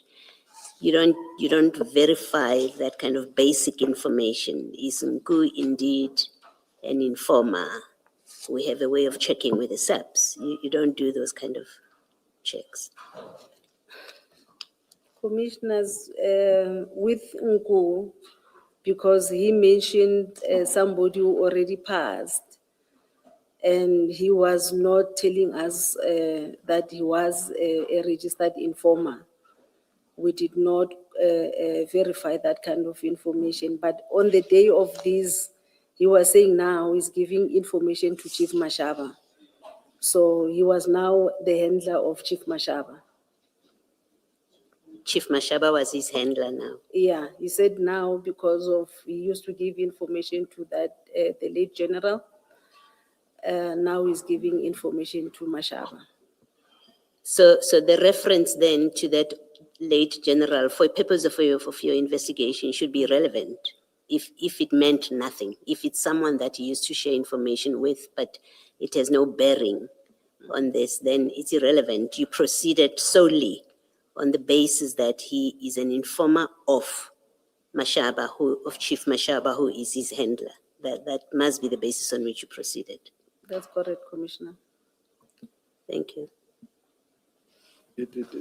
This again raises the point on which Commissioner Kumalo was engaging you. He's an informer, informing about drugs, and what's he got to do? What's Mashaba got to do with drugs that he even has this informer who's assisting him about drugs? It just does not make sense. Do you want to comment? Commissioner, I don't know the job description of Chief Mashaba, but from I can confirm, commissioners, that we also have cases where people from the traffic police working with the SAPS members, especially the Hawks, do some operation. I don't know their memorandum of understanding. I don't know whether they do have a memorandum of understanding when it comes to these kind of operations or not. I don't know. Thank you. Perhaps if you had asked the question, and you can answer any way you want, that where does Mashaba come into this, as in jurisdiction and his powers? Found he was acting out of jurisdiction and outside his powers. Do you have any view about that? No, I don't. Thank you. And I thought just crossed my mind because when I was engaging you on how we would have acted had you known otherwise, I suddenly discarded the information relating to a May 2021 consignment. I should not have discarded that. That was actually crucial in terms of how you would have acted had you been aware of certain facts. Because what that does is to show, especially that May consignment, it actually shows the concern that these people had about receiving that consignment. And this Alpha is even saying, if anything goes wrong, then we are in trouble. Basically saying we must receive that consignment. And it's apparently two private individuals interacting. And that had nothing to do with Mr. The so-called informer, with Mr. Nku giving information to his handlers. He's actually talking to people who appear to be the people to receive the drugs. Do you see what I mean? So that tells you that one cannot, when it comes to the Eriton bust, that suddenly Nku is no longer concerned with receiving the drugs. If he was concerned with receiving the drugs with regard to the May consignment, it must be the case, or indications at least are that, even with regard to the Eriton bust, he still wanted to receive the drugs. But as I say, I'm posing my question in the context of how would you have acted had you been aware of all these facts? You've already commented. I'm not expecting a response. Thank you, Commissioner. I'm just giving you the full picture. Thank you, Commissioner. Thank you. Director, to be fair to you, this is not a question. I'm just bringing to your attention that Mr. Makano's superior deposed to an affidavit much later probably, where he makes it clear that as a commander, he was not aware of the operation since Mr. Makano's duties are office bound. And that is in accordance with his performance enhancement plan. So his job is to be in the office and analyze statistics. He should not be opening containers outside of jurisdiction. Okay. Director, just to be fair to you, I think through our own engagement, you did at least indicate that even without having the information that was relayed to you about the text, from your own interaction with Mr. Nku, you have some misgivings about him. Is that fair? Yeah, that's fair. Yes. And I think the follow-up question would have been that in that case then, surely you should have treated whatever that he gives you, or at least the people that he feeds information to, perhaps with some element of caution, I suppose, to put it lightly. Commissioner, it was difficult without having to hear the other side of the story. Because if we had the copies of the docket, we were going to know as to what was the other people on the other docket are saying. So we only had one side of the story. Yes, no, I accept that. My question is that if already the source of the information itself is questionable, then the sequence of that information itself should be treated with some level of caution as to how that information is handled going forward. At least from your side, to say, well, Mashaba is receiving this information from someone that I'm already, I wanna use the word suspicious of, reservedly so. Surely that should trigger a bit of a red flag in going forward. To say the very source that I spoke to, that fed the information to Mashaba, and then he relates to the rest of the guys.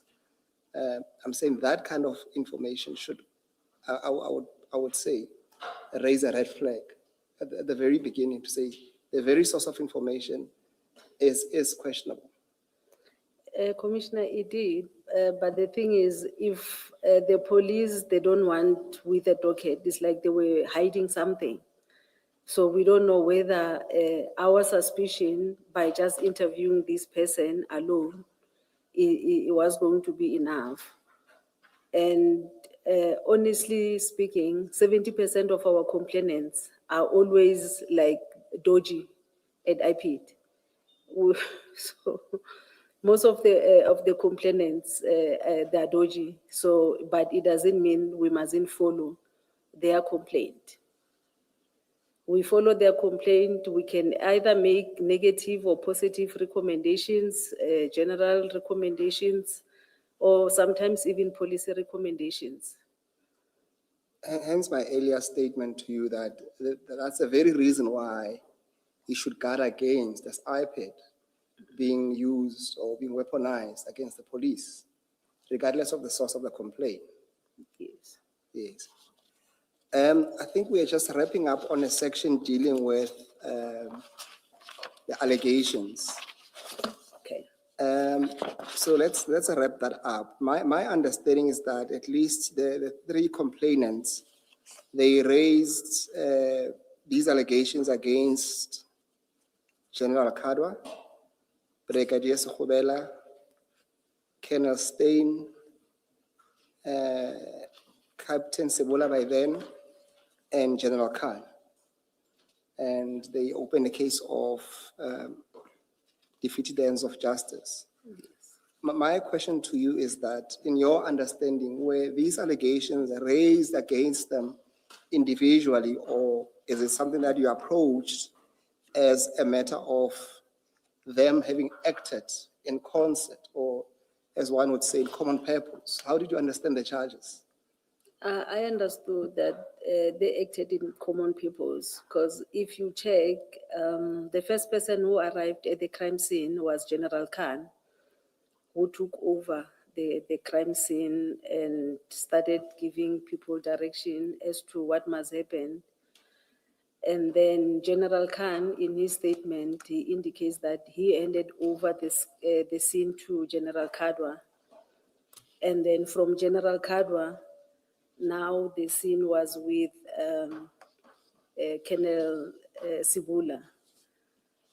So, however, Brigadier Sekhobela, Colonel Stein, and were also there at the crime scene. But my understanding is that, for example, they are not from the same unit, are they? General Khan, yes, is from Crime Intelligence, and Yes. the other members, they're from DPCI. Yes. So I'm trying to understand, how did you then arrive? And I'll tell you why I'm asking this question. How did you then arrive to a conclusion to say you were going to investigate this as a common purpose? Because what happened at the crime scene, it was like a chain. After General Khan came and took over the crime scene and did what he did at the crime scene, he said he handed over the crime scene to General Kadwa. After he handed over to General Kadwa, then Captain Sibula, Lieutenant Colonel Sibula took over and arrested those four members. I'll tell you what my difficulty is. For example, an easiest example will be Colonel Stein. None of the statements implicate him in any form or manner. I'm not certain what his role is to be then put in a situation where he's accused of having acted in concert. Commissioner, is because he was mentioned by the complainants, and when I asked for his explanation as to his role, the question of him explaining what was his role at the crime scene was posed to him. Just that I don't remember what was his response. But it was one of the questions that was posed to him as to what was his role at the crime scene, because the complainants were mentioning them by names. I have gone through their statements, the complainants, and to some extent, the what you call the independent witnesses. For example, what will be of concern to me is that you will read the statement of Sergeant Pakula and Sergeant Sape, and they say directly so that the person who stopped them from deploying their dog to investigate or to sniff around was, I think, it's Warrant Officer Rekotso. That seems to be that one person, at least, at the very least, there's a direct allegation against him. And Sape and Sergeant Sape and Sergeant Pakula, they gave you a statement to that effect. That, to me, at least, is the closest you'll come to defeating the ends of justice. But that is not reflected anywhere in your findings. Do you want to comment? Yeah, because with regard to Ricordo, they didn't know where to find Ricordo. I was hoping that maybe if I can get the copy of the docket, Ricordo's information will be in that other docket. Because at some point, I don't remember who mentioned the issue of Ricordo calling, who indicated that General Khan is on his way. So that is why one of the questions that was posed to General Khan was for him to indicate as to how did he know about the crime scene. I was hoping that he was going to indicate that Ricordo is the one who informed him. However, instead of mentioning Ricordo, he mentioned somebody else. He mentioned, I think it's Ricket. Is it no, not Ricket. He mentioned a certain sergeant who worked at the 10-111. And I followed on the issue of that person to obtain his statement. I thought maybe he was going to mention Ricordo because we don't know. We don't have the details of Ricordo. We don't know where to find Ricordo. Regarding what constituted the defeating of the ends of justice, all I heard you say, I hope I understood you correctly, was this one handing over the scene to this one and that one handing it over to yet another one. I didn't hear you explain where exactly the defeating was and what exactly it consisted in. In Commissioner, in them arresting these people who made Because the bust. it could not have just have been about the arrest, because it must also relate to what was sought to be achieved that was then defeated by the acts or conduct of the people complained about. What exactly was, where exactly did the defeating lie? Okay. Commissioners, I'm not saying the arrest was irrelevant, no, Yeah. but surely it could not be the The only beginning and Yeah. end.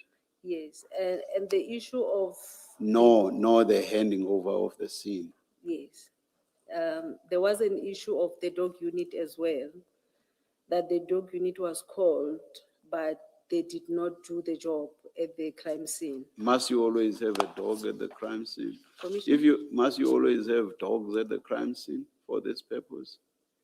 Because it was drugs, and the dog that was called was for the narcotics. It I'm was a saying, narcotic dog. I'm saying, is it obligatory that you should always have dogs? And if you do not have them, then where someone felt like they should be called, then the ends of justice have been defeated if somebody else had a different view, for example. But Commissioner, a narcotic dog was relevant for that particular crime And scene. once you don't have it, defeating. No, but if you call the dog unit and then the dog unit does not do the job because of somebody doesn't want them to do the job, then yes, it is defeating. Or were the dogs going to sniff the container maybe for more bags? Yes, the dog was supposed to have checked the whole area to check if there are any other drugs that were maybe stored in that particular warehouse. Anything and else? check the container maybe for more drugs. Anything else?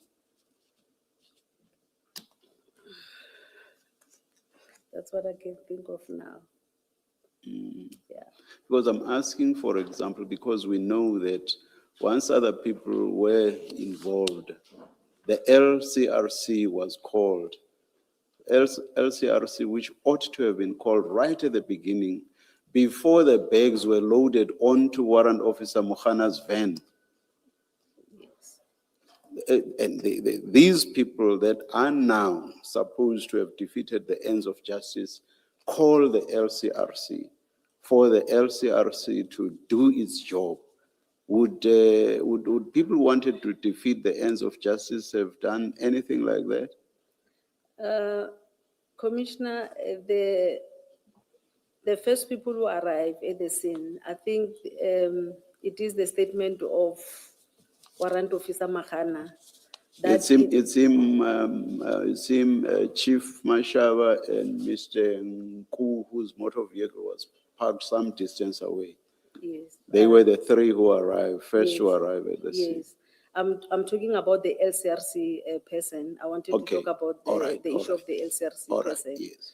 That they did call the relevant stakeholders to come at the crime scene, whereas the LCRC was one of those.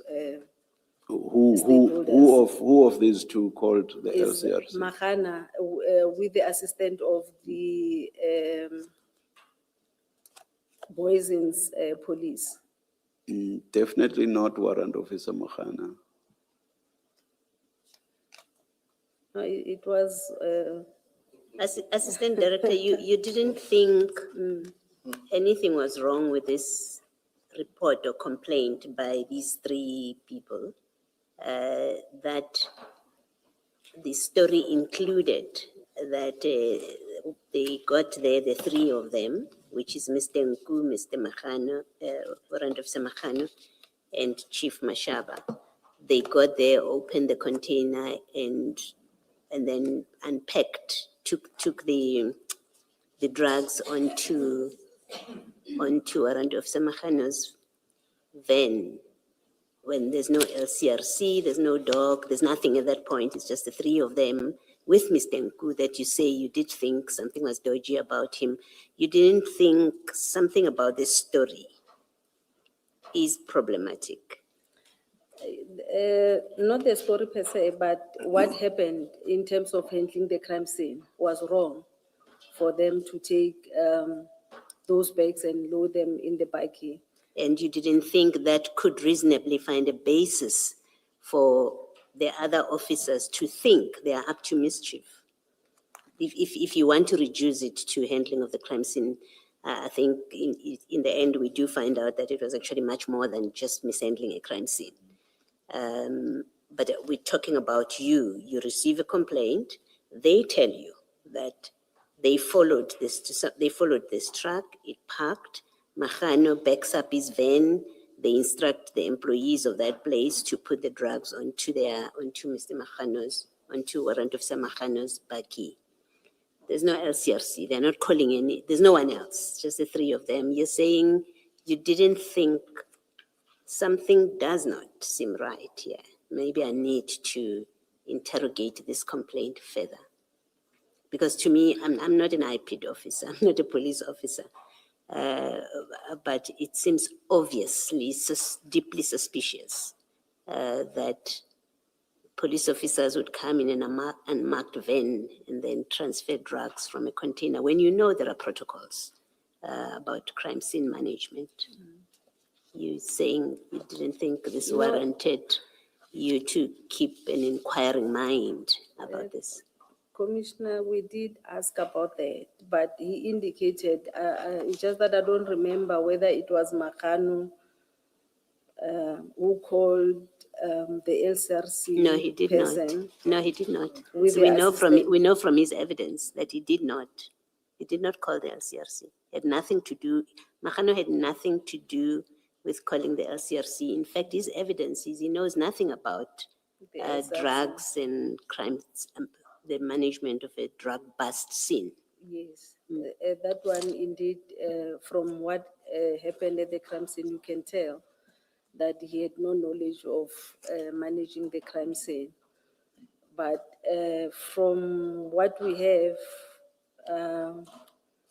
the LCRC person was called. The only challenge was that they've already contaminated the scene by taking the drugs from the container into the bikey. But when we asked them about that, they indicated that they were waiting for the LCRC person to come and take pictures and package the drugs. I must say that I'm surprised that you didn't think that that kind of conduct is sufficiently suspicious to have you inquire further. I know nothing about this stuff, but I must say that the first time I heard that's what happened, it made me ask the question, why would he do that? He knows the protocols, and that's why we engaged him on, do you know anything about crime scene management that involves drug busts? And he told us, I've never done this before. My job doesn't involve this. So I ask you in that context that I would have thought you would know more than I had the first time here, to have an inquiring mind about what in fact was going on here. Let me find out before I make conclusions that there was a defeating the ends of justice case here. But I've heard what you say. Okay, Commissioner. And what, if anything, did you make of the fact that they had already loaded these bags onto Warrant Officer Mahana's van? We asked about They that. take them, they handle them, there are hands all over them, there are fingerprints all over them, and then they load them onto Warrant Officer Mahana's van. What did you make of that? Because it's something that you were aware of. It's at page 37 of your statement, at page 10. What did you make of that? So any chance of fingerprints being uplifted, DNA being uplifted, almost gone, if not gone altogether? Well, what did you make of that? We did ask commissioners about this conduct, but it was the issue of. No, the what police. did you make of it? What did you think about it? I'm not asking about whether you asked them about it. It was the issue of saying that they don't know how to handle the scene. Surely they've never even maybe attended the crime scene management. Would that not tell you then that perhaps people who have better knowledge, who come in and say, get out of the way, were not necessarily defeating the ends of justice? Yes, if the police maybe took over the crime scene, not They just say, you necessarily- bumbling Lord, just get out of the way, let us do a proper job of this. Would that not have told you that those who came later were actually the people who were doing what ought to have been done? Yes, Commissioner. However, the conduct of not knowing how to handle a crime scene does not necessarily make it a criminal offense. I'm not suggesting that it is. That's not what my question is suggesting to you. The thing is, the police who came, the Hawks who came later to come and handle the scene, did not only handle the scene, they also arrested these people. So the only problem that leads to the charge of defeating the ends is because they were arrested. Not so much that something wrong was done with regard to what ought to have been done. Not so much that, Yes. just because they were arrested. That's the issue. Not, I'm not suggesting, by the way, that it is right or correct to arrest someone who should not be arrested. That's not what I'm suggesting. okay. Commissioner, it's not only that. The police did not even try and establish as to who's the owner of these drugs. Today, we How don't would, know. how would you have been established, how would you have been able to establish that there and No, then? no, I mean now, even now, Yes, because of the drugs were in the Scania container. yes. I don't know whether they did follow up on the Scania issue, but from the information that we received, like on the street, was that the CEO of Scania at that particular time was from Brazil, who later resigned or something like that and left the country. So I don't know if maybe at that particular time, they've made follow-ups on this matter. Maybe we were going to have the real That's- owner of those drugs. None of that is answering my question, but I will leave it. Thank you. I think to be fair to you, Director, I think on the issue of the dogs, I think there was a mention that there's a suspicion that there could have been more containers. I think from the information that you received, that there could have been about 3 containers containing, I think other ones containing guns and other ones containing drugs as well. Drugs as well. And I suppose the stopping of the dogs at least shut that window of opportunity, That's true, Commissioner. if that was the case. But that would be only in relation of the one container, because from the evidence, there's only one container that came up, or that's at issue in Eriton. It's an issue in Eriton, Chair, One container. that it could have been 3 containers on the premises. At least the information that was relayed. It comes across later on when we get affidavits from people from Scania that were expecting 3 containers. So Whether they the- would have arrived the same day or a day before, that's something else. Yeah, that's what I'm clarifying. You're not saying that the evidence is that at the time of this incident that is happening on the premises of Scania, there was another 2 containers that the dogs would have helped to sniff out. You're not saying? No, we're not saying that. Okay. We're just saying to an extent that there could have been, a dog could have, but that's as high as it goes. But there's no evidence to suggest that there were more No. than that, what we. Please correct me, I may be misunderstanding the rest of the evidence. My understanding was that the vessel coming in with a container, with containers, or this particular container even, there were other 3 containers that were going with this particular one, but only one came up to Gauteng to become an issue in this case. We don't know, that's the difficulty, Okay. Commissioner. What became of those 2, whether they stayed there or they moved prior to the 9th or the 8th, it remains a question. So is the point that the dogs would have been used on more than just the one container that contained the suspected drugs Yes. or the suspected cocaine?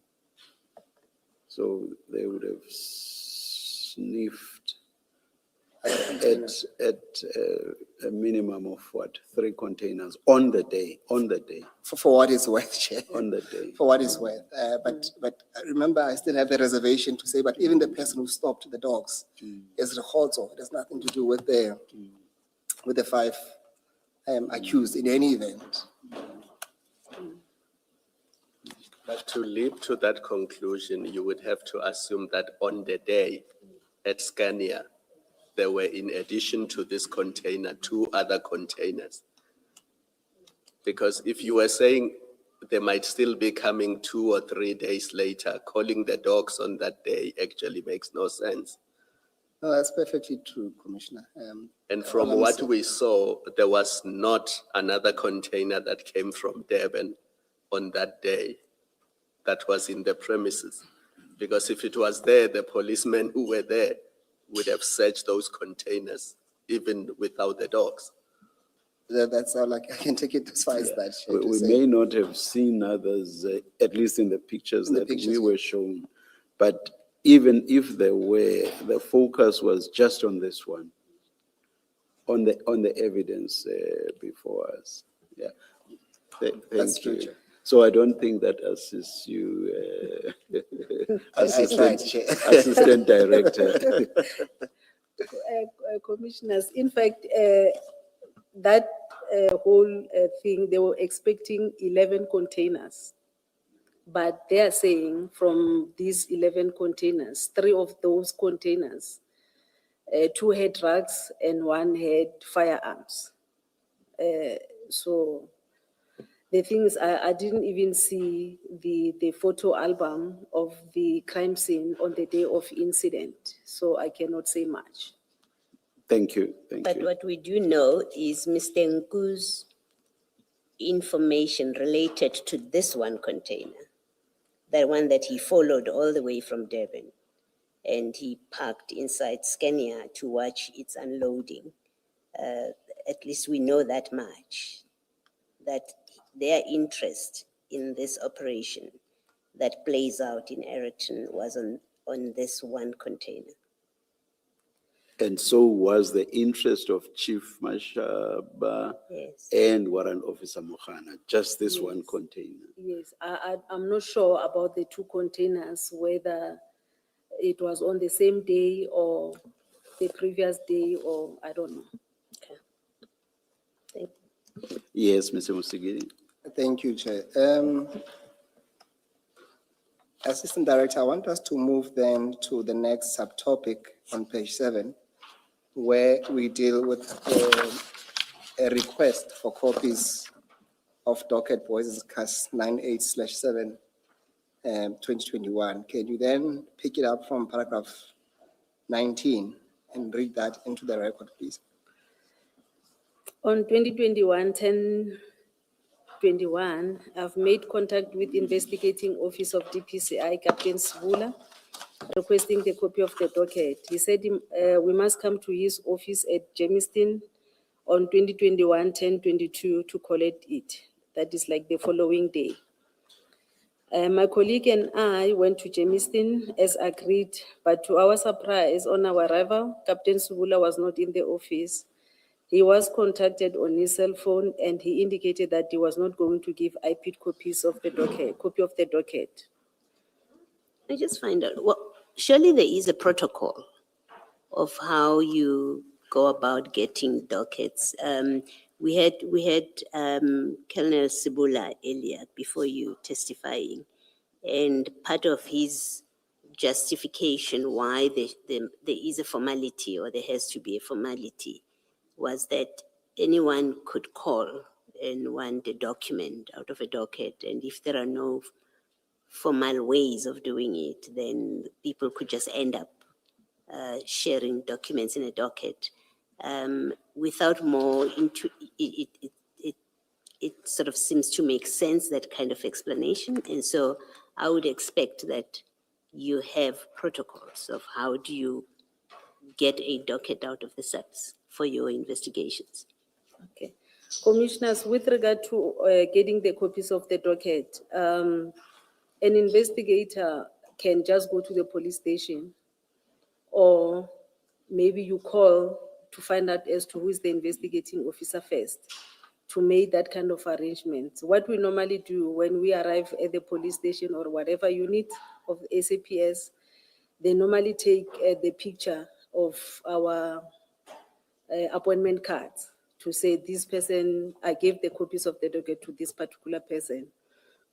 But there's no issue of saying you must request the copies of the docket from the commander, because as IPID, we rely on Section 29, subsection 2 of the IPID Act that talks of cooperation, that SAPS must cooperate with IPID. So there's nothing like that we must maybe request the dockets from the commander. You can only do that if maybe I know the commander of that particular police station and I don't know who's the investigating officer of the case. Then I can liaise with the commander. And there's no requirement for certain form that it must take. There's nothing like you have to do it in writing, even if it's an email. There's nothing like that. Nothing, Commissioner. Perhaps you should have, so that you don't have Colonel Sibula appearing and saying, I never got such a request. So maybe you should have some kind of protocol. Maybe that one can be addressed in terms of maybe fixing our standard operating procedures. Yes, Yeah. all right, It thank can be you, a standard way of doing things. thank you. And to be fair to you, this letter on page 34, assuming you had not asked for it formally, by the time you got to this November letter on page 34, it's in writing from your director to General Libya, and you are making it clear there that you are asking for this docket. So even if one accepts that in October, you did not follow a formal process, within a month, you write to General Libya, and it's a yes. formal letter from your director saying, Yeah. please intervene, we're looking for this docket Yes, for the purposes of this inquiry we are conducting. that's correct, Commissioner.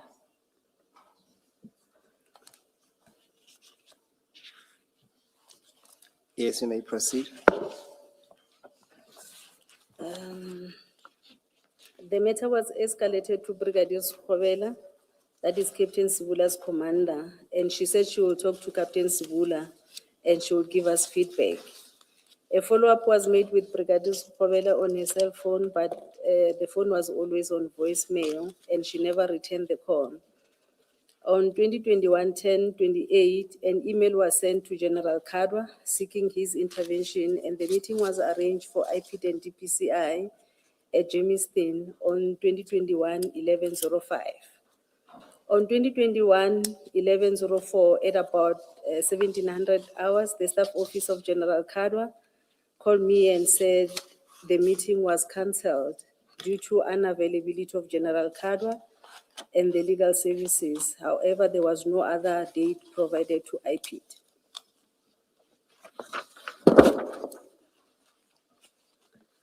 On 2021-11-17, my supervisor drafted a letter to General Libya, who is the national DPCI head, and was signed by the IPID executive director.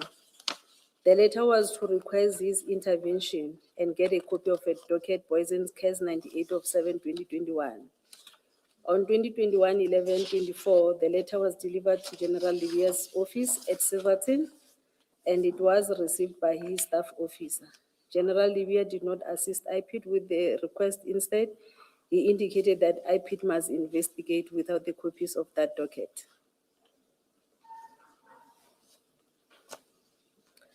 It must noted that most of the cases that IPID investigate emanates from cases investigated by the police.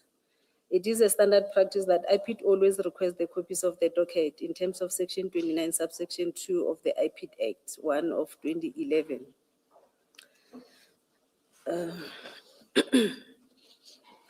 The member of the South African Police or Municipal Police Service must provide their full cooperation to the Directorate, including but not limited to, number A, the arrangement of identification parade within 48 hours of the request made by the Directorate.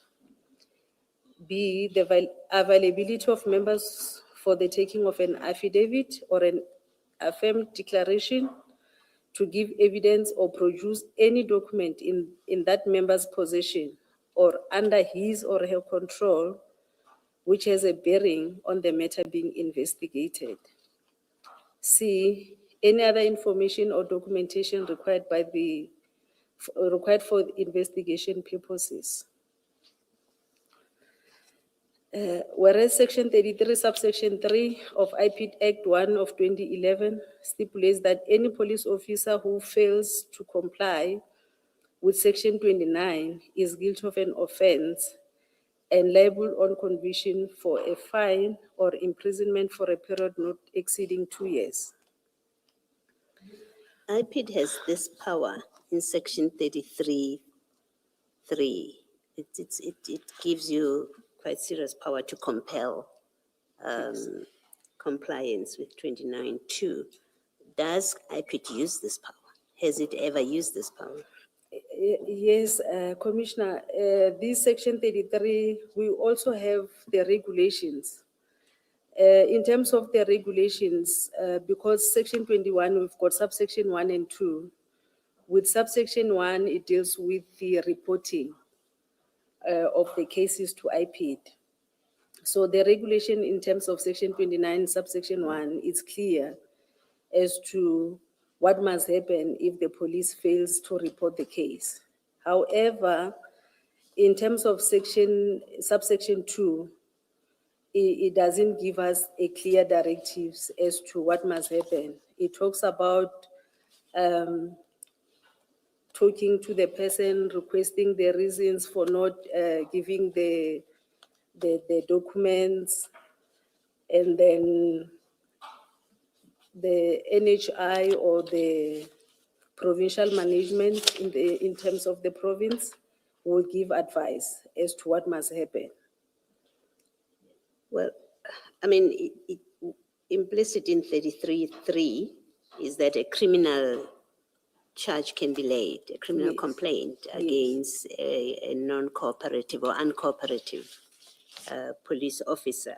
Yeah. And so whatever the regulations say, maybe the regulations say you must first follow these steps, try and persuade intergovernmental relations kind of provisions. Maybe it says that, but my question is, let me assume on the back of what you've said that the regulations require you to follow, they provide for a certain process before you get to the drastic step of laying a criminal complaint. Yes. My question is, I'm now at the criminal complaint stage, the way General Libya has ignored you.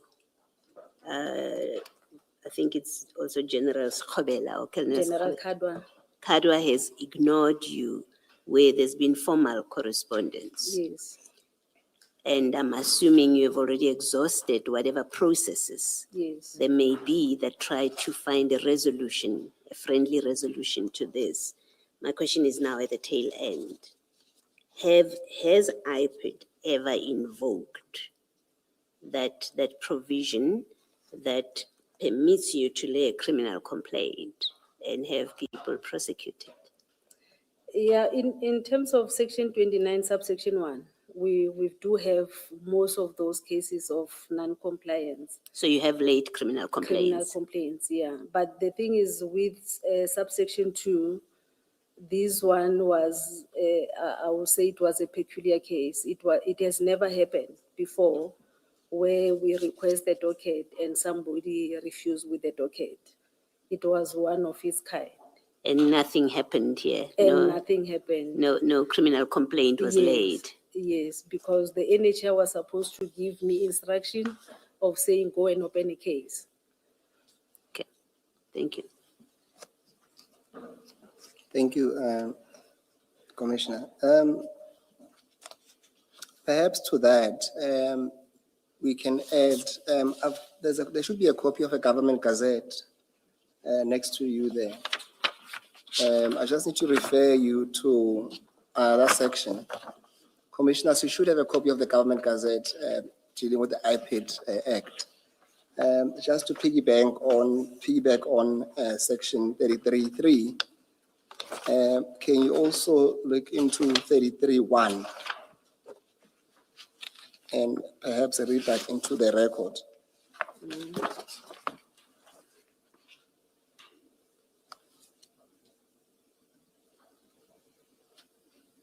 Do you want me to go through? Just Okay. read 33(1 only. 33(1, it says, any person or private entity who interferes, hinders, or obstructs the executive director or member of the directorate in the exercise or performance of his or her powers or functions is guilty of an offense and liable on conviction to a fine or imprisonment for a period not exceeding 2 years.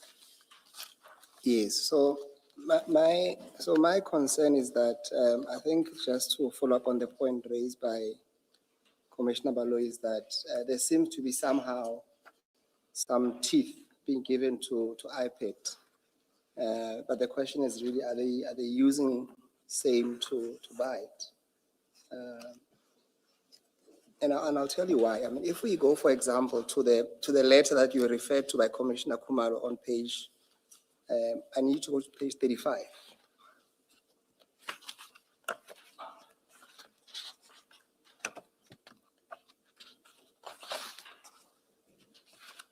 Page 35 of my statement, of your statement, yes. So the annexures, or the annexure. yes. Annexure, what is the annexure It will number? be TK 11. Let me just double check. Yes, it's TK 11. 11. So it's a letter that you sent to, well, it was sent by your office Okay. to General Lebeya's office. And my concern is that, I mean, from paragraph 1 to 7, it's just the background. And the essence of your letter really is paragraph 8 on page 35, which says this. It is against this background that we request general intervention on this matter, as the continued delay in the obtaining copies of the docket hampers service delivery. My concern is that this letter, it does not come out as instructive as it could, given the powers that we've read to you. Yes, I understand that there are regulations, but I would have expected at the very least to say what kind of intervention exactly you are requesting. Secondly, perhaps state out that failure to comply, what would that potentially attract in terms of the act? And also explain what is meant by hampering service delivery. You know, and perhaps lastly, mention the consequences. And I suppose as lawyers as well, I would have found this letter to be having more bite if at least it gave deadlines as to when at least General Lebeya ought to have responded to this, so that you can say failure to respond by this date will take you that you are also hindering or obstructing our service delivery as it's put there. What's your comment to that? I agree with that, Commissioner, because the letter does not have the time frame as to when do we need the copies of this docket.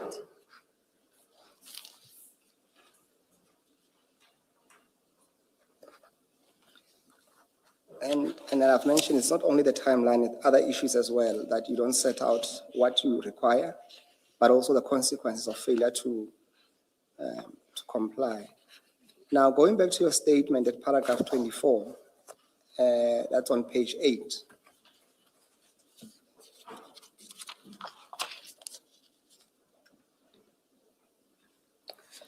On 2021-11-17, my supervisor drafted a letter to General Lebeya, National Head of DPCI, and was signed by IPD Executive Director. Sorry, No, did we not stop at 27? Why are we going back to 24? yes, I just wanted to ask you a question on 24. You'll see the last sentence there. You say that General Lebeya did not assist IPID with the request. Instead, he indicated that IPID must investigate without the copies of that docket. I've searched through the documents that you've provided to us. Can you assist us? Where did he indicate that? Or can you recall where he indicated that? I don't have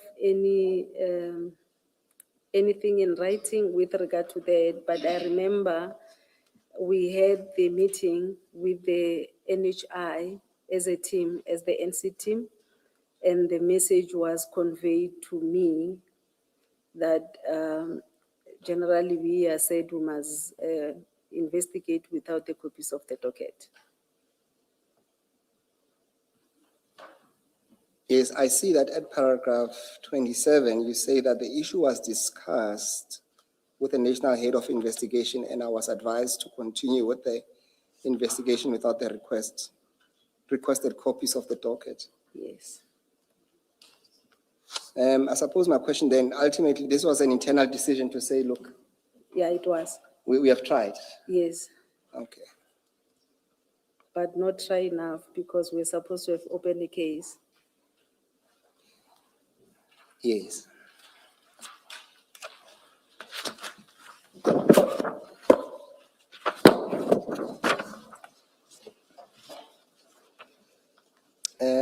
I want us then to move to the next topic, which relates to your investigation.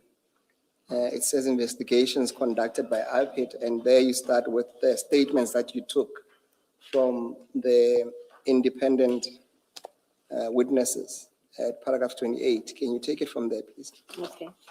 IPIT obtained the statement of other independent witnesses, the truck driver, the lady who was about to receive the goods, and the manager at Scania. The first person is Brightman Vusim Tembu, who was the truck driver. His statement attached the statement STK12 indicated that on 2021-0708 in the morning, he was in Durban when he received a message from his company with the container details to be collected at Durban Harbour. He arrived at the Durban Harbour at about 13:20. He inspected the container and the seal was intact. He then took the container and drove to Rorikop, where he arrived at about 20:20. On 2021-0709 at about 6:30, he arrived at work and went to inspect the truck and found that the seal was still intact.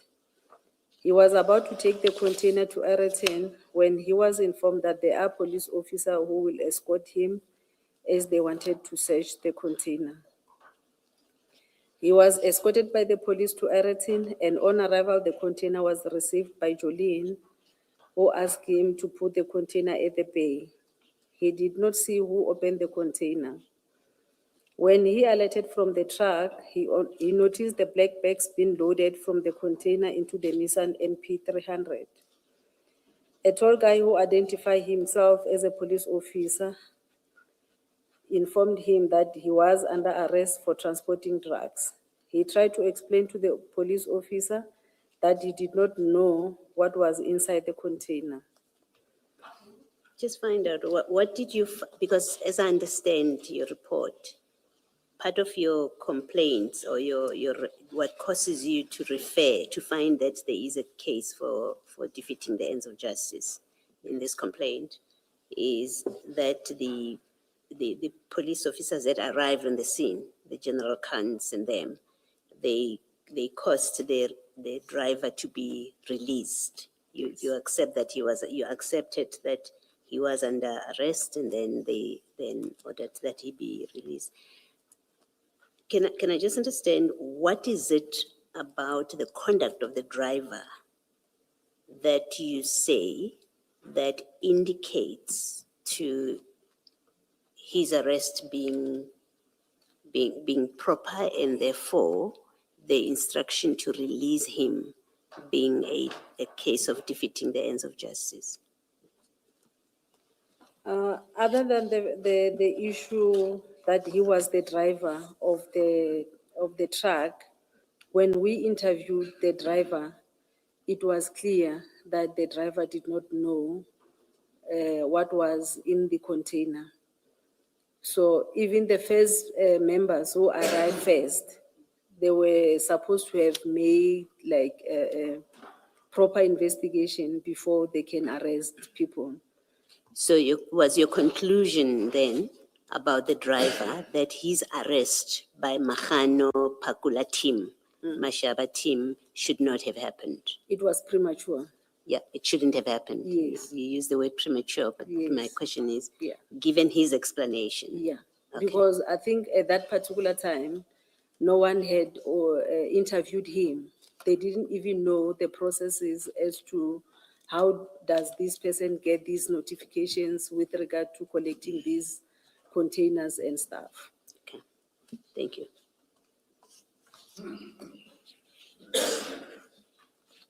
Perhaps just on it's a different subject, but still affecting the driver. I've read from you've provided us with a copy of your diary entry where you interviewed Mr. Nku. And he seems to suggest there, if my memory serves me well, that the driver is involved or somehow is implicated. Did I capture that? Is my recollection correct?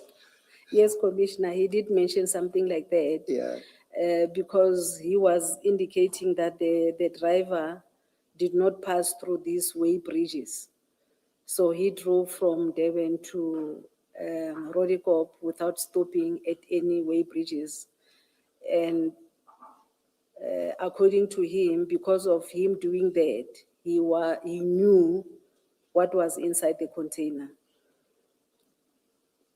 And this weight bridges is where there's a potential, I suppose, search Yes. of the trucks. Of the trucks, yes. Yeah. Was it that the only inference from him to say because he didn't stop, Yeah, that was the only that inference. renders him Yeah. suspicious as well? Yeah. He was saying, maybe he was instructed by somebody that he mustn't stop anywhere. He must just drive from Devon to Rodikop. Now, when you spoke to Jolene and them, the Kukemos, did you explore this with them in terms of the traveling of the truck and the stops? Are they compulsory? Did you take this issue further with them when you interviewed them? Commissioners, the Jolene's and the other lady who works for Scania, Jolene works for Scania, I think in South Africa, there's that other one, Scania Brazil. Thanks, Rose. They don't know as to the traveling arrangements because the company, the truck company belongs to another company. It belongs to Yellow Jersey, Yes. not the Scania, the Freighten, because the Jolene's company is Freighten, but they deals with Scania. In Jolene is Scania South Africa and the Roseland Scania Brazil. So they only request the transportation from the other company.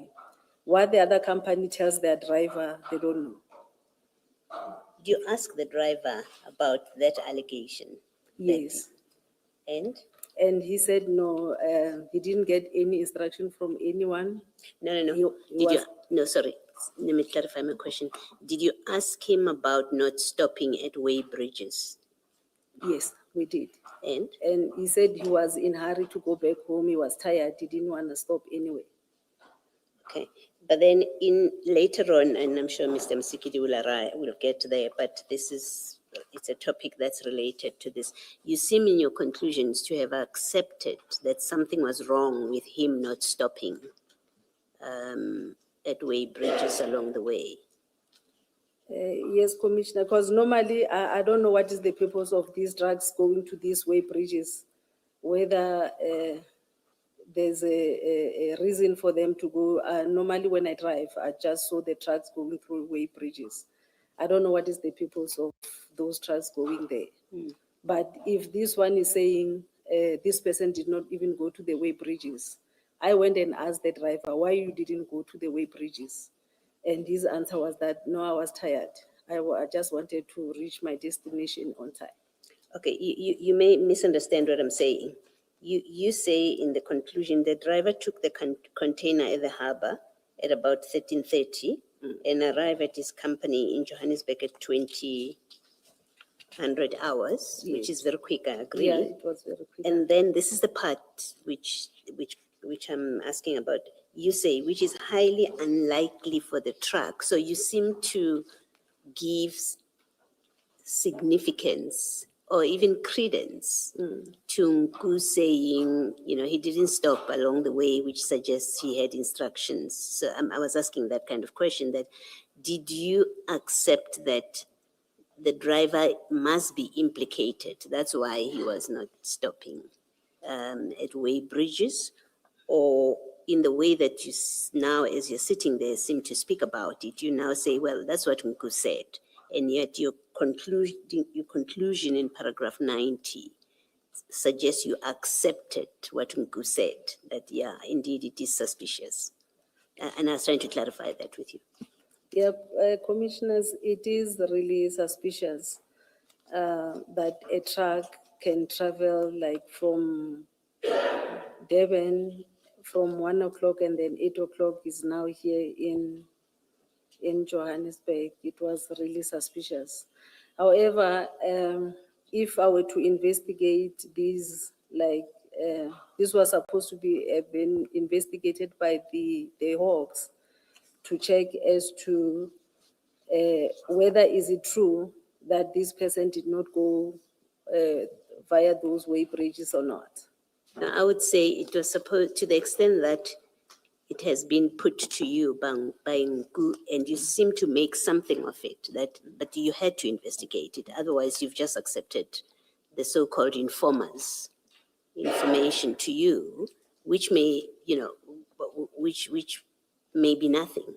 If you had investigated, for example, you could have asked Yellow Jersey, and maybe Yellow Jersey might have said, no, don't worry, this driver does this all the time, or there's nothing wrong with him not stopping.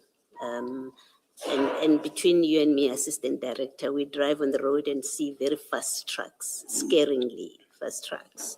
So the fact that it was fast alone in itself without more, it's difficult to accept that. Therefore, it indicates the driver was in on whatever scheme was going on here. You would be expected to do further investigation of it before you say, yes, the conduct of the driver was suspicious. Ngu is on to something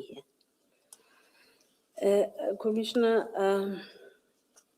it's difficult to investigate those kind of issues because it was going to look like we are now overstepping on the investigations that is being conducted by the SAPS. However, like I was saying, if we had the copies of the other docket, we're going to see as to what is in the docket, whether the police followed the issue of these way bridges or not. If not, IPID was going to do that. But we didn't want to investigate this issue. And this truck driver is not even a police officer where IPID have mandate to investigate such. So it was supposed to have been done by the police officers. I guess my problem with you is you draw something out of it. If you had just recorded it, as Nku said, and left it at that, and it didn't look like you made anything of it, then you and I would not be having this conversation. We are having this conversation because Ngu says this, and then you make something of it in paragraph 30, that yes, of course, that it was suspicious, the driver was suspicious, but you can't then sit there and say, well, it wasn't anything that I could investigate when you're drawing certain conclusions about the travel time. That's my concern about it. Yeah. But I've heard you. Okay. Thank you, Director. Can we then pick it up at paragraph 34, dealing with Jolene Kukemur? Okay. Jolene Kukemur-Wenzel, the lady who received the container, see attached annexure TK13, state that she is employed by Freight and Logistics Eretin. Her duties include, amongst others, receiving the goods, warehousing, and distribution of Scania, South Africa. On 2021-0709, at about 9, the container arrived at the warehouse from Yellow Jersey. The truck was accompanied by the police officer. On arrival, one police officer approached her and said they have a tip-off and requested her to open the container. She immediately took a file and went to the container to check the seal, comparing it with the arrival notification to check if they correspond. The seal was intact and corresponded. She then requested her colleague to open the container. As they opened the container, the black bags fell out of the container and the police officer said it was drugs. They were instructed to load the bags inside the Nissan buggy. After loading, the tall officer came with cable ties and he said he was arresting them. He was arresting her for receiving the goods, the driver for transporting the goods, and Cornelius because the goods belonged to him. He said he was taking them to the nearest police station. Before you continue, just for the benefit of the commissioners, because I have consulted with the gentlemen involved here, you have also met them. Would you agree with me that when reference is made to the tall officer, it would refer to Mashaba. Would you accept that? I don't even remember. I think he's tall. I don't remember him. Of the three, he Of is the is the tallest between Pakula. Well, everybody's taller than me, but I don't remember if he's the tallest, but I think it was him because the first people who arrived, it was him and Mahano. and Nahan is quite short. Yeah, Yes. I think yes, they are referring to Mashaba. Yes, so commissioners, I think for now you can accept that at least when reference is made to the tall officer is Mashaba. And in any event, I think it ties down with what he says in that he effected the arrest. Suggesting we take judicial notice of that. Indeed. All I can say is I did see that Warrant Officer Mahano is not really tall. But as for the rest and who's the tallest, I have no idea.